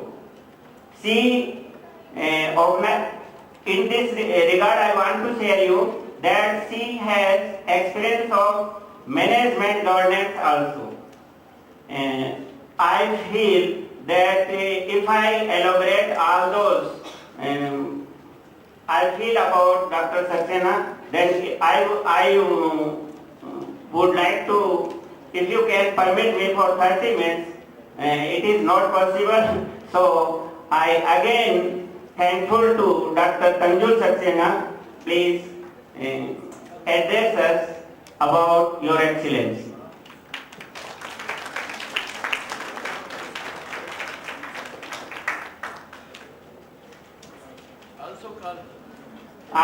In this regard, I also would like to call Mr.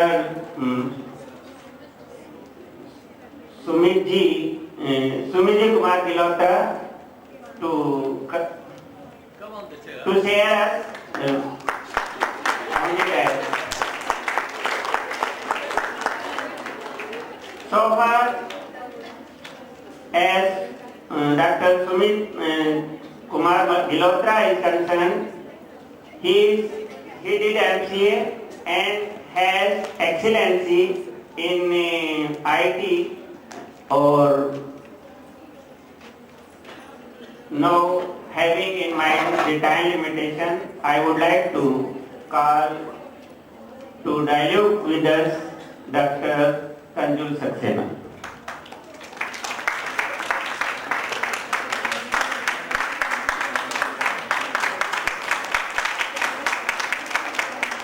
Now, having instruction of convener, I would like to request Dr. Sumit Gilota address us about the topic.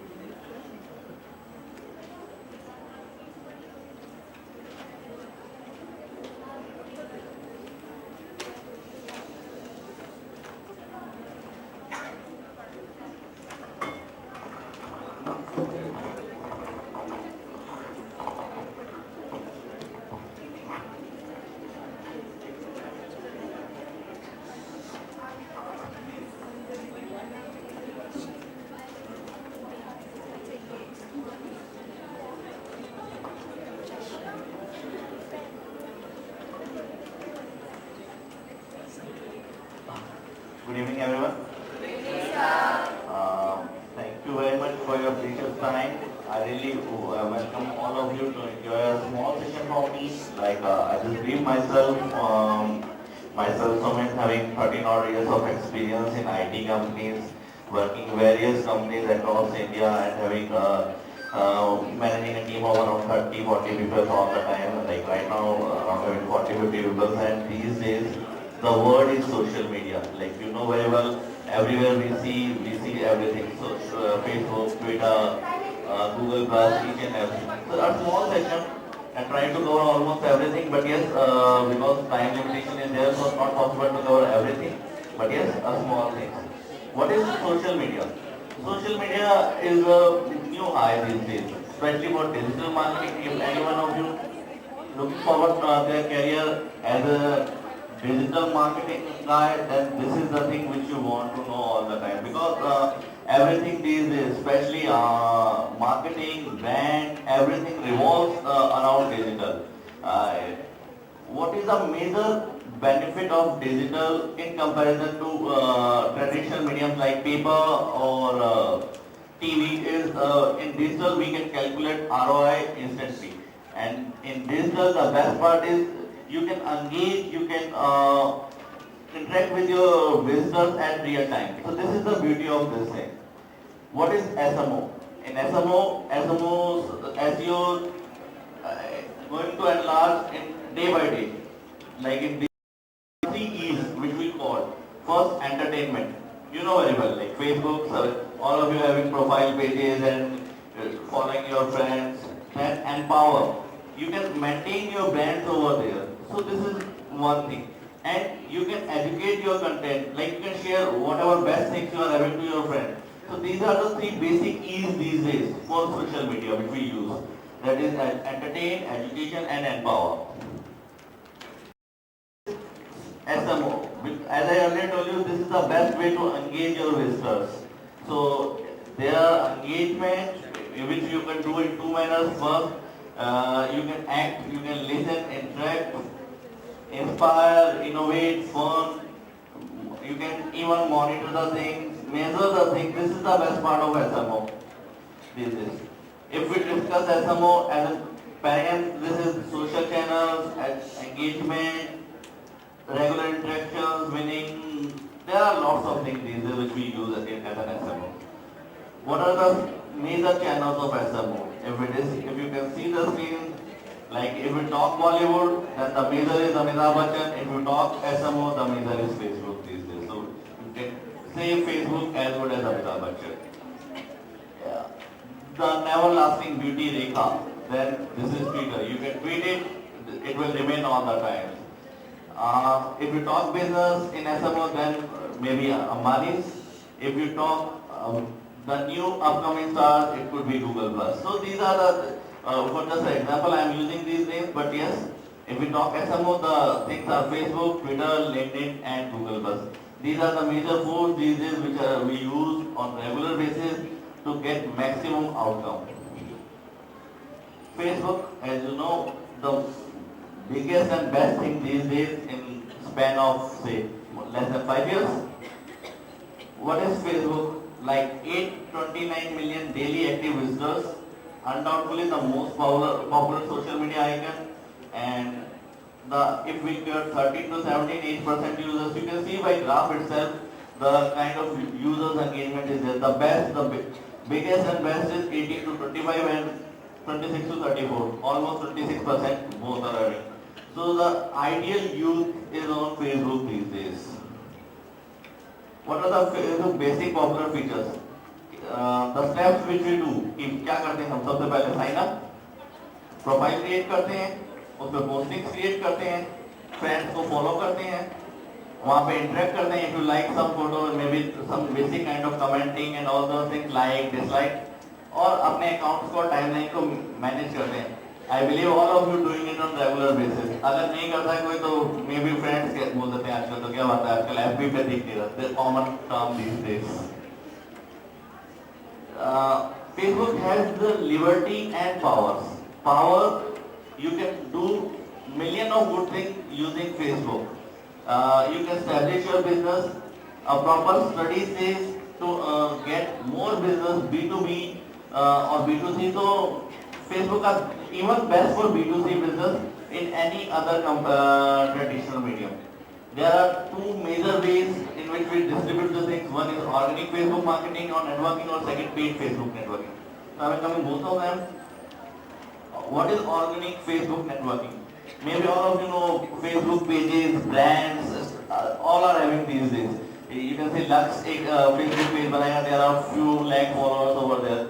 And when every time Lux come up with any new product, they just simply post that on their Facebook page and that circulate to those 2 lakh, 3 lakh or 10 lakh visitors in fraction of seconds. So this is the power of Facebook. कि आपने वहाँ पे एक comment डाला और 10 लाख लोगों तक instantly पहुँचा, and you can keep reacting on this. कि आप उसमें से किसी को like करेंगे, किसी कोई comment करेंगे. So people have all the things. I can share you with my example. All of you are having IT people or basic understanding. I just recently visited a Facebook page of Dell. Dell is a leading hardware company, and it is good to see they are doing lots of consumer interactions over there. If anyone has some issue, they go to tell Facebook page and prepare a post over there or post some comments, look, I am facing that much of issue, and someone from Dell side is responding to that. How good it is. You are doing it and you are getting the response. Second, organic Facebook network, you can create lots of groups over there, which is could be a Biani group of colleges, could be a group. All the job finding people can create a group. So you can create a group and just post it, a simple post to that group, or the post will deliver to all everywhere on that group. You can create an event. Okay, this is Biocon is handling. Biocon is doing at this Biani group of colleges. आप आइए Biocon attend करना चाहते हैं नहीं करते? You can do it at your own. This is one beautiful thing also. Second, Facebook marketing में एक और major version होता है, that is paid version. You can create your advertisement over there, and that advertisement can be displayed on all major bases. Like if I want to show an ad studying right now at Biani group of colleges, that kind of geographical targeting I can do that. So this is the power of Biani. If I am having a small tea shop which is running outside Biani group of colleges, मैं मेरा ad किसको दिखाना चाहूँगा? Obviously सबसे पहले Biani group of girls की colleges, Biani group की girls होगी, क्योंकि उनकी college के बिल्कुल बाहर है. So that kind of geo targeting is only possible using Facebook or this kind of thing. That is the real beauty of this thing. आप कैसे मैनेज कर सकते हैं? You can budget control. जैसे मैंने आपको बोला कि टारगेट कस्टमर्स, मैंने टारगेट कस्टमर किए कि भाई मुझे Facebook Biyani group of girls की कॉलेज बियानी गर्ल्स को ही चाहिए. That I can do. Brand a community, that build a community, that I can do. What is the basic rules of SMO for Facebook? First, make an impressive profile and business page. Use an impressive profile and cover pictures. Choose appropriate category. Be active.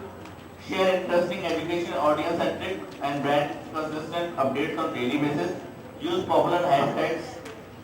Mention popular profile as in category, celebrity or trending things such as @Amitabh Bachchan, whatever it could be. Use shortened URLs. So these are the basic rules which will help your brand to leverage. Join prospective groups over there and just follow all these things to group. So if I read over this, it will take lots of time. I will share this PPT to all you guys whoever wants. The second beauty of SMO, what I am discussing is Twitter these days, really good thing. Like these days, anything which is under a hashtag, you can use it and you will get lots of good responses over there. Again, what are the popular steps? Sign up, establish your profile, regular tweet, composition sharing based on popular Twitter trends. Twitter is one thing where you can calculate what are the trends right now. Like these days on last week Sunday, one Amir Khan Satyamay Vyate show is there. So Mumkin hai is the biggest Twitter trend across globe on that point of time. It itself mentioned on that time कि सबसे बड़ा Twitter trend है इस समय में. Hashtag Mumkin hai. Hashtag Satyamay Vyate. These are the biggest. So these are the things. If you use regularly, it will help your business and it will grow like anything. You can follow your friends, you can interact, retweet, monitoring, you can mention your favorite team. There are lots of things. Social sending, personalized messages to your followers and what could be. Twitter launched on 15th of July 2006. 271 million active monthly visitors are there. 500 million tweets on daily basis. And the revenue which Twitter is generating is $312 million. So this is a phenomenal number in terms of numbers if I talk. Microblogging SMO channel and like this is a base. The limitation of Twitter is only one, that is you need to tweet in maximum 141 characters at one point of time. What are the Twitter rules? Follow me. You need to follow whom you want to follow. You need to retweet, you need to reply those, you use those particular hashtags. Like if someone wants to follow me, he can follow me at @Sumit Gilotra. If he wants to add it to me, you can just hashtag it, it will help it. These are the rules of engagement. You can see this like manual retweet, hashtag, retweet, photo links, mention. So these are the basic things which will help you to create your brand over there. What are the basic rules of Twitter? Make an impressive profile, use clear and attractive icons, use presentable and high quality profile and cover pictures, analysis channels, tweet regularly, mention popular user profiles in hashtags, be active, make your follower feel special with thank you and something like this. If you see the leading celebrities these days use Twitter and Facebook profiles like anything. I can name few of them if you want to follow, like @Amitabh Bachchan, @Shane Wong. There are lots of, almost every celebrity these days is on Twitter or Facebook. These are the basic rules and engagements. This is the professional social media thing that is for professional people, that is LinkedIn.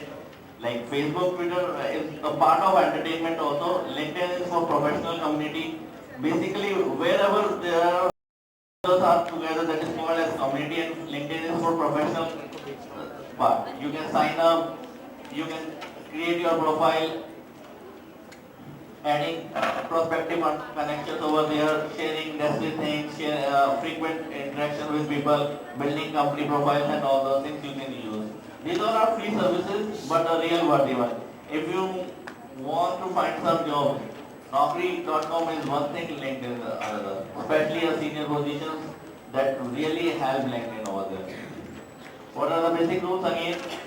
A business channel, this is very much clear. This is business channel. There is no hanky-panky stuff or nothing you want to share. This is complete business, a serious business. Make an impressive profile, add your all basic details, education, everything over there. What are the business needs you are looking for? You can send personalized message over there. So there are basic rules which you can read it line by line. That's how I'm basing. Google, the new upcoming thing which Google has launched is Google Plus. Google is really marketing very high on Google Plus and banking it very high, and this is a good product which is coming up on daily basis, which you feel. What is Google Plus? Launched 3 on June 28th only. So it's almost 3.5 years old child of Google. 540 million active monthly users. And this is one thing which is going to be on next steps. 38% of hike in popularity in first quarter of 2014 itself. So you can see the numbers are really astounding and really that good. And Google Plus is going to live long. What are the basic steps which you need to? You need to sign up, and basic things. I believe all of you having Google Plus profile still. You can your profile. You need to verify it. You need to do regular update on G+. You need to follow the friend, interact and all those things, building up your business company profile over there. This will help. Google Plus, icons, circles, photo, everything. Creating and complete your profile over there. These are the basic steps which you would do for your branding over there. Like in Facebook we have Facebook page, same way in Google we have Google Plus page, and this help in business to getting the business done. As more in terms of business, an excellent platform where you will find your targeted audience, increase brand awareness, no risk of personalized by Google, personalization by Google. So there are very good things. Thank you everyone. This is all.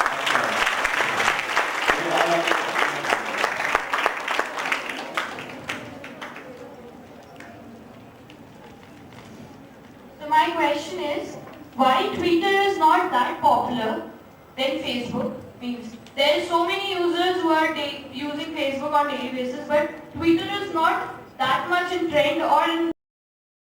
Well, this is not correct. Twitter is more popular than Facebook in terms of active visitors. You can see Twitter is very much popular. In India, yes, Facebook is having more popular in Twitter, but across globe Twitter is more popular. The reason Facebook is more popular in India, the kind of community we are having, the friends we are having, and the major disadvantage of Twitter is the 141 character length. That's going to help in India we need to write lots of things. Okay, this, blah, blah, blah, blah, blah. And Twitter, you need to short and sweet. So this is the one reason, but yes, Twitter is 341 billion company and going to rapidly increasing their numbers on regular basis. Just talking about the transfer figure.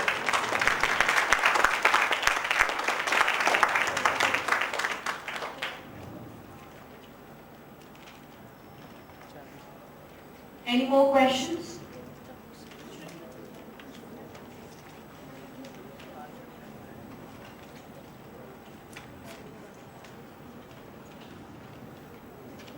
Thank you, sir, for your very nice presentation. I want to ask, is copying your competitors' social media strategy is a good strategy? Well, in general terms, we always say followers is always one step behind, isn't it? Yeah. So copying the thing is not going to work at all.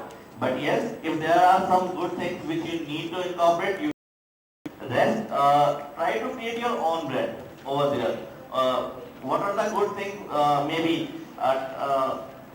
2 out of 10 your competitor is doing good, so you can adopt those 2 points.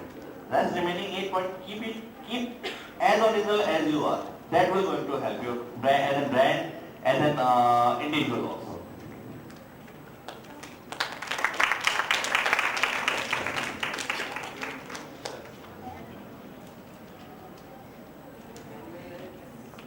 Thank you.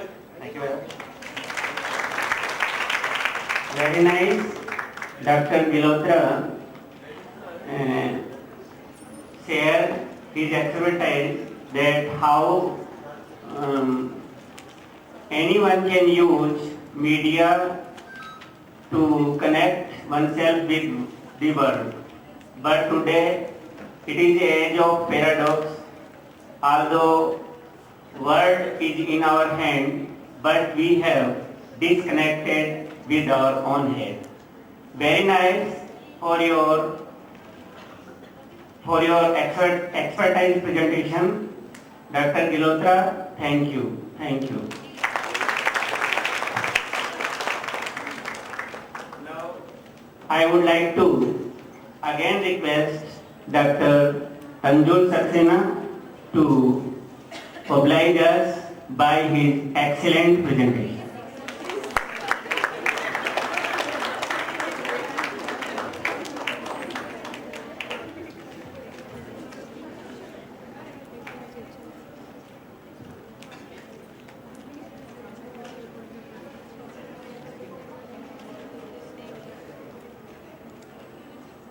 Do I have the permission of the chair to be here rather than being here? Thank you, sir. Very good afternoon. And to some of you, second time, very good afternoon, because I just met some of you there in that room. I'm glad that Dr. Vyani is also here, although that puts me into a little nervousness, but I guess I'll be able to do my job here. All the esteemed professors, the very hard-working faculty of Vyani, dear guests, my dear children. Before I start, I would like to thank the chair, Mr. C.A. Sharma Sir, for 2 things. Number 1, for giving me this opportunity and inviting me to be here. And second is something very, very personal. Today is 16th. 2 days later, I'll be turning 44. People don't share their age, especially women. I don't mind sharing. I'm sharing it with a reason. I'll be turning 44. And in my 44 years of life is the first person who has called beautiful.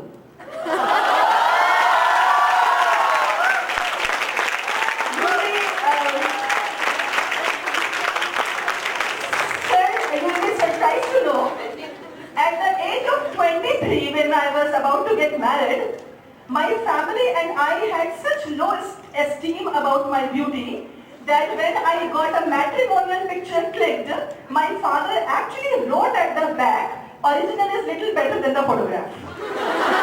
Because he knew that looking at the photograph, nobody is going to like me.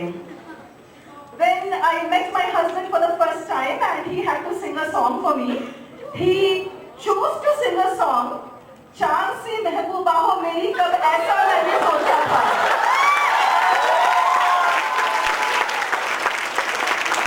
I was always very fascinated by moon and I always thought that moon is very beautiful and he starts the first line, चांद सी महबूबा हो जैसा मैंने सोचा था, पर हाँ भाई तुम बिल्कुल वैसी हो जाए.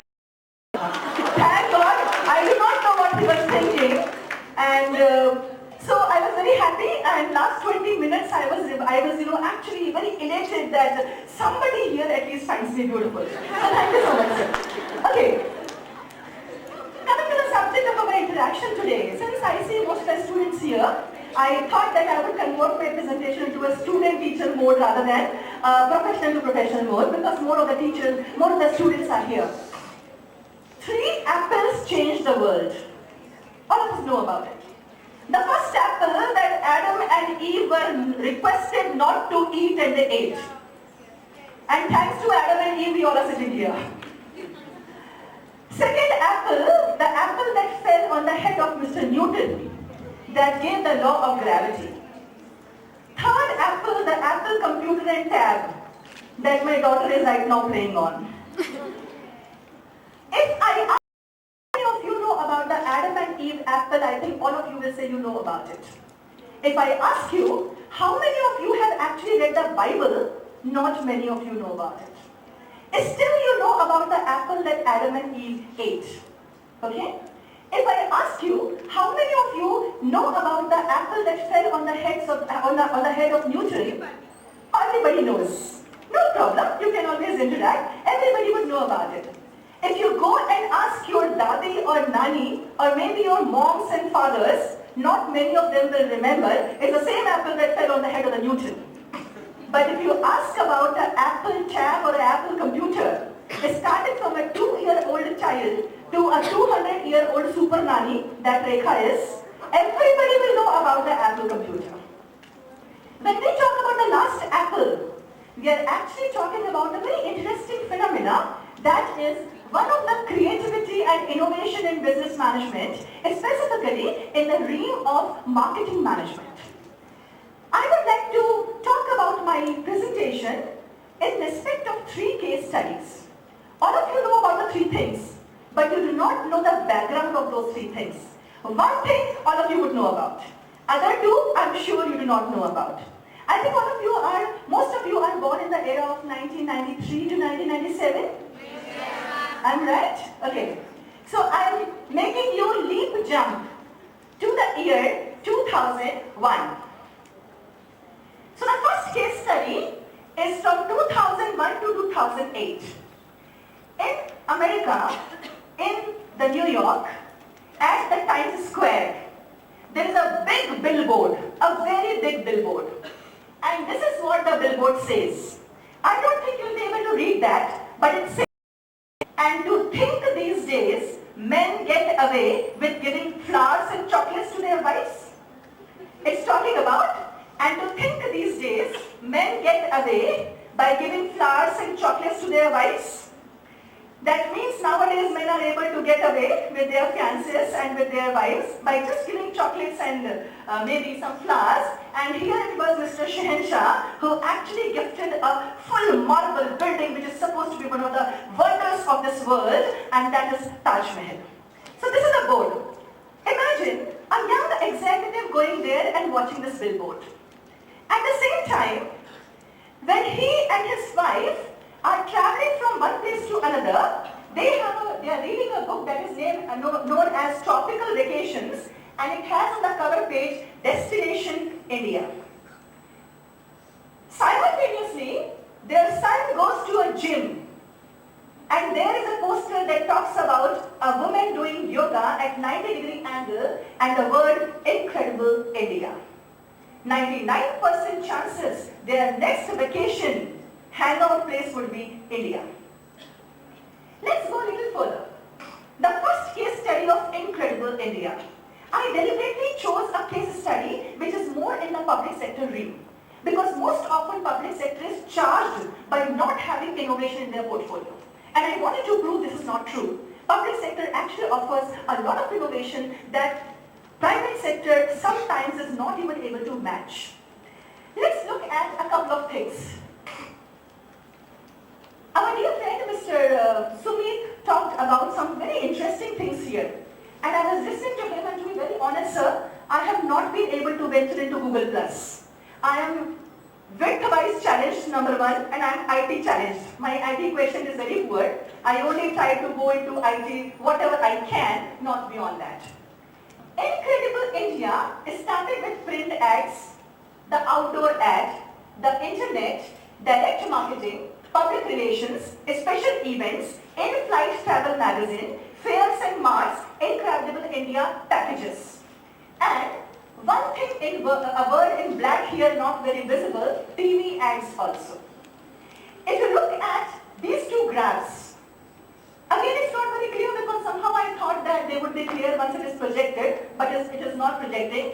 But what you have to see is only this line. This line is steady in most of the countries, but for India, the tourism took up this line. Especially after 9/11, and 9/11 happened in 2001, and after tsunami in 2003, India was very badly hit, and we were not sure whether we'll be able to revive our tourism or not. Just thanks to our tourism department and this integrated marketing communication through multiple channels, wherever people go, they will find something about Incredible India and see what miracle we did. I would like you to watch a very small, beautiful ad. I don't think many of you would remember this ad. I do. Can we have a little voice, please? It's just music, so nothing to feel bad about.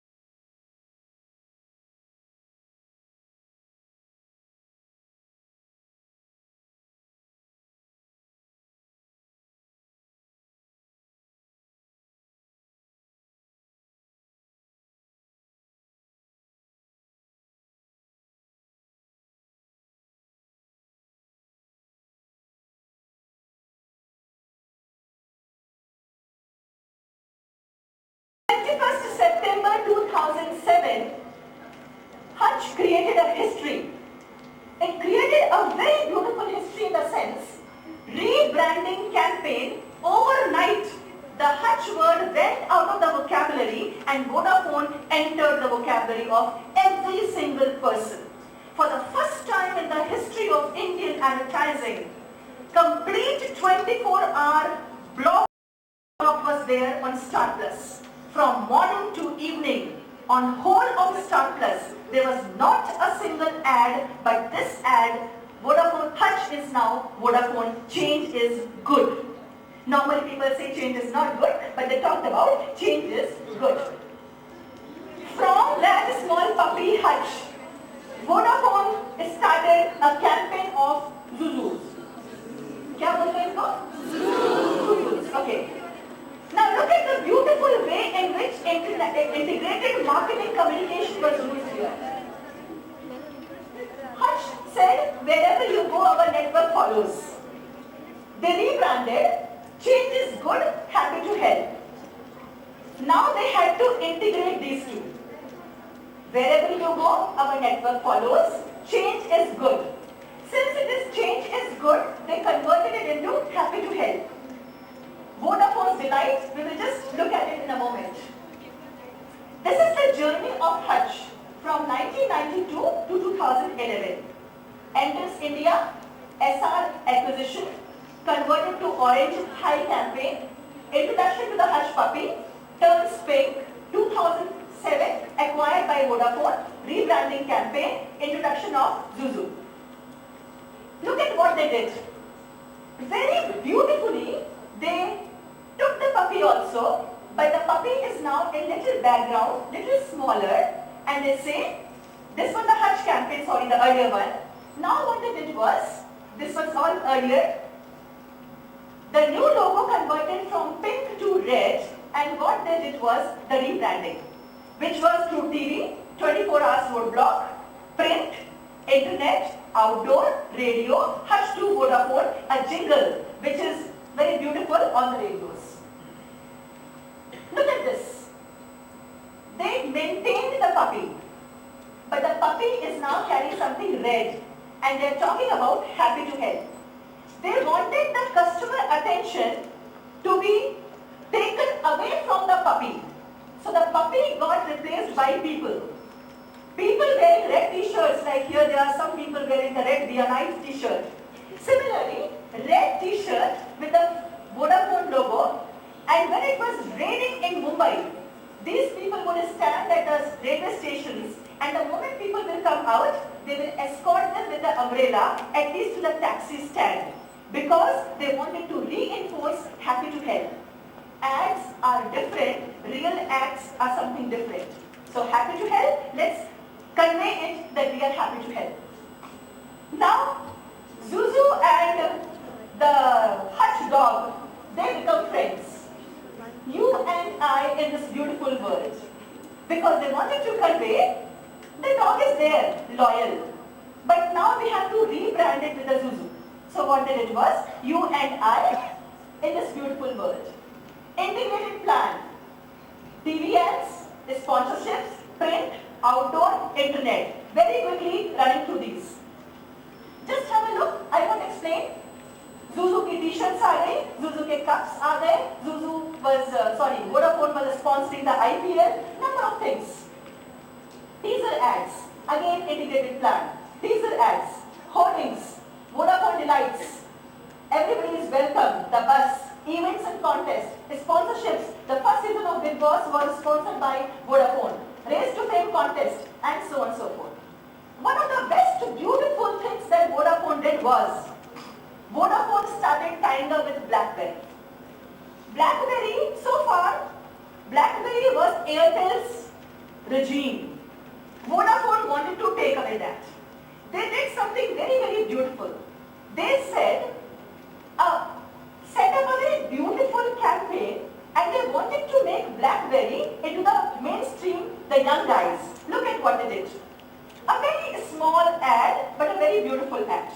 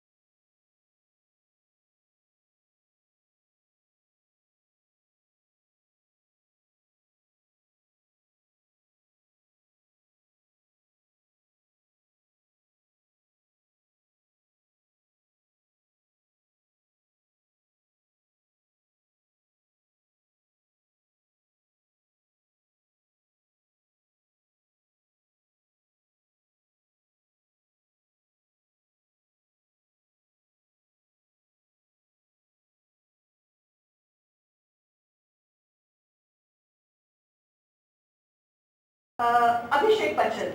Is that so? Okay. So when he was talking about those three, this was exactly that. Blackberry was a stereotype to be for only the office boys.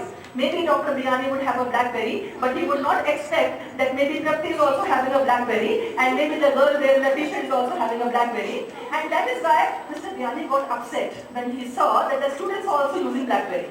And they're doing much, much more than what he was doing with the Blackberry. So suddenly the stereotyping was broken, and look at another beautiful thing. How many of you know that there's something in MTV known as Coke Studio? You must Google search and go to Coke Studio, and Coke Studio में सोनू निगम का वो गाना है अभी मुझमें कहीं बाकी थोड़ी सी है जिंदगी, but not the same song that is there in the movie, the latest Agnipath. If you look at that particular song, it is at an absolute different octave. Such a beautifully sung song. And MTV Coke Studio, can you imagine a company which is selling sugared mineral water or sugared carbonated water is also producing things like Coke Studio?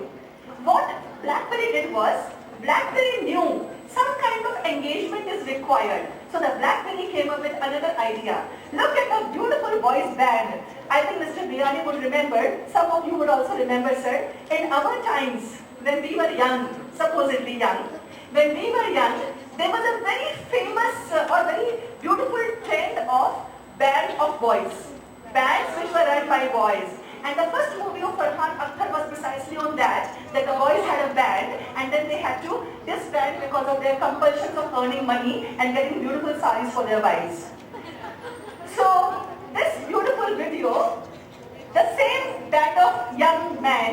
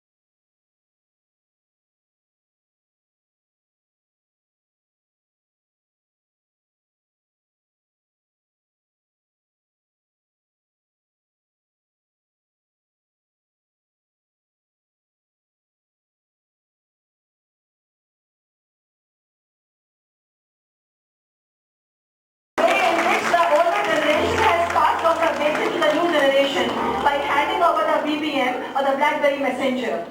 Well, this was the beautiful story of Vodafone, and we may not, many of us would not know about all this, but then now you know that Vodafone is one of the unprecedented and unchallenged leaders in the industry of providing mobile services. Alright, now comes the third case study. We forget about it, you can see it later. 2014, India creates history. I am neither pro-Congress nor pro-BJP. My personal political inclinations are not here on the stage. But I would certainly like to draw your attention upon the beautiful integrated marketing communication strategy used by our now Prime Minister, Mr. Narendra Modi ji. Namo Brigade. I want my nation modified. He had the best brains in his brigade. People who were creating almost every possible channel of communication when it came to selling the idea of Narendra Modi ji. Look at the list from here to here. Some of the symbols I don't even understand. If time is there, then maybe Mr. Sumit will explain what are these. Sir, I don't understand them. Web presence, again, t-shirts and other things, merchandise. Somebody blamed him that he's a chai wala. He said, let's start Namo Chai. If there is a Namo Chai, let's have Namo Cups. If Namo Cups are being used by the younger generation, let them wear the Namo t-shirts. And let us even have Namo smartphones. So this all becomes a total package. So a complete Namo person is going out from head to toe designed in Namo. What I want you to connect to are three beautiful strategies, three parallel campaigns. One day my daughter came from school. She's about 10 years old. She came after play and my friend was there. Her name is Seema, my friend. So my daughter came and her car was standing outside my house. My daughter comes and says, Seema Mausi chalaye wagon aar abki baar Modi sarkar. She comes up with ideas like 20th letter of English alphabet is aar abki baar Modi sarkar. Kabhi she will say, diya khaye chocolate bar abki baar Modi sarkar. Imagine a 10-year-old kid. From morning to evening, only one Namo Namo. I said, hey Bhagwan, Narendra Modi ji का नाम अगर सीता राम होता या राम होता, कम से कम उतनी बार ईश्वर का नाम तो निकलता मेरी बेटी के मुंह से. Amount of Namo she used was amazing. campaigns. अब की बार मोदी सरकार जनता माफ नहीं करेगी, अच्छे दिन आने वाले हैं. And all three are connected. Look at this. जनता माफ नहीं करेगी, hitting on the opposition, on their mistakes. अच्छे दिन आने वाले हैं, promises of what I will do, and how it will be done by अब की बार मोदी सरकार. Look at the series of ads that they had. This is a real case study, and I think 2014 the best marketing, sociology, anthropology, economics, human resource management, any kind of subject you pick, and the best case study is that of this one. बहुत हुई देश में महंगाई की बात, अब की बात मोदी सरकार. महंगाई यहाँ पर है पैरेलल. महंगाई को लगातार बढ़ाने वालों जनता माफ नहीं करेगी, देश बनेगा सबसे अच्छा, and so on so forth. This was the last Namo case study that I wanted to take. This is the whole journey of his. You will not believe, but to become the Prime Minister in 2014, his journey actually started in 2005. And I think Mr. Sumit will have more knowledge than me that all of this 2005, 2007, 2009, 2012, sir, you will be happy to know he joined Twitter in 2009. He went on YouTube in 2007. He was on Facebook on 2009. And the complete journey was thanks to Mr. Sumit, who designed the social media campaign for him, if you were a part of it. Well, integrated marketing communication is only one line, the whole greater than the sum of its part. These are nothing, just some geometrical figures, but when put together, they become a beautiful, useful thing, and that is known as the cycle. That's all about marketing communication. This is only for the people who are into academics. Purpose of marketing is informing, reminding, and persuading, and integrated marketing communication does precisely that. Thank you.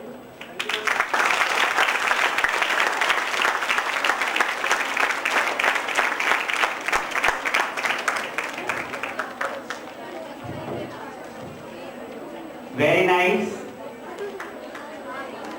All is true that was said by me that Professor Saxena is unique combination of brain, beauty and boldness. I would like to again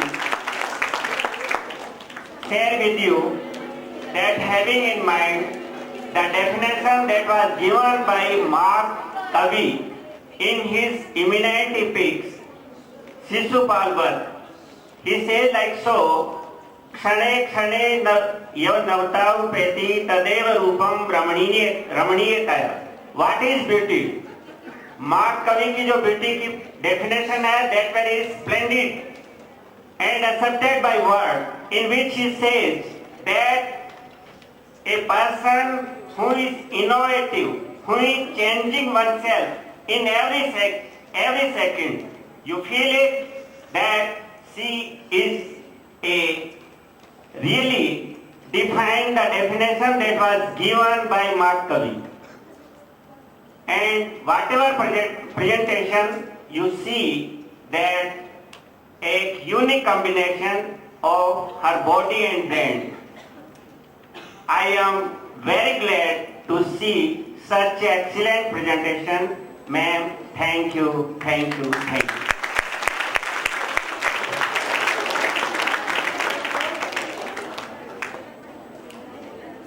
Thank you so much, ma'am, and thank you so much, sir, for giving such amazing presentation. I think undoubtedly this was the best session, most interactive, most enjoyable and knowledgeable at the same time. Thank you so much, ma'am. Now, it's time to give chance to the emerging researchers. I'm going to invite two more selected young researchers for the oral presentation. Our first paper presenter for marketing session is Ms. Meenu Joshi, who will be presenting her paper on the topic of a study on the factor affecting consumer buying behavior for mobile handsets. Please note down, time limit is 10 minutes. Please do not extend your time limit.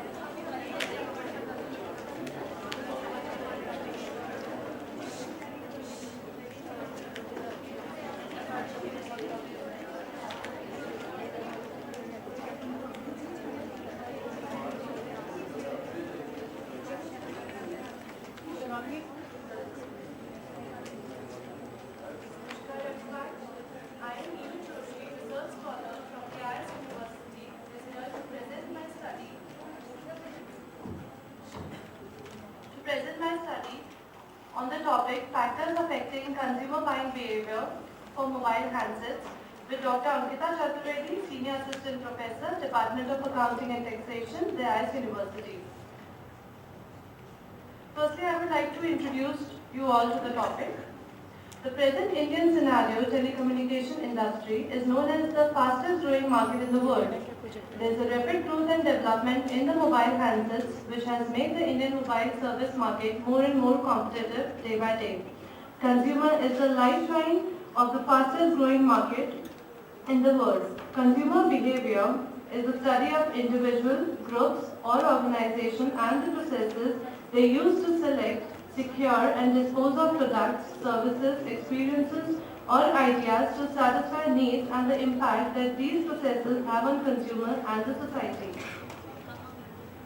Next are the factors that influences the purchase decision. First are the personal or demographic factors. These are the personal factors of any consumers which shows the personality of any individual. Second, psychological factors. These are the psychological factors that majorly affect one's purchase decision or the psychology of consumers. Third, cultural factors. Here the cultural plays a very important role in purchasing decisions. Fourth, the economic factor. It is one of the most important factors that influences purchase decision of consumers. Fifth, social factors. It majorly includes the society that influences the consumers in their purchase decision. Last is the technological factor. Again, it is one of the most important factors that influences the consumer purchase decision. It is generally technological change or technological advancement which motivates and influences consumer in their purchase decision. In my study, I have majorly considered the demographic factors. These are the literatures which I have reviewed in my study. Next is the research methodology. My study conceptualizes to find out the factors affecting consumer buying behavior in purchasing mobile handsets. A structured questionnaire was framed and the data was collected from 200 respondents from staff members of different universities, businessmen and bank employees in Jaipur city. For the testing of hypothesis, all the calculations were done manually by using chi-square methods by using the following formula. Next is the objective of the study. The first objective is to find out the attributes that influences the consumers in selecting particular mobile handsets, and the second objective is to study the consumer behavior toward different mobile handsets. The next is the hypothesis set for the study. The hypothesis is consumer behavior with regard to mobile handset is not affected by demographic factor, as I have taken only the demographic factors under consideration. Here the demographic factors are taken into consideration, and these demographic factors are subdivided into various factors showing different relationship between them. The first table shows the relationship between gender and time period of using the mobile handsets. Here the hypothesis framed is there is no significant relationship between gender and time period of using the mobile handsets. As we can see in the table, the calculated value is less than the critical value. So here the hypothesis is accepted, and we can say that there is no significant relationship between gender and time period of using the mobile handsets. The second table shows the relationship between age and type of mobile handsets. Here the hypothesis framed is that there is no significant relationship between age and type of mobile handsets. We can see in the table that the calculated value is greater than the critical value. So here the null hypothesis is rejected, and we can conclude that there is a significant relationship between age and type of mobile handsets used. A different age group of consumers may prefer different category of mobile handsets according to the attractive features. The third table shows the relationship between education and type of mobile handsets. And the hypothesis framed is there is no significant relationship between education and type of mobile handsets used. From the table we can see the calculated value is less than the critical value, and the result says that the null hypothesis is accepted, and we can say that there is no significant relationship between education and type of mobile handsets used. As we can say, education has nothing to do with the consumer's choice in purchasing any mobile handsets. Table 4 shows the relationship between income and income spent on mobile handsets. And the hypothesis framed is there is no significant relationship between income and spending on mobile handsets. From the table we can see the calculated value is greater than the critical value. So here the null hypothesis is rejected, and we can conclude that there is a significant relationship between income and spending on mobile handsets. As when income increases, some consumers may shift on expensive mobile handsets. The last table shows the relationship between occupation and type of mobile handsets. And the hypothesis is there is no significant relationship between occupation and type of mobile handsets. And here the calculated value is greater than the critical value, so the null hypothesis is rejected, and we can conclude that there is a significant relationship between occupation and type of mobile handsets, as mobile handsets play a very important role not only in consumers' personal life but also in their business life. Lastly, the conclusion. In the study, there is no significant difference found between gender and time period of using the mobile handsets, and education and type of mobile handsets used, and there is a significant relationship between age, income and occupation with the type of mobile handsets used. Secondly, demographic factors like age, income, occupation influences the consumers in purchasing any mobile handsets. Third, handsets of reputed brand, smart appearances with advanced value-added feature, which is generally known as smartphones, is the choice of consumers between 20 to 40 years of age. Consumers above 50 years of age, they generally prefer simple featured and less expensive mobile handsets.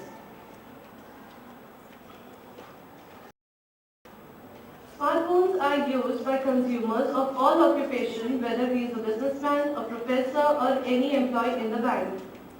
The study also concludes that there is a positive relationship between income and consumption of mobile handsets, and when income increases, the consumer may shift towards the expensive mobile handsets, and there is no relationship found between gender and time period of using the mobile handsets and education and type of mobile handsets. Thank you.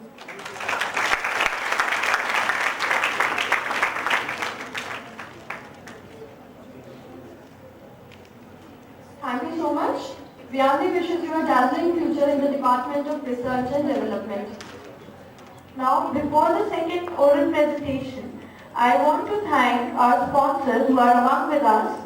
Ms. Ritika Goyal, I want her to be on stage.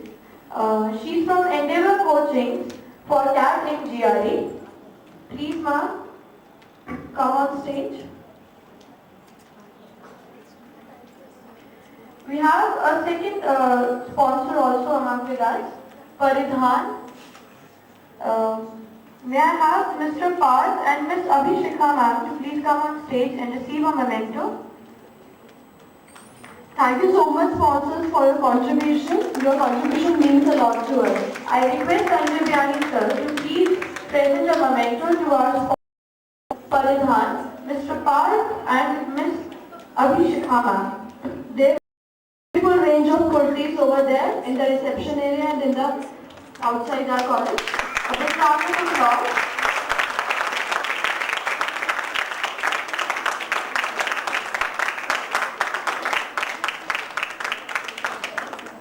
You can go and check out the beautiful collection upstairs. Thank you so much.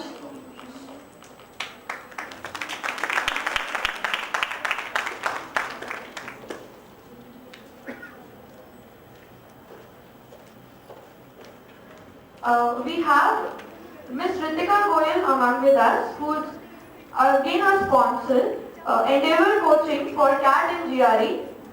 She also had a class for our students in Biani also. Please, ma'am, come on stage. Endeavor is the Coaching Institute for CAT and GRE preparation.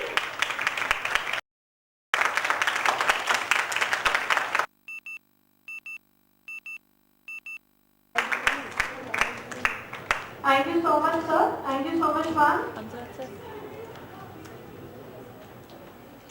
Entrepreneurship without risk-taking is like investing without money.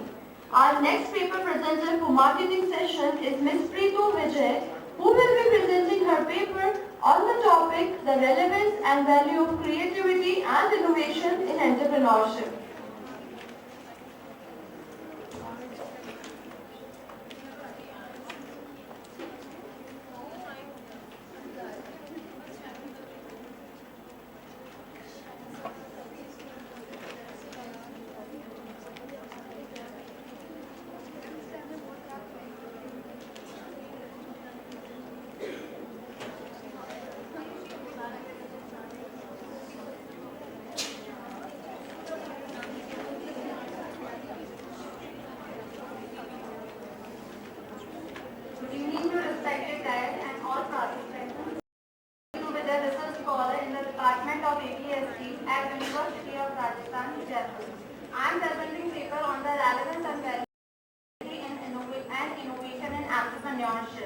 An entrepreneur is totally different personality and how is, let's see through this slide. Now what can you conclude with? There is the Dana Swami who is trading his nose what he can see only. But entrepreneur is totally different, has a broad vision and capability to think and see beyond his world. That is his creativity and innovation which enables him different. Now creativity is the production of novel and useful ideas by combining, changing and reapplying existing ideas. People who see problem as an opportunity should keep two questions in their mind, that what can I do to make things better and what can I do to make better things. Innovation is the implementation or transformation of an idea into a new value new product and services.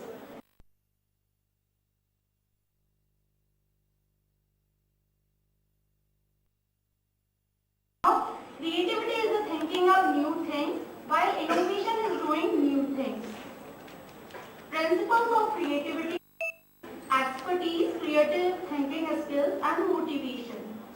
What is entrepreneur? Entrepreneur is a person, actor, risk taker who starts an enterprise. The process of creation is called entrepreneurship, and the outcome of that is called the enterprise. One example of the entrepreneur is Steve Jobs, who co-founded Apple in 1976 and the subsequent revolution in desktop computers.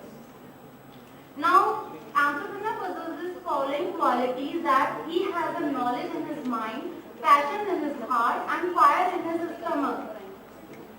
Now, creativity and innovation in entrepreneur organization: that entrepreneurship can be growth and development can be sustained with the help of elements of innovation that are challenges, put the product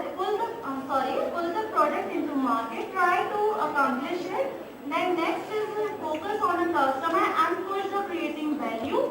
And then creativity, generate and sharing the ideas by brain. Communication, to know that our product or innovation is existing in the market or not.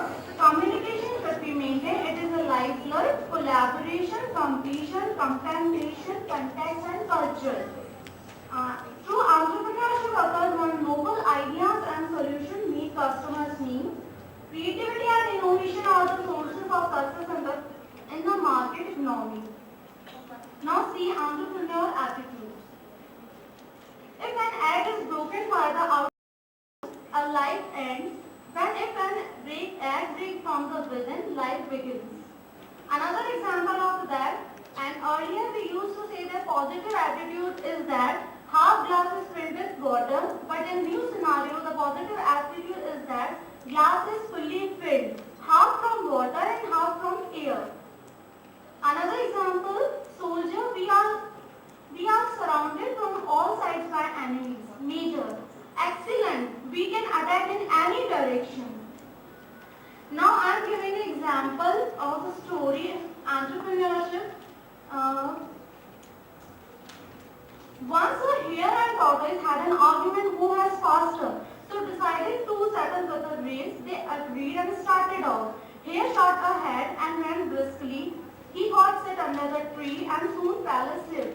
Tortoise plodding on and overtook him and finished the race, emerging as an undisputed champ. Moral of the story: slow and steady wins the race.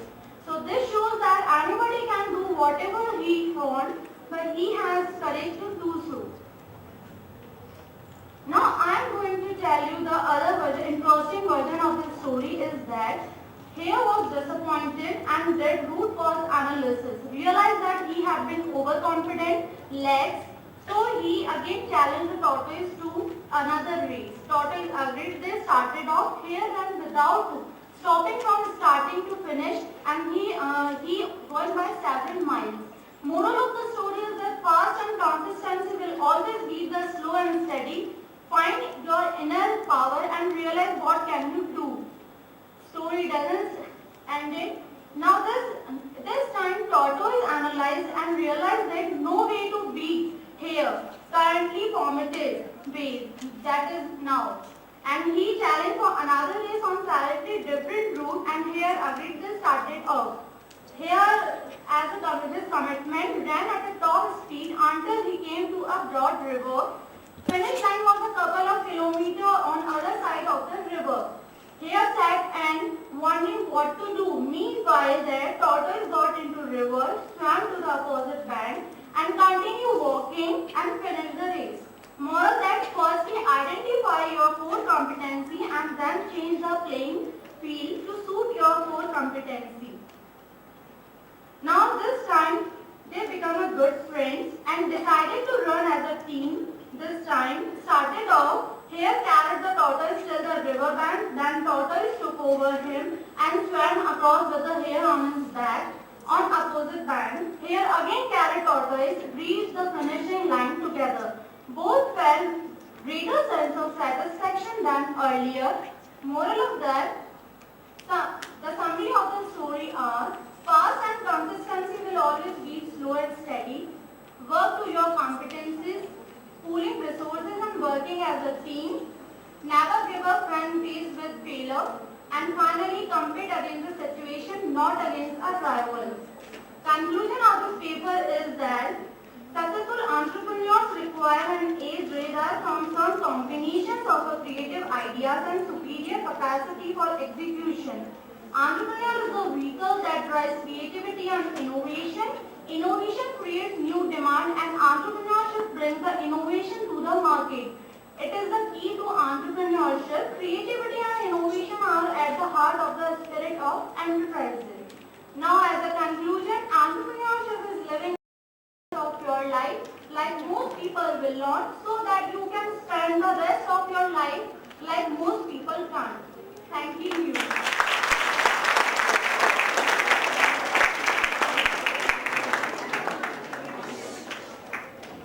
Thank you so much. Vyani wishes you all the very best for your future in research and development. Now this is the time to solve our queries.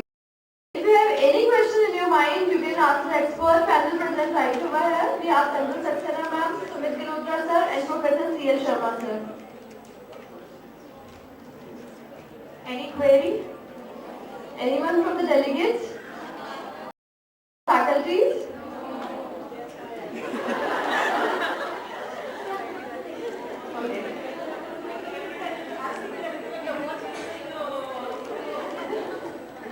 Okay, I think our speakers were already so effective that we didn't have any query in our mind, right? Yeah. Okay, now it's time to present participation certificates to the researchers. I would like to call upon stage our first paper presenter, sir. Professor C.L. Sharma sir will provide a certificate of appreciation to Meenu Joshi.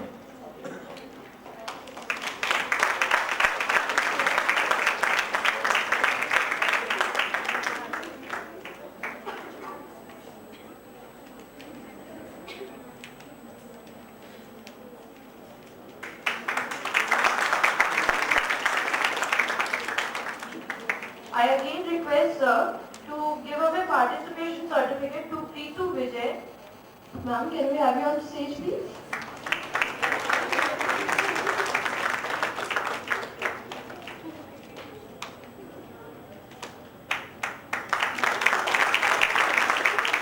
Thank you so much sir.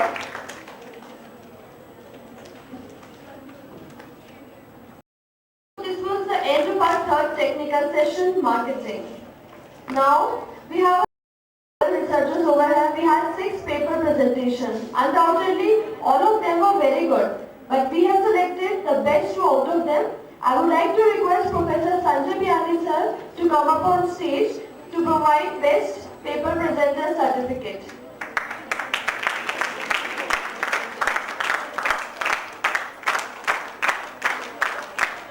So, the best paper researcher is Meenu Joshi.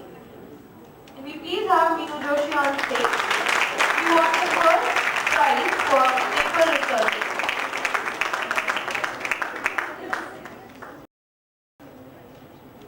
A big round of applause.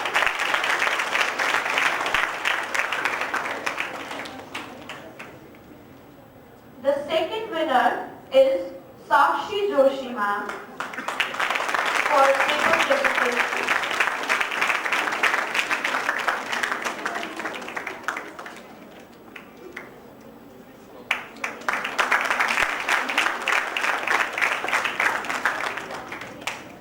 Now it's time to honor our guest speakers for the marketing session. We are really privileged to have 2 such eminent speakers among us. I would like to request Professor Sanjay Biyani sir and Professor C.L. Sharma sir to provide a moment of appreciation to Professor Tanjul Saxena ma'am.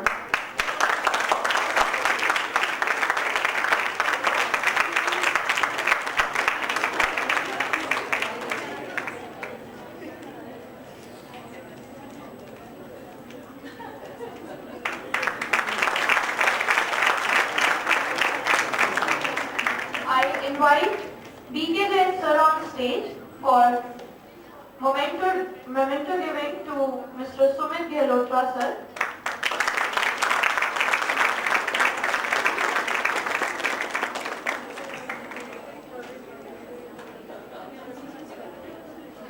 A big round of applause for Sumit, sir.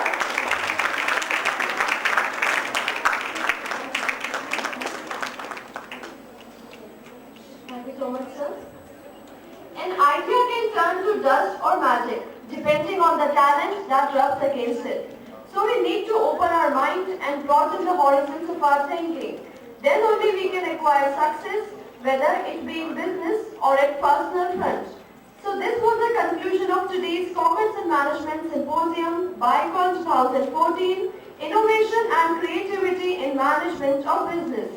This is a matter of great pride for all of us that this is the 9th year in which we are organizing BICON 2014. Let's have a little round of applause.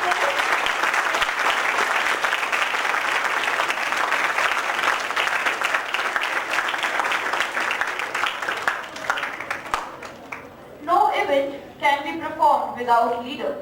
It was a great opportunity for all teammates to perform under the guidance of Dr. Tripti Vijayvargiya ma'am and Ms. Varsha Sharma ma'am, conveners, expert conveners, founders and managers. BICON 2014. Their efforts are marvelous and about a new dimension. And at last we are thankful to a great motivator and innovator and the person who added brilliance to this group. He is none other than Dr. Manish Biyani. We would like to thank Dr. Biyani for their continuous effort to make this event unforgettable and for adding glory in the history of Jaipur, India, and also to add one more feather in Biyani Group of Colleges' hats. No event can be completed without a thanksgiving to the pillars of our success, Mr. Rajiv Biyani and Dr. Sanjay Biyani, sir. Without your guidance and without your creativity, this event could not have been a successful event. Thank you so much, sir, for always gracing us with your presence and for always helping us in organization of such great events only for the students. Thank you so much, sir. Also, we would like to offer our gratitude to our sponsors for also bestowed their support. GuruKPO.com, Azar, Uniqlo Collection, Endeavor, a coaching center for CAT and GRE, Birla Sun Life Insurance, Domino's, KS Motor TVS, High Media, ACME. And last but not the least, thank you so much students for your patience and cooperation.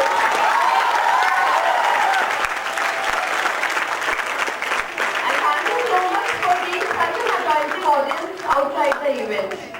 So this concludes a remarkable, memorable and knowledgeable event BICON 2014.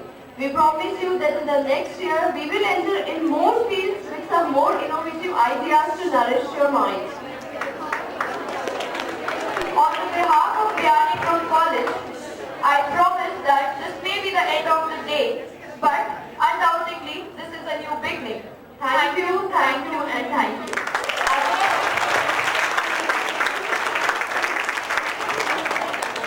So